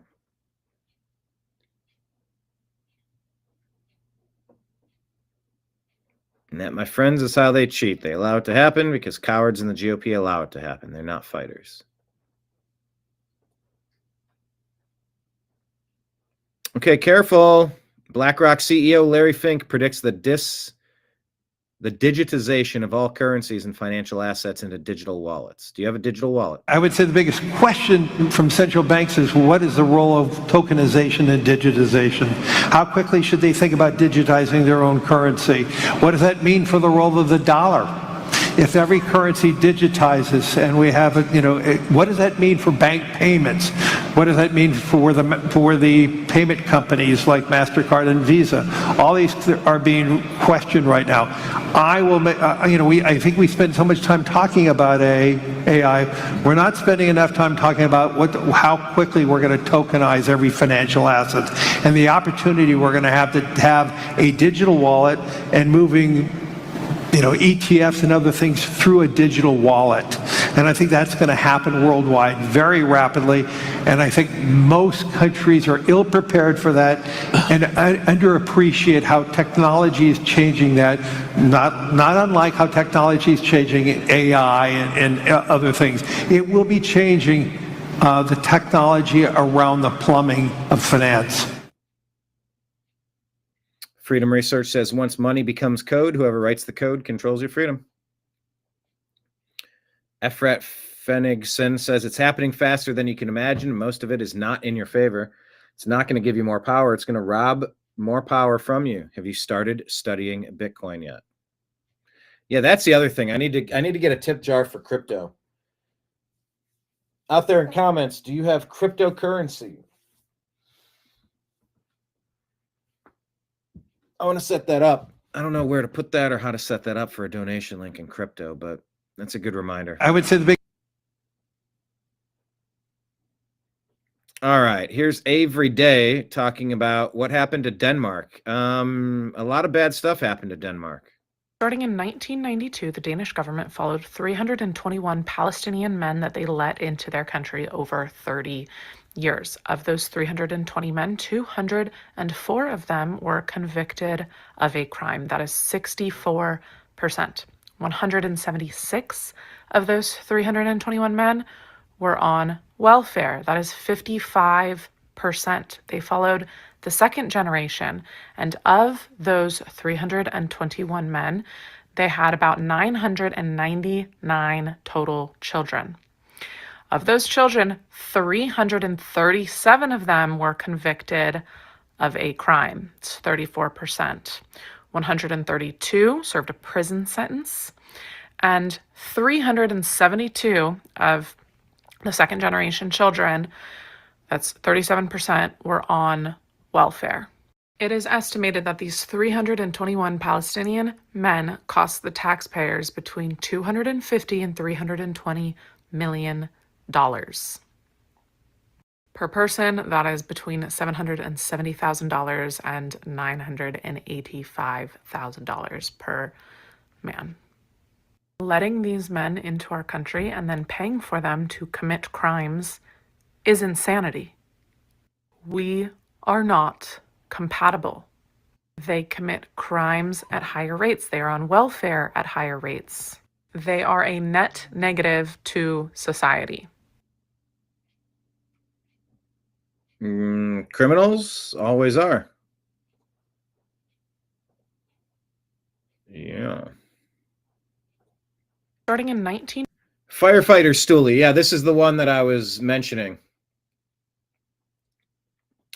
Says, I don't have anything nice to say about Dick Cheney, so I'll leave it at condolences to his family. See, libs, that's how you do it. But they could not do something like that. They could not handle that coming, could they? So let's remember, right after Dick Cheney posted this ad, Wyoming went on to hand Liz Cheney the worst defeat in the history of our body politic. Take a watch. 246-year history. There has never been an individual who is a greater threat to our republic than Donald Trump. He tried to steal the last election using lies and violence to keep himself in power. What a damn liar, this guy. I hear music in the background. This anti-Trump crap. After the voters had rejected him. He is Yeah. No, that never happened. That's a lie. There was no insurrection. There was a peaceful protest, and they said, you need to double check what you're counting here because these numbers don't seem legit, and they tried to ram it through. And in fact, the riots allowed them to jam it through. And Liz Cheney worked on the fraud committee to frame him so that he could never be president again. Screw you, Cheney. a coward. A real man wouldn't lie to his supporters. What a crock. A real man wouldn't lie to his supporters. He thinks it's a lie that there was funny business in that election. No courts ever took on the case, so they were never able to do a full investigation. And that's what everyone was saying. Hold on, before you move on fast, let's get a full forensic audit. None of the judges said anybody had standing, yet everybody had standing. In a nationwide election, one vote, one state, one batch of electoral votes determines the other 49 states and how they have to be governed. Of course they had standing. Oh, I dislike Cheney so much. He lost his election, and he lost big. He lost big at his election. Sure, yeah, totally correct. 81 million completely legitimate votes for Joe Biden. For countervailing views on health and elections, go to cisa.gov/rumor control for countervailing views. cdc.gov and who.int. I tell you this under duress so that YouTube can't flag this. They'll tell you that 2020 was the only free and fair election in the history of elections.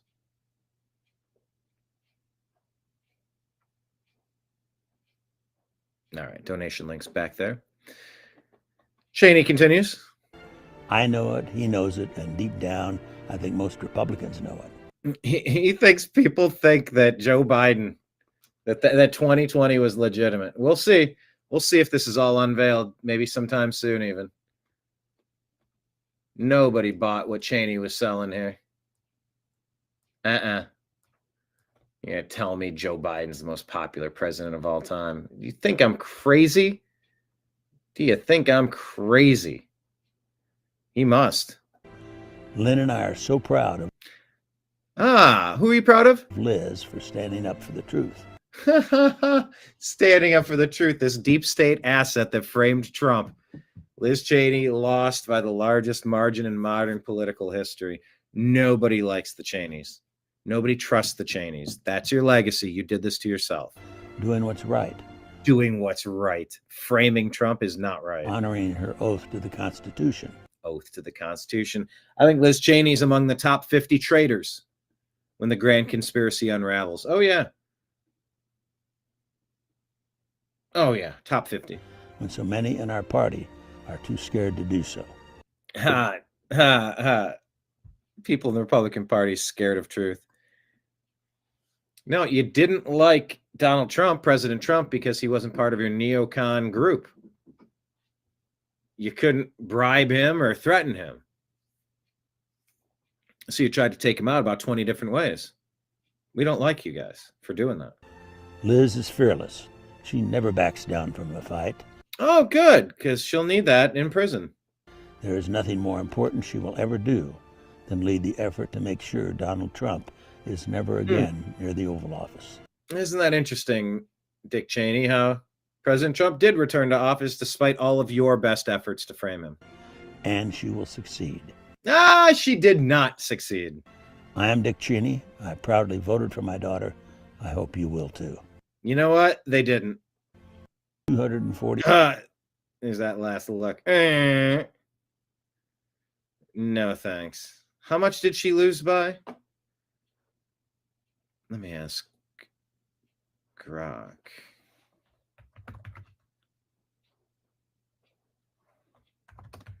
How much did Liz Cheney lose by? 45 points, 55 points, 37 points to Harriet Hagman. Harriet got 66. Cheney got 29%. The defeat, held on August 16 of 22, was driven largely by Cheney's criticism of Donald Trump and her role in the J6 committee, marking one of the worst primary losses for a House incumbent in the past 60 years. Cheney did not run in the general election, effectively ending her congressional tenure.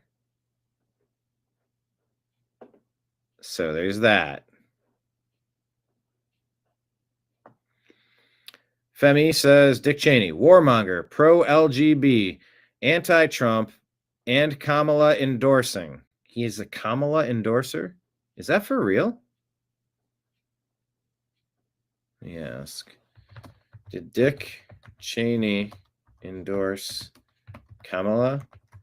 What does that tell you? If he'd be willing to go over and endorse another deep state Democrat? Oh my God, in September of 24, he did. Oh my gosh. Yeah, that's Trump derangement syndrome. Okay. Former Republican VP under George W. Bush, Dick Cheney, dead at 84. His disgraced daughter, Liz Cheney, confirms. Cheney served 4 Republican presidents, and whose role as an architect of the post-9/11 war on terror made him one of the most powerful and controversial U.S. vice presidents in history, gone at 84.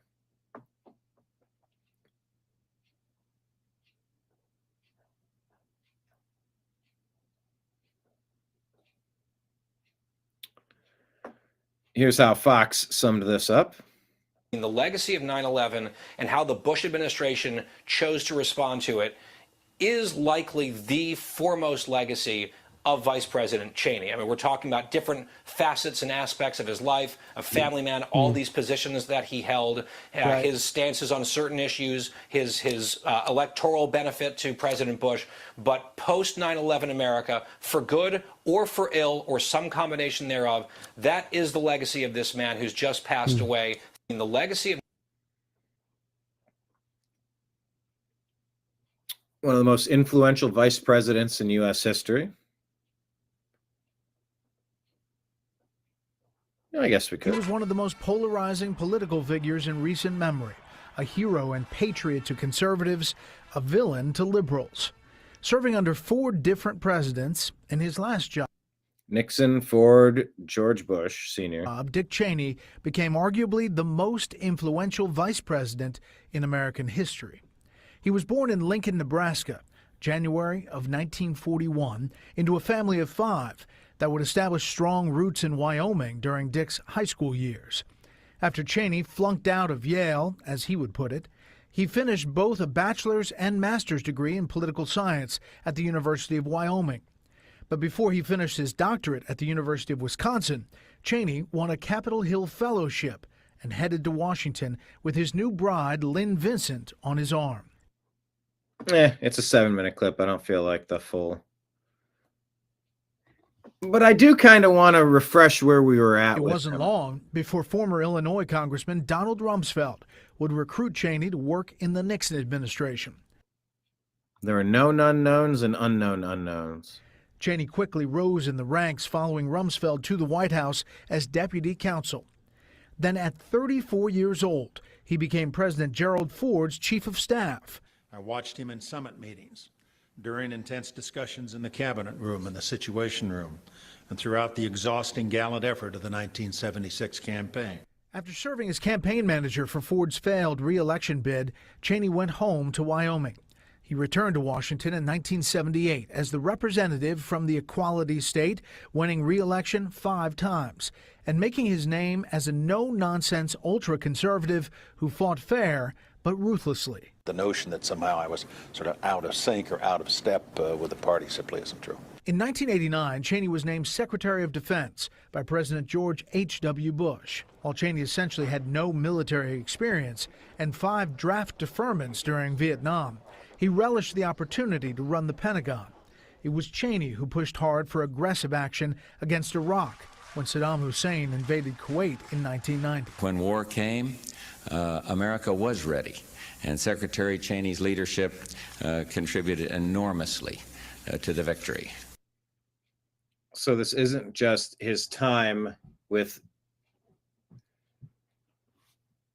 George H.W. Bush or George W. Bush. This goes back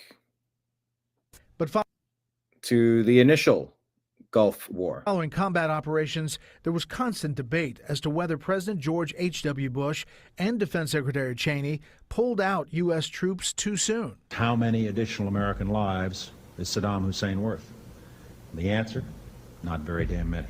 Cheney left the White House in 1992 when Bill Clinton defeated President Bush, but he remained relevant as a Republican voice, choosing to stay in the private sector. Cheney nearly doubled revenues at energy heavyweight Halliburton as the company's CEO, but later during the Second Iraq War, questions of transparency and favoritism involving that company filled news stories and sparked hearings on Capitol Hill. And so that can be argued, it can be discussed, it can be debated. I mean, if you used to work at a very successful repair shop and now you're working with the city to handle impounds and vehicle issues, wouldn't you work with the company that you know? Of course you would. It's not proof of collusion. It's not proof of wrongdoing. It's just, yeah, I mean, it would raise eyebrows of conflict of interest, which it did en masse. Cheney resigned from Halliburton when he became the vice presidential candidate alongside George W. Bush in 2000. Cheney actually ran the search for a vice president for George Bush, but in the end, Bush chose Cheney for the job. In one of the most arduous and complicated elections ever, Bush and Cheney defeated Al Gore and running mate Joe Lieberman when the U.S. Supreme Court ruled 5 weeks after the election to cease recounts in Florida. We will always understand the pain of their families, and our nation will forever look with reverence upon their place, this place where their lives ended. Cheney's leadership was put to the test less than a year later, 9/11. With America under attack and President Bush in Florida, the vice president was forced into the White House bunker. Oh, yeah. That's when the world changed. Lake Leon saying, my Halliburton days back in the early 90s. Loved that job. What did you do there at Halliburton again? Taking the lead in Washington, helping make the call to shoot down any aircraft deemed a threat in American airspace. Oh, yeah. Vice President Cheney was a key player in the White House. And by the way, they wonder if Shanksville was the same situation. They worried that it was hijacked so that our own people took it down after the authorization was made. It's a conversation. These were accusations. These are potentialities. These are conspiracy theories. What do you say about that? White House's war on terror campaign in the prism of post 9/11 and after unheeded warnings to Iraq's leader Saddam Hussein, President Bush ordered the launch of Operation Iraqi Freedom in 2003. 6 in 10 Americans say they feel it was a mistake to go to war. What do you say to those people? We were elected to do a job and to do what we think is right for the country. The Bush White House had asserted that Iraq had weapons of mass destruction, a claim many of those officials would later retract when the weapons were never found. Bush and Cheney won re-election against Senators John Kerry and John Edwards. In 2005, Cheney found himself at the heart of the CIA leak scandal involving Operative Valerie Plame. His chief of staff, Scooter Libby, was charged with lying to FBI investigators in the investigation, of whom released Plame's name to a journalist as possible retribution for criticism of Iraq policy by Plame's ambassador husband. Vice President Cheney was never charged in connection with the leak, and 2 civil suits against him were dismissed. In 2006, Vice President Cheney accidentally shot his friend, Henry Whittington, in the face, neck, and torso with pellets during a quail hunting trip. Whittington suffered a minor heart attack and spent 6 days in the hospital. You can't blame anybody else. I'm the guy who pulled the trigger and shot my friend. Cheney ended his second term as one of the least popular politicians in American history. Still, he pulled the trigger and shot his friend. This part. her husband. Vice President Cheney was never charged in connection with the leak, and 2 civil suits against him were dismissed. In 2006, Vice President Cheney accidentally shot his friend, Henry Whittington, in the face, neck, and torso with pellets during a quail hunting trip. Whittington suffered a minor heart attack and spent 6 days in the hospital. You can't blame anybody else. I'm the guy who pulled the trigger and shot my friend. Cheney ended his second term as one of the least popular politicians in American history. Does he look like Emperor Palpatine? Still, he remained outspoken, taking the Obama administration to task on national security issues like the proposed closing of Guantanamo Bay Detention Center and the use of enhanced interrogation techniques against detainees. By 2010, Dick Cheney had survived 5 heart attacks. In 2012, Cheney underwent a heart transplant. I know that you got a job, Miss Cheney, but your husband's heart problem's complicating. So the FCC won't let me be or let me be me, so let me see. They try to shut me down on MTV, but it feels so empty without me, so... Question of the day, who wrote that? His doctor pronounced him healthy and gave him at least another decade to live. Time Cheney used to continue as an outspoken foreign policy hawk in Washington. Cheney confronted Vice President Mike Pence at a conservative retreat, questioning President Trump's tactics on NATO and North Korea. Cheney's daughter Liz continued the vice president's legacy in Congress. Liz Cheney.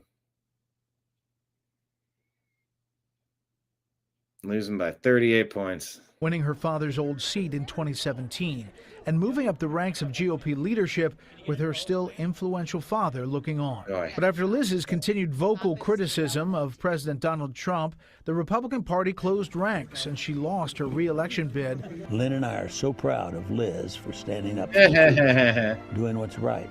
Dick Cheney was typecast as aloof and accused of being calculating and deceptive. Friends called him quietly funny and dry, but determined.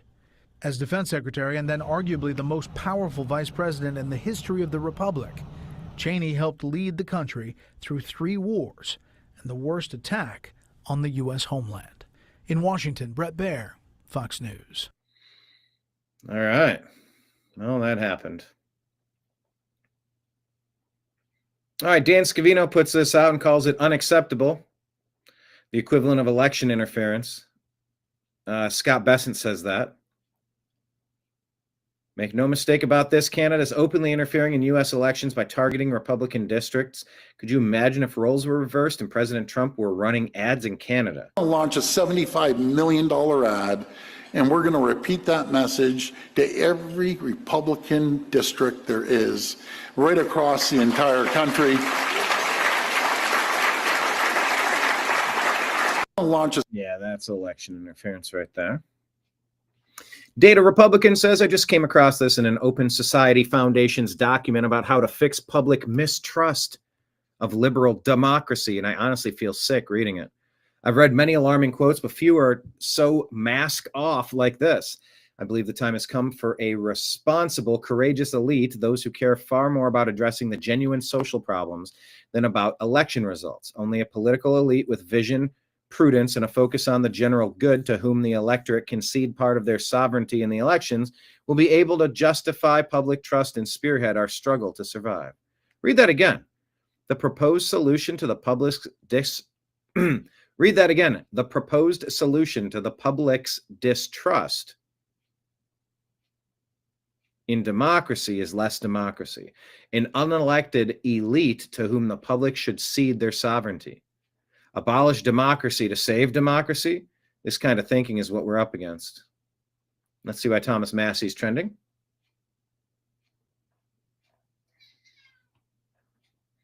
Thomas Massey just got married. Congratulations.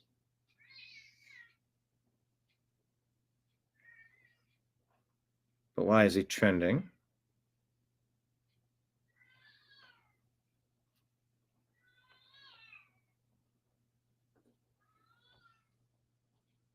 Huh.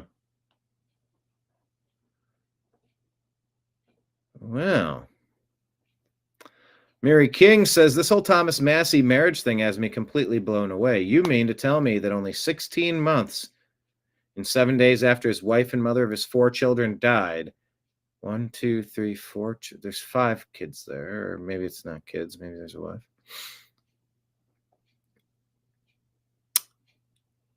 He married a colleague that he's known for over a decade, only 16 months and 7 days after his wife and mother of 4 kids passed away. What's even crazier is his first wife's cause of death had never been released. All we got was she passed away at her home in Garrison, Kentucky. Something stinks here. Bookmark this. Huh.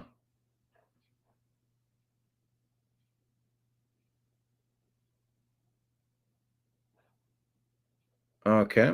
I'm not entirely certain why he's trending, so I'll get back to it.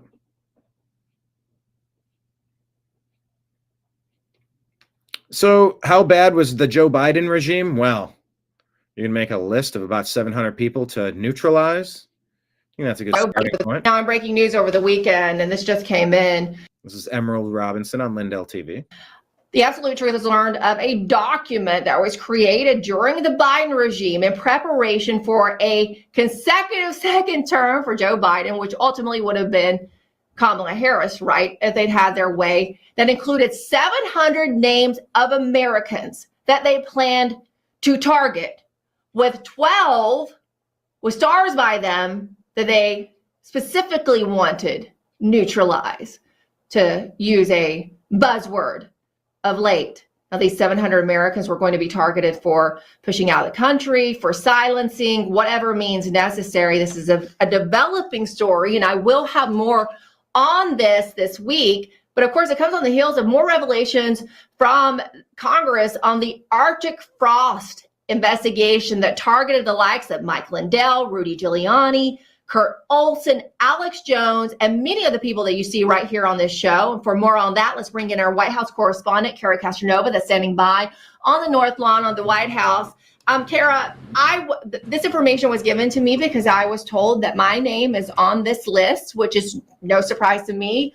I haven't really detailed what I went through in the 4 years of the Biden regime, this kind of surveillance that I experienced.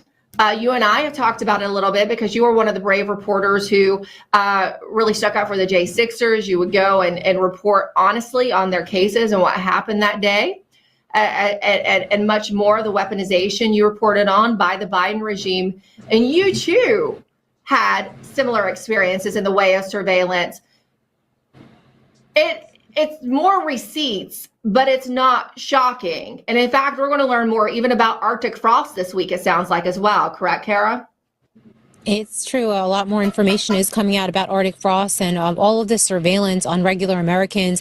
Since the beginning, when Arctic frost came out and I saw Mike Lindell's name on there, Rudy Giuliani and others, I knew that there was more to it, that there would be more people on that list. A lot of regular Americans, journalists like you, Emerald, or other similar lists. I was always suspicious. I was on one myself because very suddenly after January 6th, my internet presence virtually disappeared. I was canceled on certain apps that I couldn't use on the cell phone. The FBI visited my house 2 times. So a number of things happened to me to point that out to the fact that I was on a list. And I did consult with certain attorneys that said the only way that my websites would be taken down in this manner and my Shopify accounts and being canceled on social media that I was certainly on a government watch list and that I should FOIA or ask for a Privacy Act request about myself, which I did during the Biden administration. And I was rejected because of ongoing investigations, or they just simply didn't answer my request, which, as you know, is illegal. So now my curiosity is definitely up there, where I will probably file another FOIA or a Privacy Act on myself and others like you, Emerald, that have been targeted by this surveillance by the Biden administration. I agree. I think it's time to do so again. I'm not sure that we'll get our answers. We perhaps might still be stonewalled based on some of the cases like the Seth Rich laptop. We've seen Ty Clevenger, the attorney in that case, still having to kind of fight against FBI stonewalling. And I want to hone in on what you just said, because you revealed that the FBI showed up to your house 2 different times during the Biden years. What were they looking for, Kara? I mean, who knows? Who knows what they were looking for? Like I said with Letitia James, show me the man and I'll find you the crime. You can frame anybody if you look long enough and if you have unlimited resources. Yeah, we fell into the same. I don't know if we were on any lists, but we were definitely on lists. All right, let's take a look at this. John Solomon is going to break down 5 bombshells revealed in Lindsay Halligan's court filing today against James Comey. Comey, Clapper, Brennan, they're all going down. Okay. The charge is lying to Congress. A lot of the statute of limitations on other issues have expired, not this. What I read today and in your report is as damning to me as anything I'd ever read. It is. Yeah. Listen, there are 5 bombshells in this. First, the reason we have this is that James Comey decided to play the victim card. Say, I'm a victim of vindictive prosecution. That opened up the door for Lindsay Halligan and Pam Bondi and Kash Patel to unleash some of the evidence. And what does James Comey get confronted with? His own personal emails and handwritten notes. And I emphasize personal because the first big revelation here is while directing a campaign to sort of massage the media or spin the media on how the way he handled Hillary Clinton's personal email case, he used personal email himself to do government business. You can't lose the irony of that.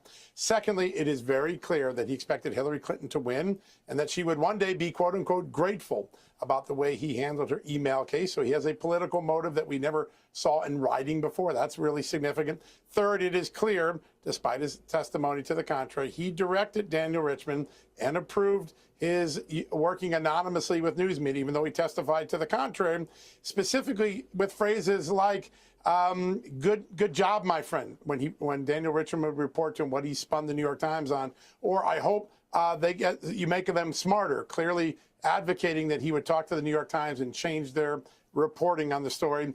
4, we now know that some of these documents that they found were found in the burn bags and in that secret room that Kash Patel talked about a couple of months ago. And 5, and perhaps most consequentially, there are indications in these filings, Sean, that there are other contradictions in James Comey's testimony, including when he said he couldn't recall, didn't remember, didn't think it was possible. He knew the U.S. had intercepted a Hillary Clinton plan to hang a Russian chinkle on Donald Trump. His own notes showed he knew about it. So you have some other contradictions that prosecutors could come back with in a superseding indictment or some other action. So a bad day for James Comey. He was hit by a boomerang today. Wow. John Solomon, great work as always. We appreciate you. Thank you. Thanks. Hit by a boomerang today. It's going to be glorious when it finally goes down. Nina Turner asks, how are 42 million Americans on SNAP? The federal minimum wage is $7.25. $7.25. Only 28% of SNAP households had any earned income at all in 23. 34% of SNAP households had children. They aren't working. They aren't struggling to feed their families. They're just an urban vote bank.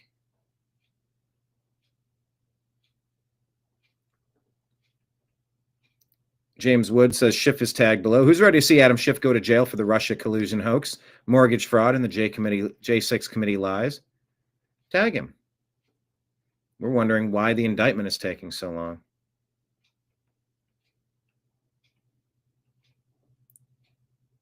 John Stossel pointing out what's at stake in these elections. A lot, actually. Socialist politicians are on the rise. I'm running for mayor. This Democratic socialist will probably be the next mayor of Minneapolis. And socialist Zohran Mamdani is likely to be the next mayor of New York City. We have to continue to elect more socialists. And we have to ensure that we are unapologetic about our socialism. But they should be apologetic. Socialism always fails. Everywhere. In my last video, I covered some of Mamdani's bad ideas, but he has more. So I made this second video. This campaign is for every New Yorker who believes that government's job is to actually make our lives better. Mamdani says he'll make our lives better by giving us free stuff. I'll make childcare available to all New Yorkers at no cost. What is he wearing? I like where he stands on freezing rent, making public transit cheap and free. Childcare! Cheap and free? Wow. Universal at no cost to New York families. No cost. Well, who pays for it? No, there's always a cost. You're just going to hide it. Fast and free for every New Yorker. And yet he is Fast and free buses. Somebody's got to pay. Notice that government doesn't do a great job now. These are the slowest buses in the country. So give them more power. Buses and subways are a good example of socialist confusion about what makes things work. I asked people, who do you think built New York City's subways? I think it was the government. Either President Eisenhower or maybe like a mayor. Union workers. Please stand away from the platform edge. It's logical to think that public transportation is something that must be done by government. Who else could afford to dig tunnels and create the system where everyone, rich and poor, ride for relatively little money? No private business would do that. The greedy owners wouldn't be able to charge riders enough to make a profit. Company. But actually, the original subways in New York were all private. Really? It carried tens of millions of passengers. Private companies built most of the subways. I didn't know that. Then, after 50 years, they said, let's raise the fare from a nickel to a dime.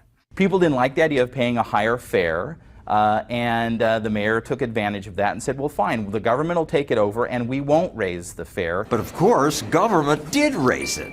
Now a ride costs almost $3. And the subways have problems. Oh, yeah. Tunnels are deteriorating. Delays are inevitable. And when government tries to build new subways, they struggle. This one was supposed to be done in 1938. Then they said 1980. It's still not done. And it's already the world's most expensive subway line. They work so slowly that the subway cars built for it, cars that cost $1 million each, now won't be used because they no longer fit the tracks. That's what you get when government runs things. The socialist politicians also say they'll make workers' lives better by raising the minimum wage to $30 an hour. That's popular. Last year, California's fast food workers celebrated the new $20 minimum wage. My workers, we did this!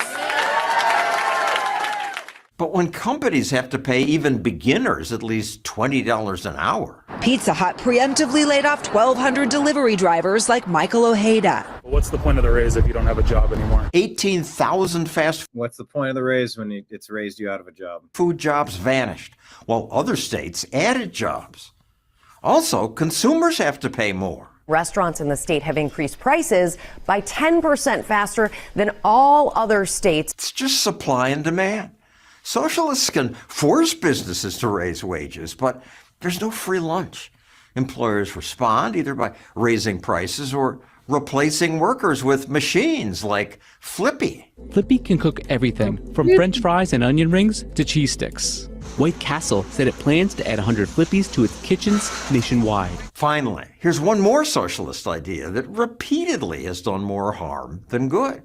We freeze the rent! Activists like that. But they only like it because they don't realize it creates shortages. Everywhere it's been tried. St. Paul, Minnesota imposed rent controls. The most stringent measure in the country. So in St. Paul's twin city, Minneapolis, socialist Aisha Chugtai said, I want us to Aisha Chugtai? Okay. Follow their lead. She's now vice president of the Minneapolis City Council.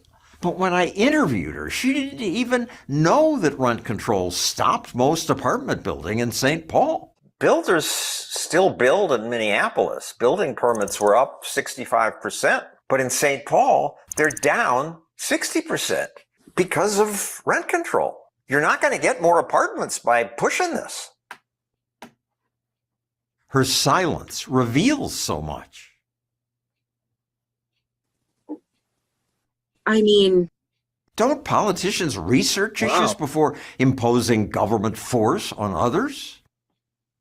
I'm going to maintain that guaranteeing housing for people and making sure that they can stay in their homes matters more than anything else does. They just don't get it.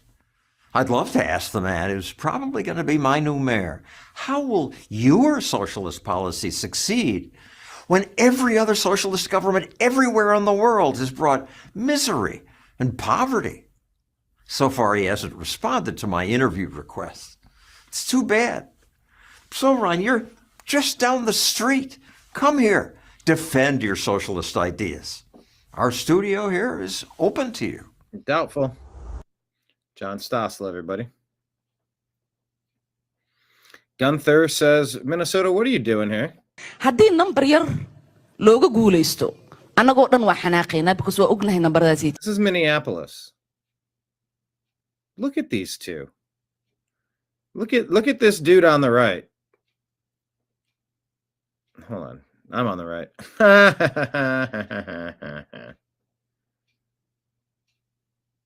Are you kidding me?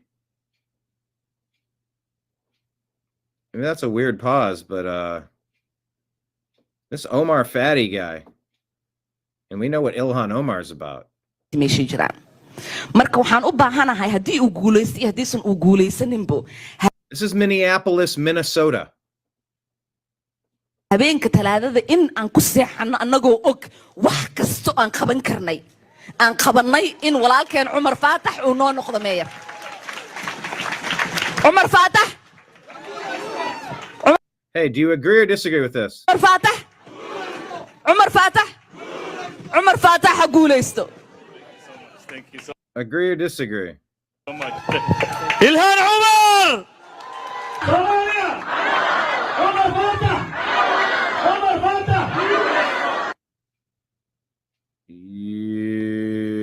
Okay. haddii number yar Minnesota.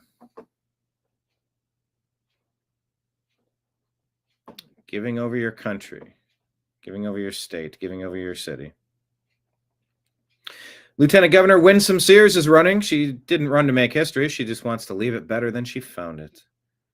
Keep your eyes peeled on Virginia today. So it turns out Cash wasn't making it up about Crossfire Hurricane documents and former FBI Director Comey's notes in burn bags in a seemingly unused skiff at FBI headquarters, says Brian Cates. President Trump says, Virginia, New Jersey, remember this, a vote for Republican means substantially lower energy prices. A vote for Democrat, especially these two losers who are running, means a doubling, tripling, and even quadrupling of your energy costs. It will not be sustainable, and you will rue the day that you voted to destroy your life. Failing to vote tomorrow is the same as voting for a Democrat. Find your voting location at somewhere. Okay. Accountability is real, and it's here for Comey, says Laura Logan.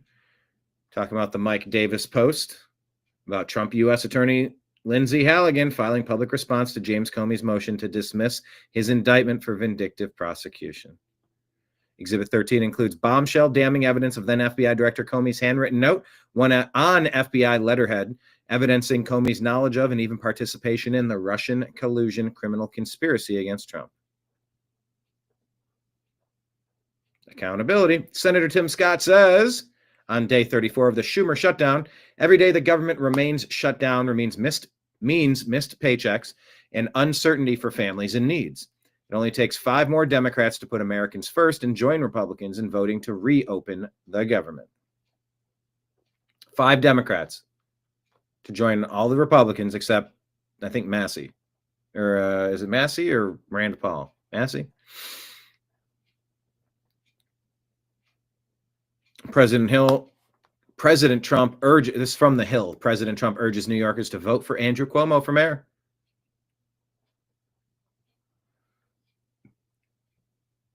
President Trump set the annual limit for refugees in the U.S. at 7,500. Most will be South African farmers who can easily assimilate. Eric Daughtry says, great, I want very few refugees, and the ones who do come here must be instantly prepared to adopt the American way.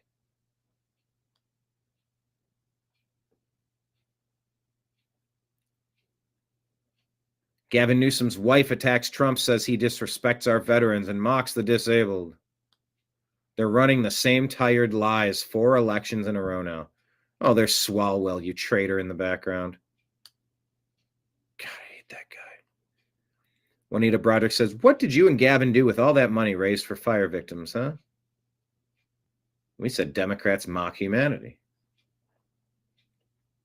Carol Swain says it'd be wonderful if Virginians turned out in large numbers to make win with Winsome the next governor of Virginia. Virginia is my home state, and there's plenty to be concerned about. Eric Daughtry also reporting that Nancy Pelosi will not seek re-election in 2026. She's done. currently 85 years old. Spitfire says this is the dude who wants Nancy Pelosi's seat. He should be nowhere near D.C., let alone children either. Bad Hombre says Nancy Pelosi, who had filed to run for re-election in 26, is now expected to announce she won't be seeking another term. This follows Scott Wiener's announcement that he's primarying her. The same guy best known for getting peed on, the letter P, but it is also in a kiddie pool at the Folsom Public. This is just gross. And reclassifying statutory R of a 14-year-old boy as consensual. Meanwhile, Chuck Schumer is getting his ass handed to him in the polls by AOC, who would crush him if she decided to primary him. He's lagging badly in fundraising and will likely bow out as well to avoid humiliation. Amazing times for the Democrat Party as the NAMBLA members and Champagne socialists oust the geriatrics from power. IT guy says, regardless of everything Nancy Pelosi accomplished in over her many decades, what most people will remember is that in the end, Donald Trump broke her. Ripping up the speech. What a goober. Thomas Massey says, I'll vote against a clean CR that funds everything in 25 at 24 levels. Well, how's that helpful? Says, number one, Speaker Johnson isn't following the provision in the law that would have cut everything by 1% if the continuing resolution extended past April. Okay, well then cut it by 1%. We should not fund the waste, fraud, and abuse that DOJ has found. I agree, we shouldn't. 3, these are supposed to be 12 separate bills. Okay. We were told the CR in December that got us to March would allow us to prioritize Trump's agenda this March using the checkbook. P.S. Bress incorrectly reports I'll be voting no on the rule and refuses to correct his article in spite of being notified of his mistake. What a goof. Massey saying do the 12 separate bills so that shutdown is off the table and spending can be adjusted down. Cut 5% or even 1% across the board. Quit funding the programs DOJ exposed. We should reconvene to vote on paying soldiers, air traffic controllers, and even food stamps, but withhold money for sugary drinks. Eventually, we'll pay for everything people want and defund the stuff that we don't need. He made this video in 2018 when Schumer did the same thing he's doing this week. It's worth a watch because some things never change. Well, the color of my hair changed a little bit, but that's about it. Peter Sweden says Britain and Sweden has one of the highest R rates in the world. 71,227 reported Rs in England and Wales. Yet it's illegal for women to carry pepper spray for self-defense. And we said women of Earth need to carry firearms to defend themselves since they are smaller and weaker than attackers on average. Why are Britain and Sweden anti-woman? There's a parent-teacher organization in Groveland Park Elementary School who had all-ages family-friendly drag queen show where young children handed cash tips to grown men dressed provocatively as a woman for an S-themed performance. Absolutely disgusting groomer. I don't... Okay.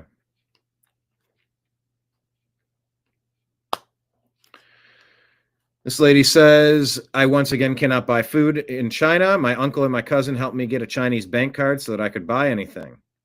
I have to pass facial recognition identity verification. Because it was my cousin who set this up for me, I didn't pass. And that's creepy, creepy, creepy, creepy, creepy. We're headed there unless we stop it.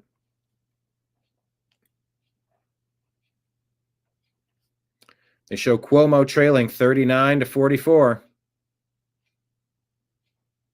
Can New Yorkers get their act together and make sure Kami Mamdani has nothing to do with New York?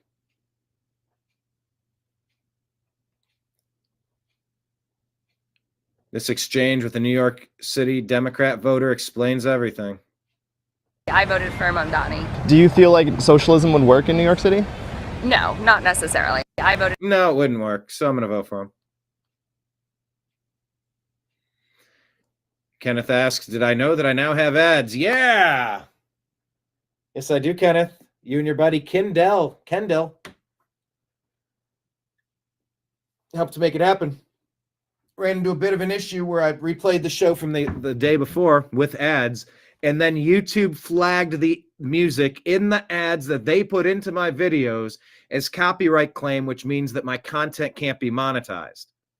It can't be monetized because YouTube monetized it and put videos into my content, advertisements into my videos that had music that got flagged for copyright.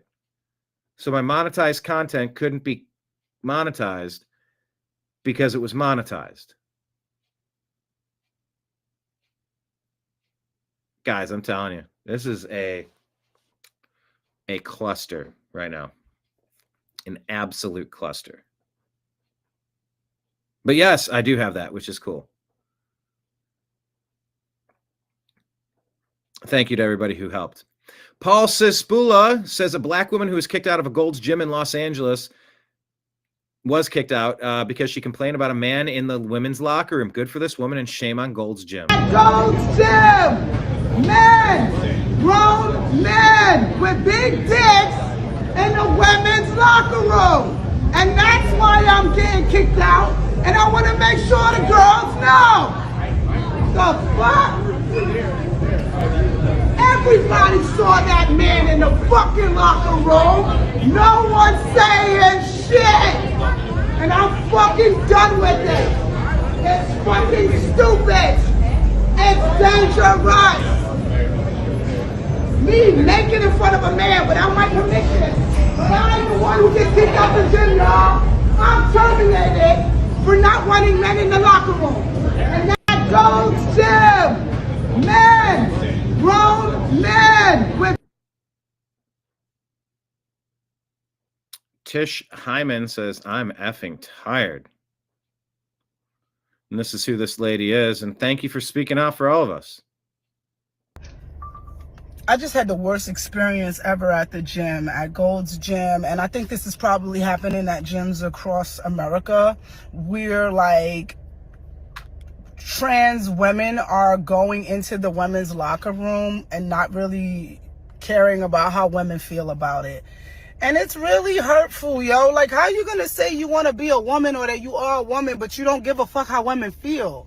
Today I was naked in the locker room. I turn around and there's a man there in boy clothes, lip gloss, standing there looking at me. I'm butt naked. So the first thing I think is maybe there's a worker in here. Maybe I missed the sign. I say the word sir to say, sir, what are you doing in here? He goes, don't fucking talk to me. I'm a woman. I have a right to be in here.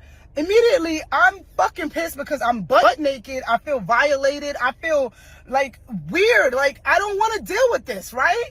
So the girls are walking in and they're seeing the commotion and they actually chime in and say, yo, I don't know why he's in here. He's not supposed to be in here. And then I talk to the people that work at Gold's Gym and they don't really have anything to do. They just like, oh, we can file a report about it, incident report. What the fuck is going on? Like, listen, how can you say you're a woman or you want to be a woman and you don't care how women feel? That's nothing more manly than not giving a fuck about how women feel, I'd like to think. And I get it, like, everybody has their own things, and I don't explain, I don't want to say that I know everything about gay rights or trans rights. I'm a lesbian. I've been a lesbian my whole life. I treat people how I want to be treated regardless of whatever their sexual orientation is or whatever they decide. So I'm not transphobic and I'm not homophobic. I'm not straightphobic. I'm not racist. None of these things. I just believe in treating people how I want to be treated. Why do you guys think it's okay for men to be in the women's restroom? And like, when is the cutoff point? Is it like, oh, you cut off your penis, you can come in here?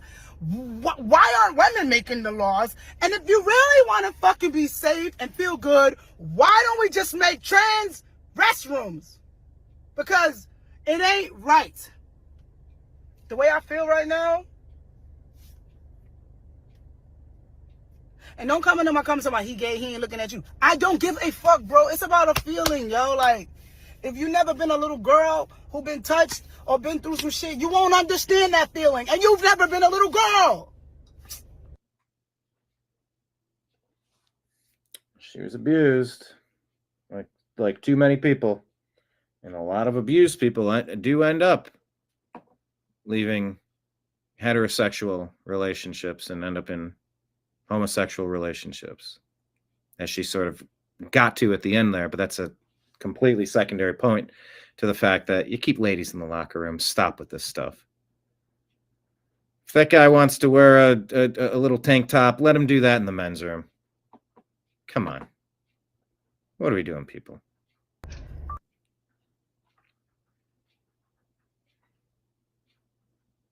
C3 says, just so we're clear, illegals are voting, illegals are receiving benefits, illegals are changing congressional maps, and anyone that claims they are not is lying.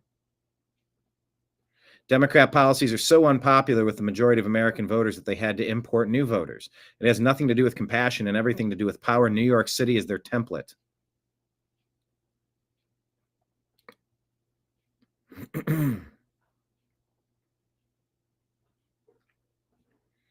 Elon said these are simply facts. And of course, yesterday, this is the link. Maybe I could. No, I will play it. I'm going to play you yesterday's show. Scott Adams, suffering from the same terminal diagnosis as Joe Biden, asked President Trump for help. This is the video I am going to share with you. Yes, that is ridiculous. Men are men and women are women. Or in that kindergarten cop. Men have penises, girls have vaginas. Canceled. 30 years later, you're a terrible person for saying something so obvious. Okay. Okay. Oh, okay. It's okay. Hang on. It's still saying that the video can't be monetized. Yeah, and both here, it's about rocket money. It's an advertisement. So now I have to take action.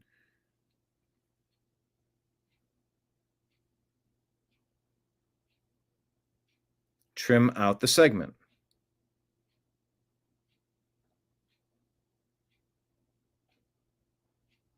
Changes are permanent. I'll confirm the changes. Oh, it is such a slow process to get this stuff resolved. What a wild universe it is. But I am going to do this. I'm going to pull up yesterday's show and play you the replay. Thank you all for being here on the TNAM Daily Show. We had a lot of fun today. Let's bring this one up. Share this tab instead. And I will sign out. I appreciate you. I love you. And we will talk to you again soon. By the way, tip jars are out at the bottom. Patreon, Rumble Rants, Super Chats, Venmo, Cash App, and PayPal. It's all scrolling at the bottom of the screen. Thank you, everybody. Appreciate you much. I'm getting word that maybe our Strictly Football is going to be moved to Thursday. Jim needs to do something, so we might end up moving that to Thursday. So keep your eyes peeled Thursday for Strictly Football. All right. Well, here is the program where I'm drinking coffee and waving. Kind of my move. Good morning. Broadcasting to you live from the Orion spiral arm of the Milky Way galaxy, the solar system planet Earth, North America, the United States of America, no longer California, Los Angeles, to be pseudo-specific. My name is Brian Engelman. Today is Monday, November the 3rd, 2025. And this right here that you have discovered is called, oh wait, I like doing the snap better. And this right here is called, doggone it. And this right here is called the TNAM Daily Show. TNAM Daily Show. What does that mean? The New American Media, TNAM. The news always matters. TNAM. This is where we act like a bunch of little trash pandas, rifling through the rubbish, separating fake news from fact. So let's face it, it's rubbish. When we open up Instagram, X, this algorithm is, it'll give you everything. I mean, you used to have to go to a video store. All right, kids. So back in the day, you didn't have everything on a device. Access to infinite. That's where you do the meme. And that's where the cosmos is spinning around. You're like, whoa. Can somebody take that moment and turn me into a GIF or a GIF? GIF peanut butter? GIF peanut butter? If you wanted to see somebody take their last breath, you would have to go rent a VHS called Faces of Death. There was a specific genre of terrible stuff that you could go rent video compilations of. You wake up, and that can be the first thing that wires your brain in the morning. You're half asleep. You haven't even had a cup of coffee yet. By the way, if you want a coffee mug that says the New American Media, let me put the donation links on the screen. Venmo, Cash App and PayPal are probably the best. They take the fewest fees if you send a donation over. I would send you a mug as a return. $40 includes shipping. But we're also on Patreon, YouTube, and Rumble. So you can do subscriptions on Rumble and YouTube, and you can do super chats and Rumble rants. But anyway, speaking of, I have a mug. Thanks to John. What's up? Put up the comments here. Hello, everybody.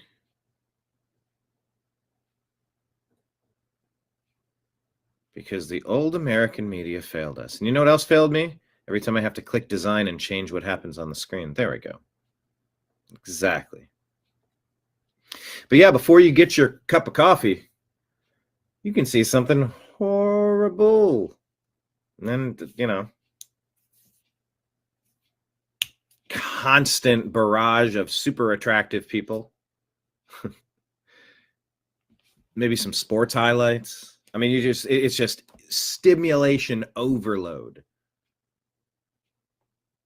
Maybe you'll get something funny. Those are the best when you get to laugh. But there used to be a time where, you know, you weren't connected to like the heartbeat of all things at all times.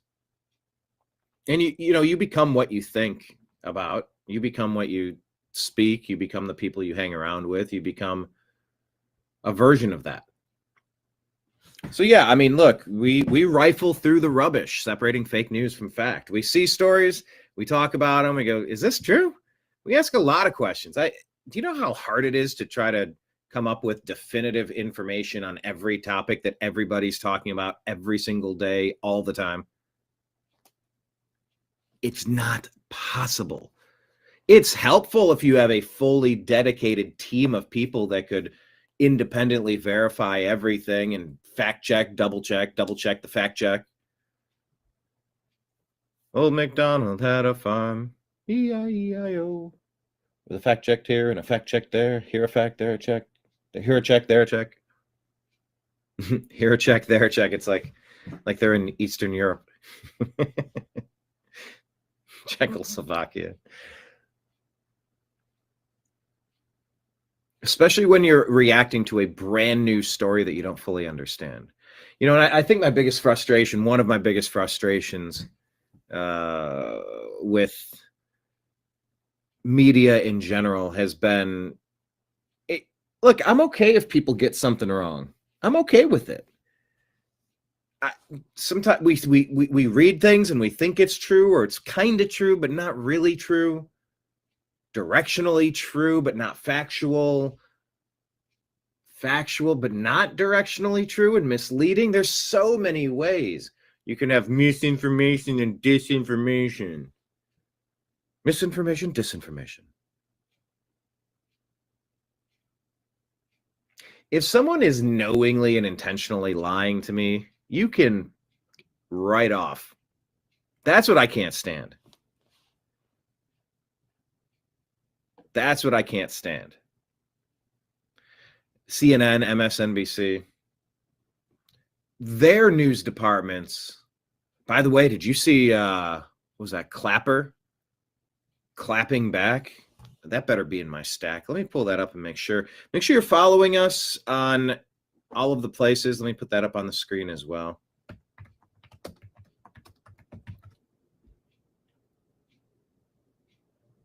Oh no, it was Brennan. Sorry, it was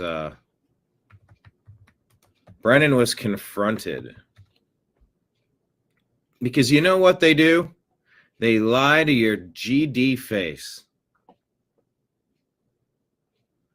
And their newsrooms are media propaganda centers for the deep state. They want to steal all of the middle class availability to live a decent, comfortable life so they can just get a little bit more and a little bit more and 2% here, 2%. It's a long game. We'll just lean on them long enough. We'll make it through inflation. We're just going to steal the actual value of the purchasing power of these dollar bills. We're just going to keep robbing these people blind. Thieves, pirates. All of them, it seems like. Most of them, many of them. But what John Brennan and these guys and the 51 senior intelligence officials that completely, totally looked at the Hunter Biden laptop and said that has all the classic earmarks. I'm just saying it has all the classic earmarks. Then all the pundits are going to say the actual thing. See, it's a telephone game. If we don't actually say the first thing, but then they take it that extra step and like twist it into something we didn't say, then we can't get blamed for that. That's just how it goes because we're the deep state. We have to keep stealing, plundering all of the resources from America and making life as miserable as possible for the Americans. So 51 intelligence officials, senior intelligence officials said that's Russian propaganda. That's not, there's no laptop. It's not like Hunter was up to something. He's totally not bribable and blackmailable. Fucking bullshit. He was on your corrupt little team of thieves, your den of thieves, robbing the world blind. And you covered for him. You lied and you got caught. That's called treason, son. They said, 28% of people, if they would have known that Joe Biden was up to his eyeballs in Burisma, money laundering, graft theft. Allegedly. Accused. Burisma. You hear, go sit on the board of this random Ukrainian energy company. Oh, by the way, we're going to make you filthy rich, but all you got to do for us is spark a nuclear World War III, you fucking assholes. This isn't a victimless crime, a victimless game that you're playing. I don't give a shit if you have an off day on Saturday and you want to sit in your room and play Call of Duty all day long. Have at it. Good for you. That doesn't impact anybody negatively. But if your actions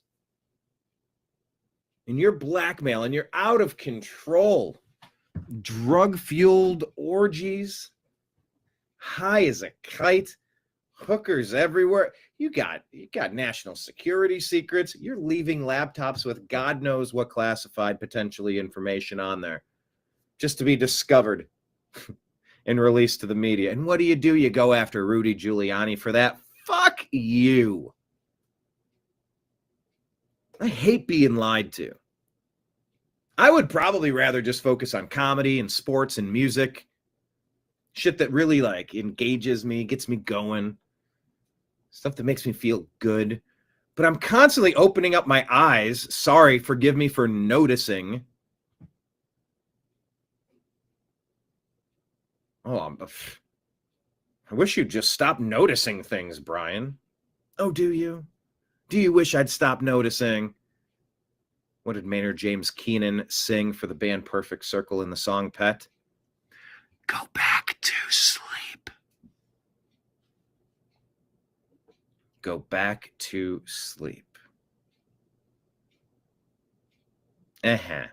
Well, we're not going back to sleep because the future of humanity is at stake. We're entering face-first, hypersonic speeds, artificial intelligence, smart grids, data grids, facial recognition, surveillance state, police state, central bank digital currencies.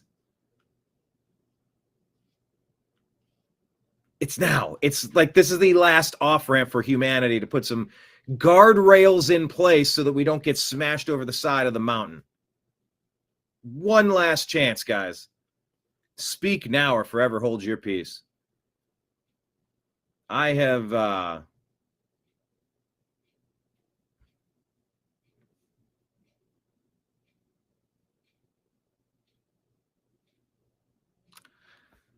I've dedicated my life to this.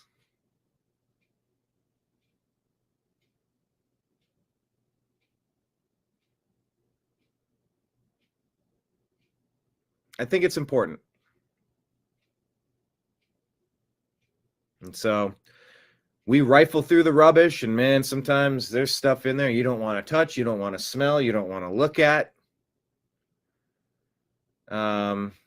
You know, so maybe like Kenneth says, let's not keep it vibe check. I appreciate that. Kenneth gives me vibe checks when I get a little too fired up. Because when you allow what you'll get on this show, sometimes you'll get some word association moments, word association. And I guess writers would know this. I heard Scott Adams talking. But by the way, Scott's going to be a big part of today's show. I'll get to the stories in just a second here, but the word associations.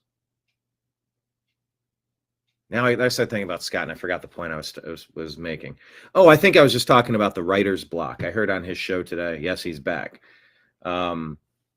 That there's no such thing as writer's block. If you give that energy, then it's going to be a problem for you. You just say, "Oh, I didn't write at I usually write better at a different time of day," and it'll reframe your brain. It'll give you, "Oh, well, yeah, maybe I tried writing in the afternoon, but I was already crashing. Have a big meal and you want to take a midday siesta or a nap or something." Sometimes getting out of your environment's helpful. Sometimes, there's all sorts of tricks.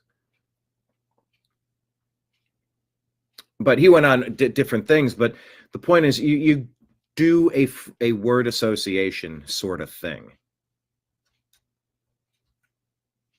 And it's okay to write bad stuff, because now you're only an edit away from turning something bad into something usable.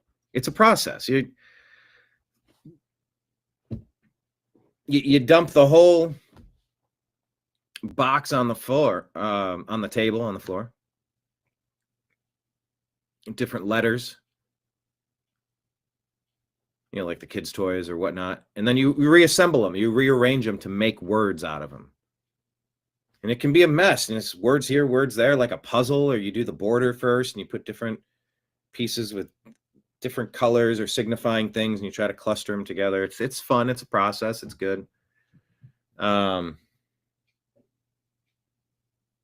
what we're doing when we write. It's what we're doing when we talk. So you give grace. You give grace if things came out ineloquently, or they were fired up that day and something came out that's, all right, well, maybe it's not exactly that. The energy of what I was getting at was something along the lines of this. I can understand. I can understand when, especially if once you start talking for thousands of hours, that'll publicly be available till the end of time.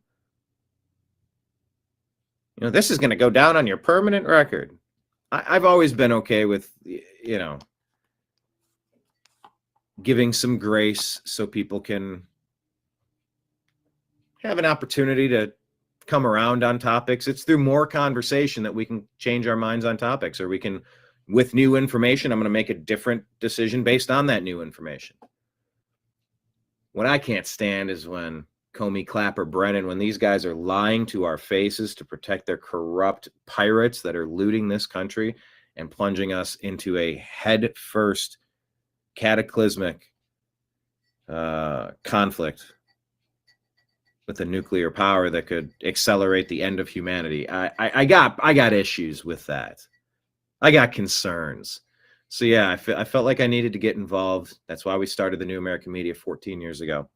And I'm proud to announce that this morning is the first day on YouTube we've been able to advertise in half a decade, since the COVID craziness, when having real conversations about real topics, like COVID, like the 2020 election, like any fucking topic I fucking feel like talking about. YouTube went crazy. Google YouTube, Facebook, Instagram, Meta, Twitter. Oh, they went crazy. Steered by the deep state.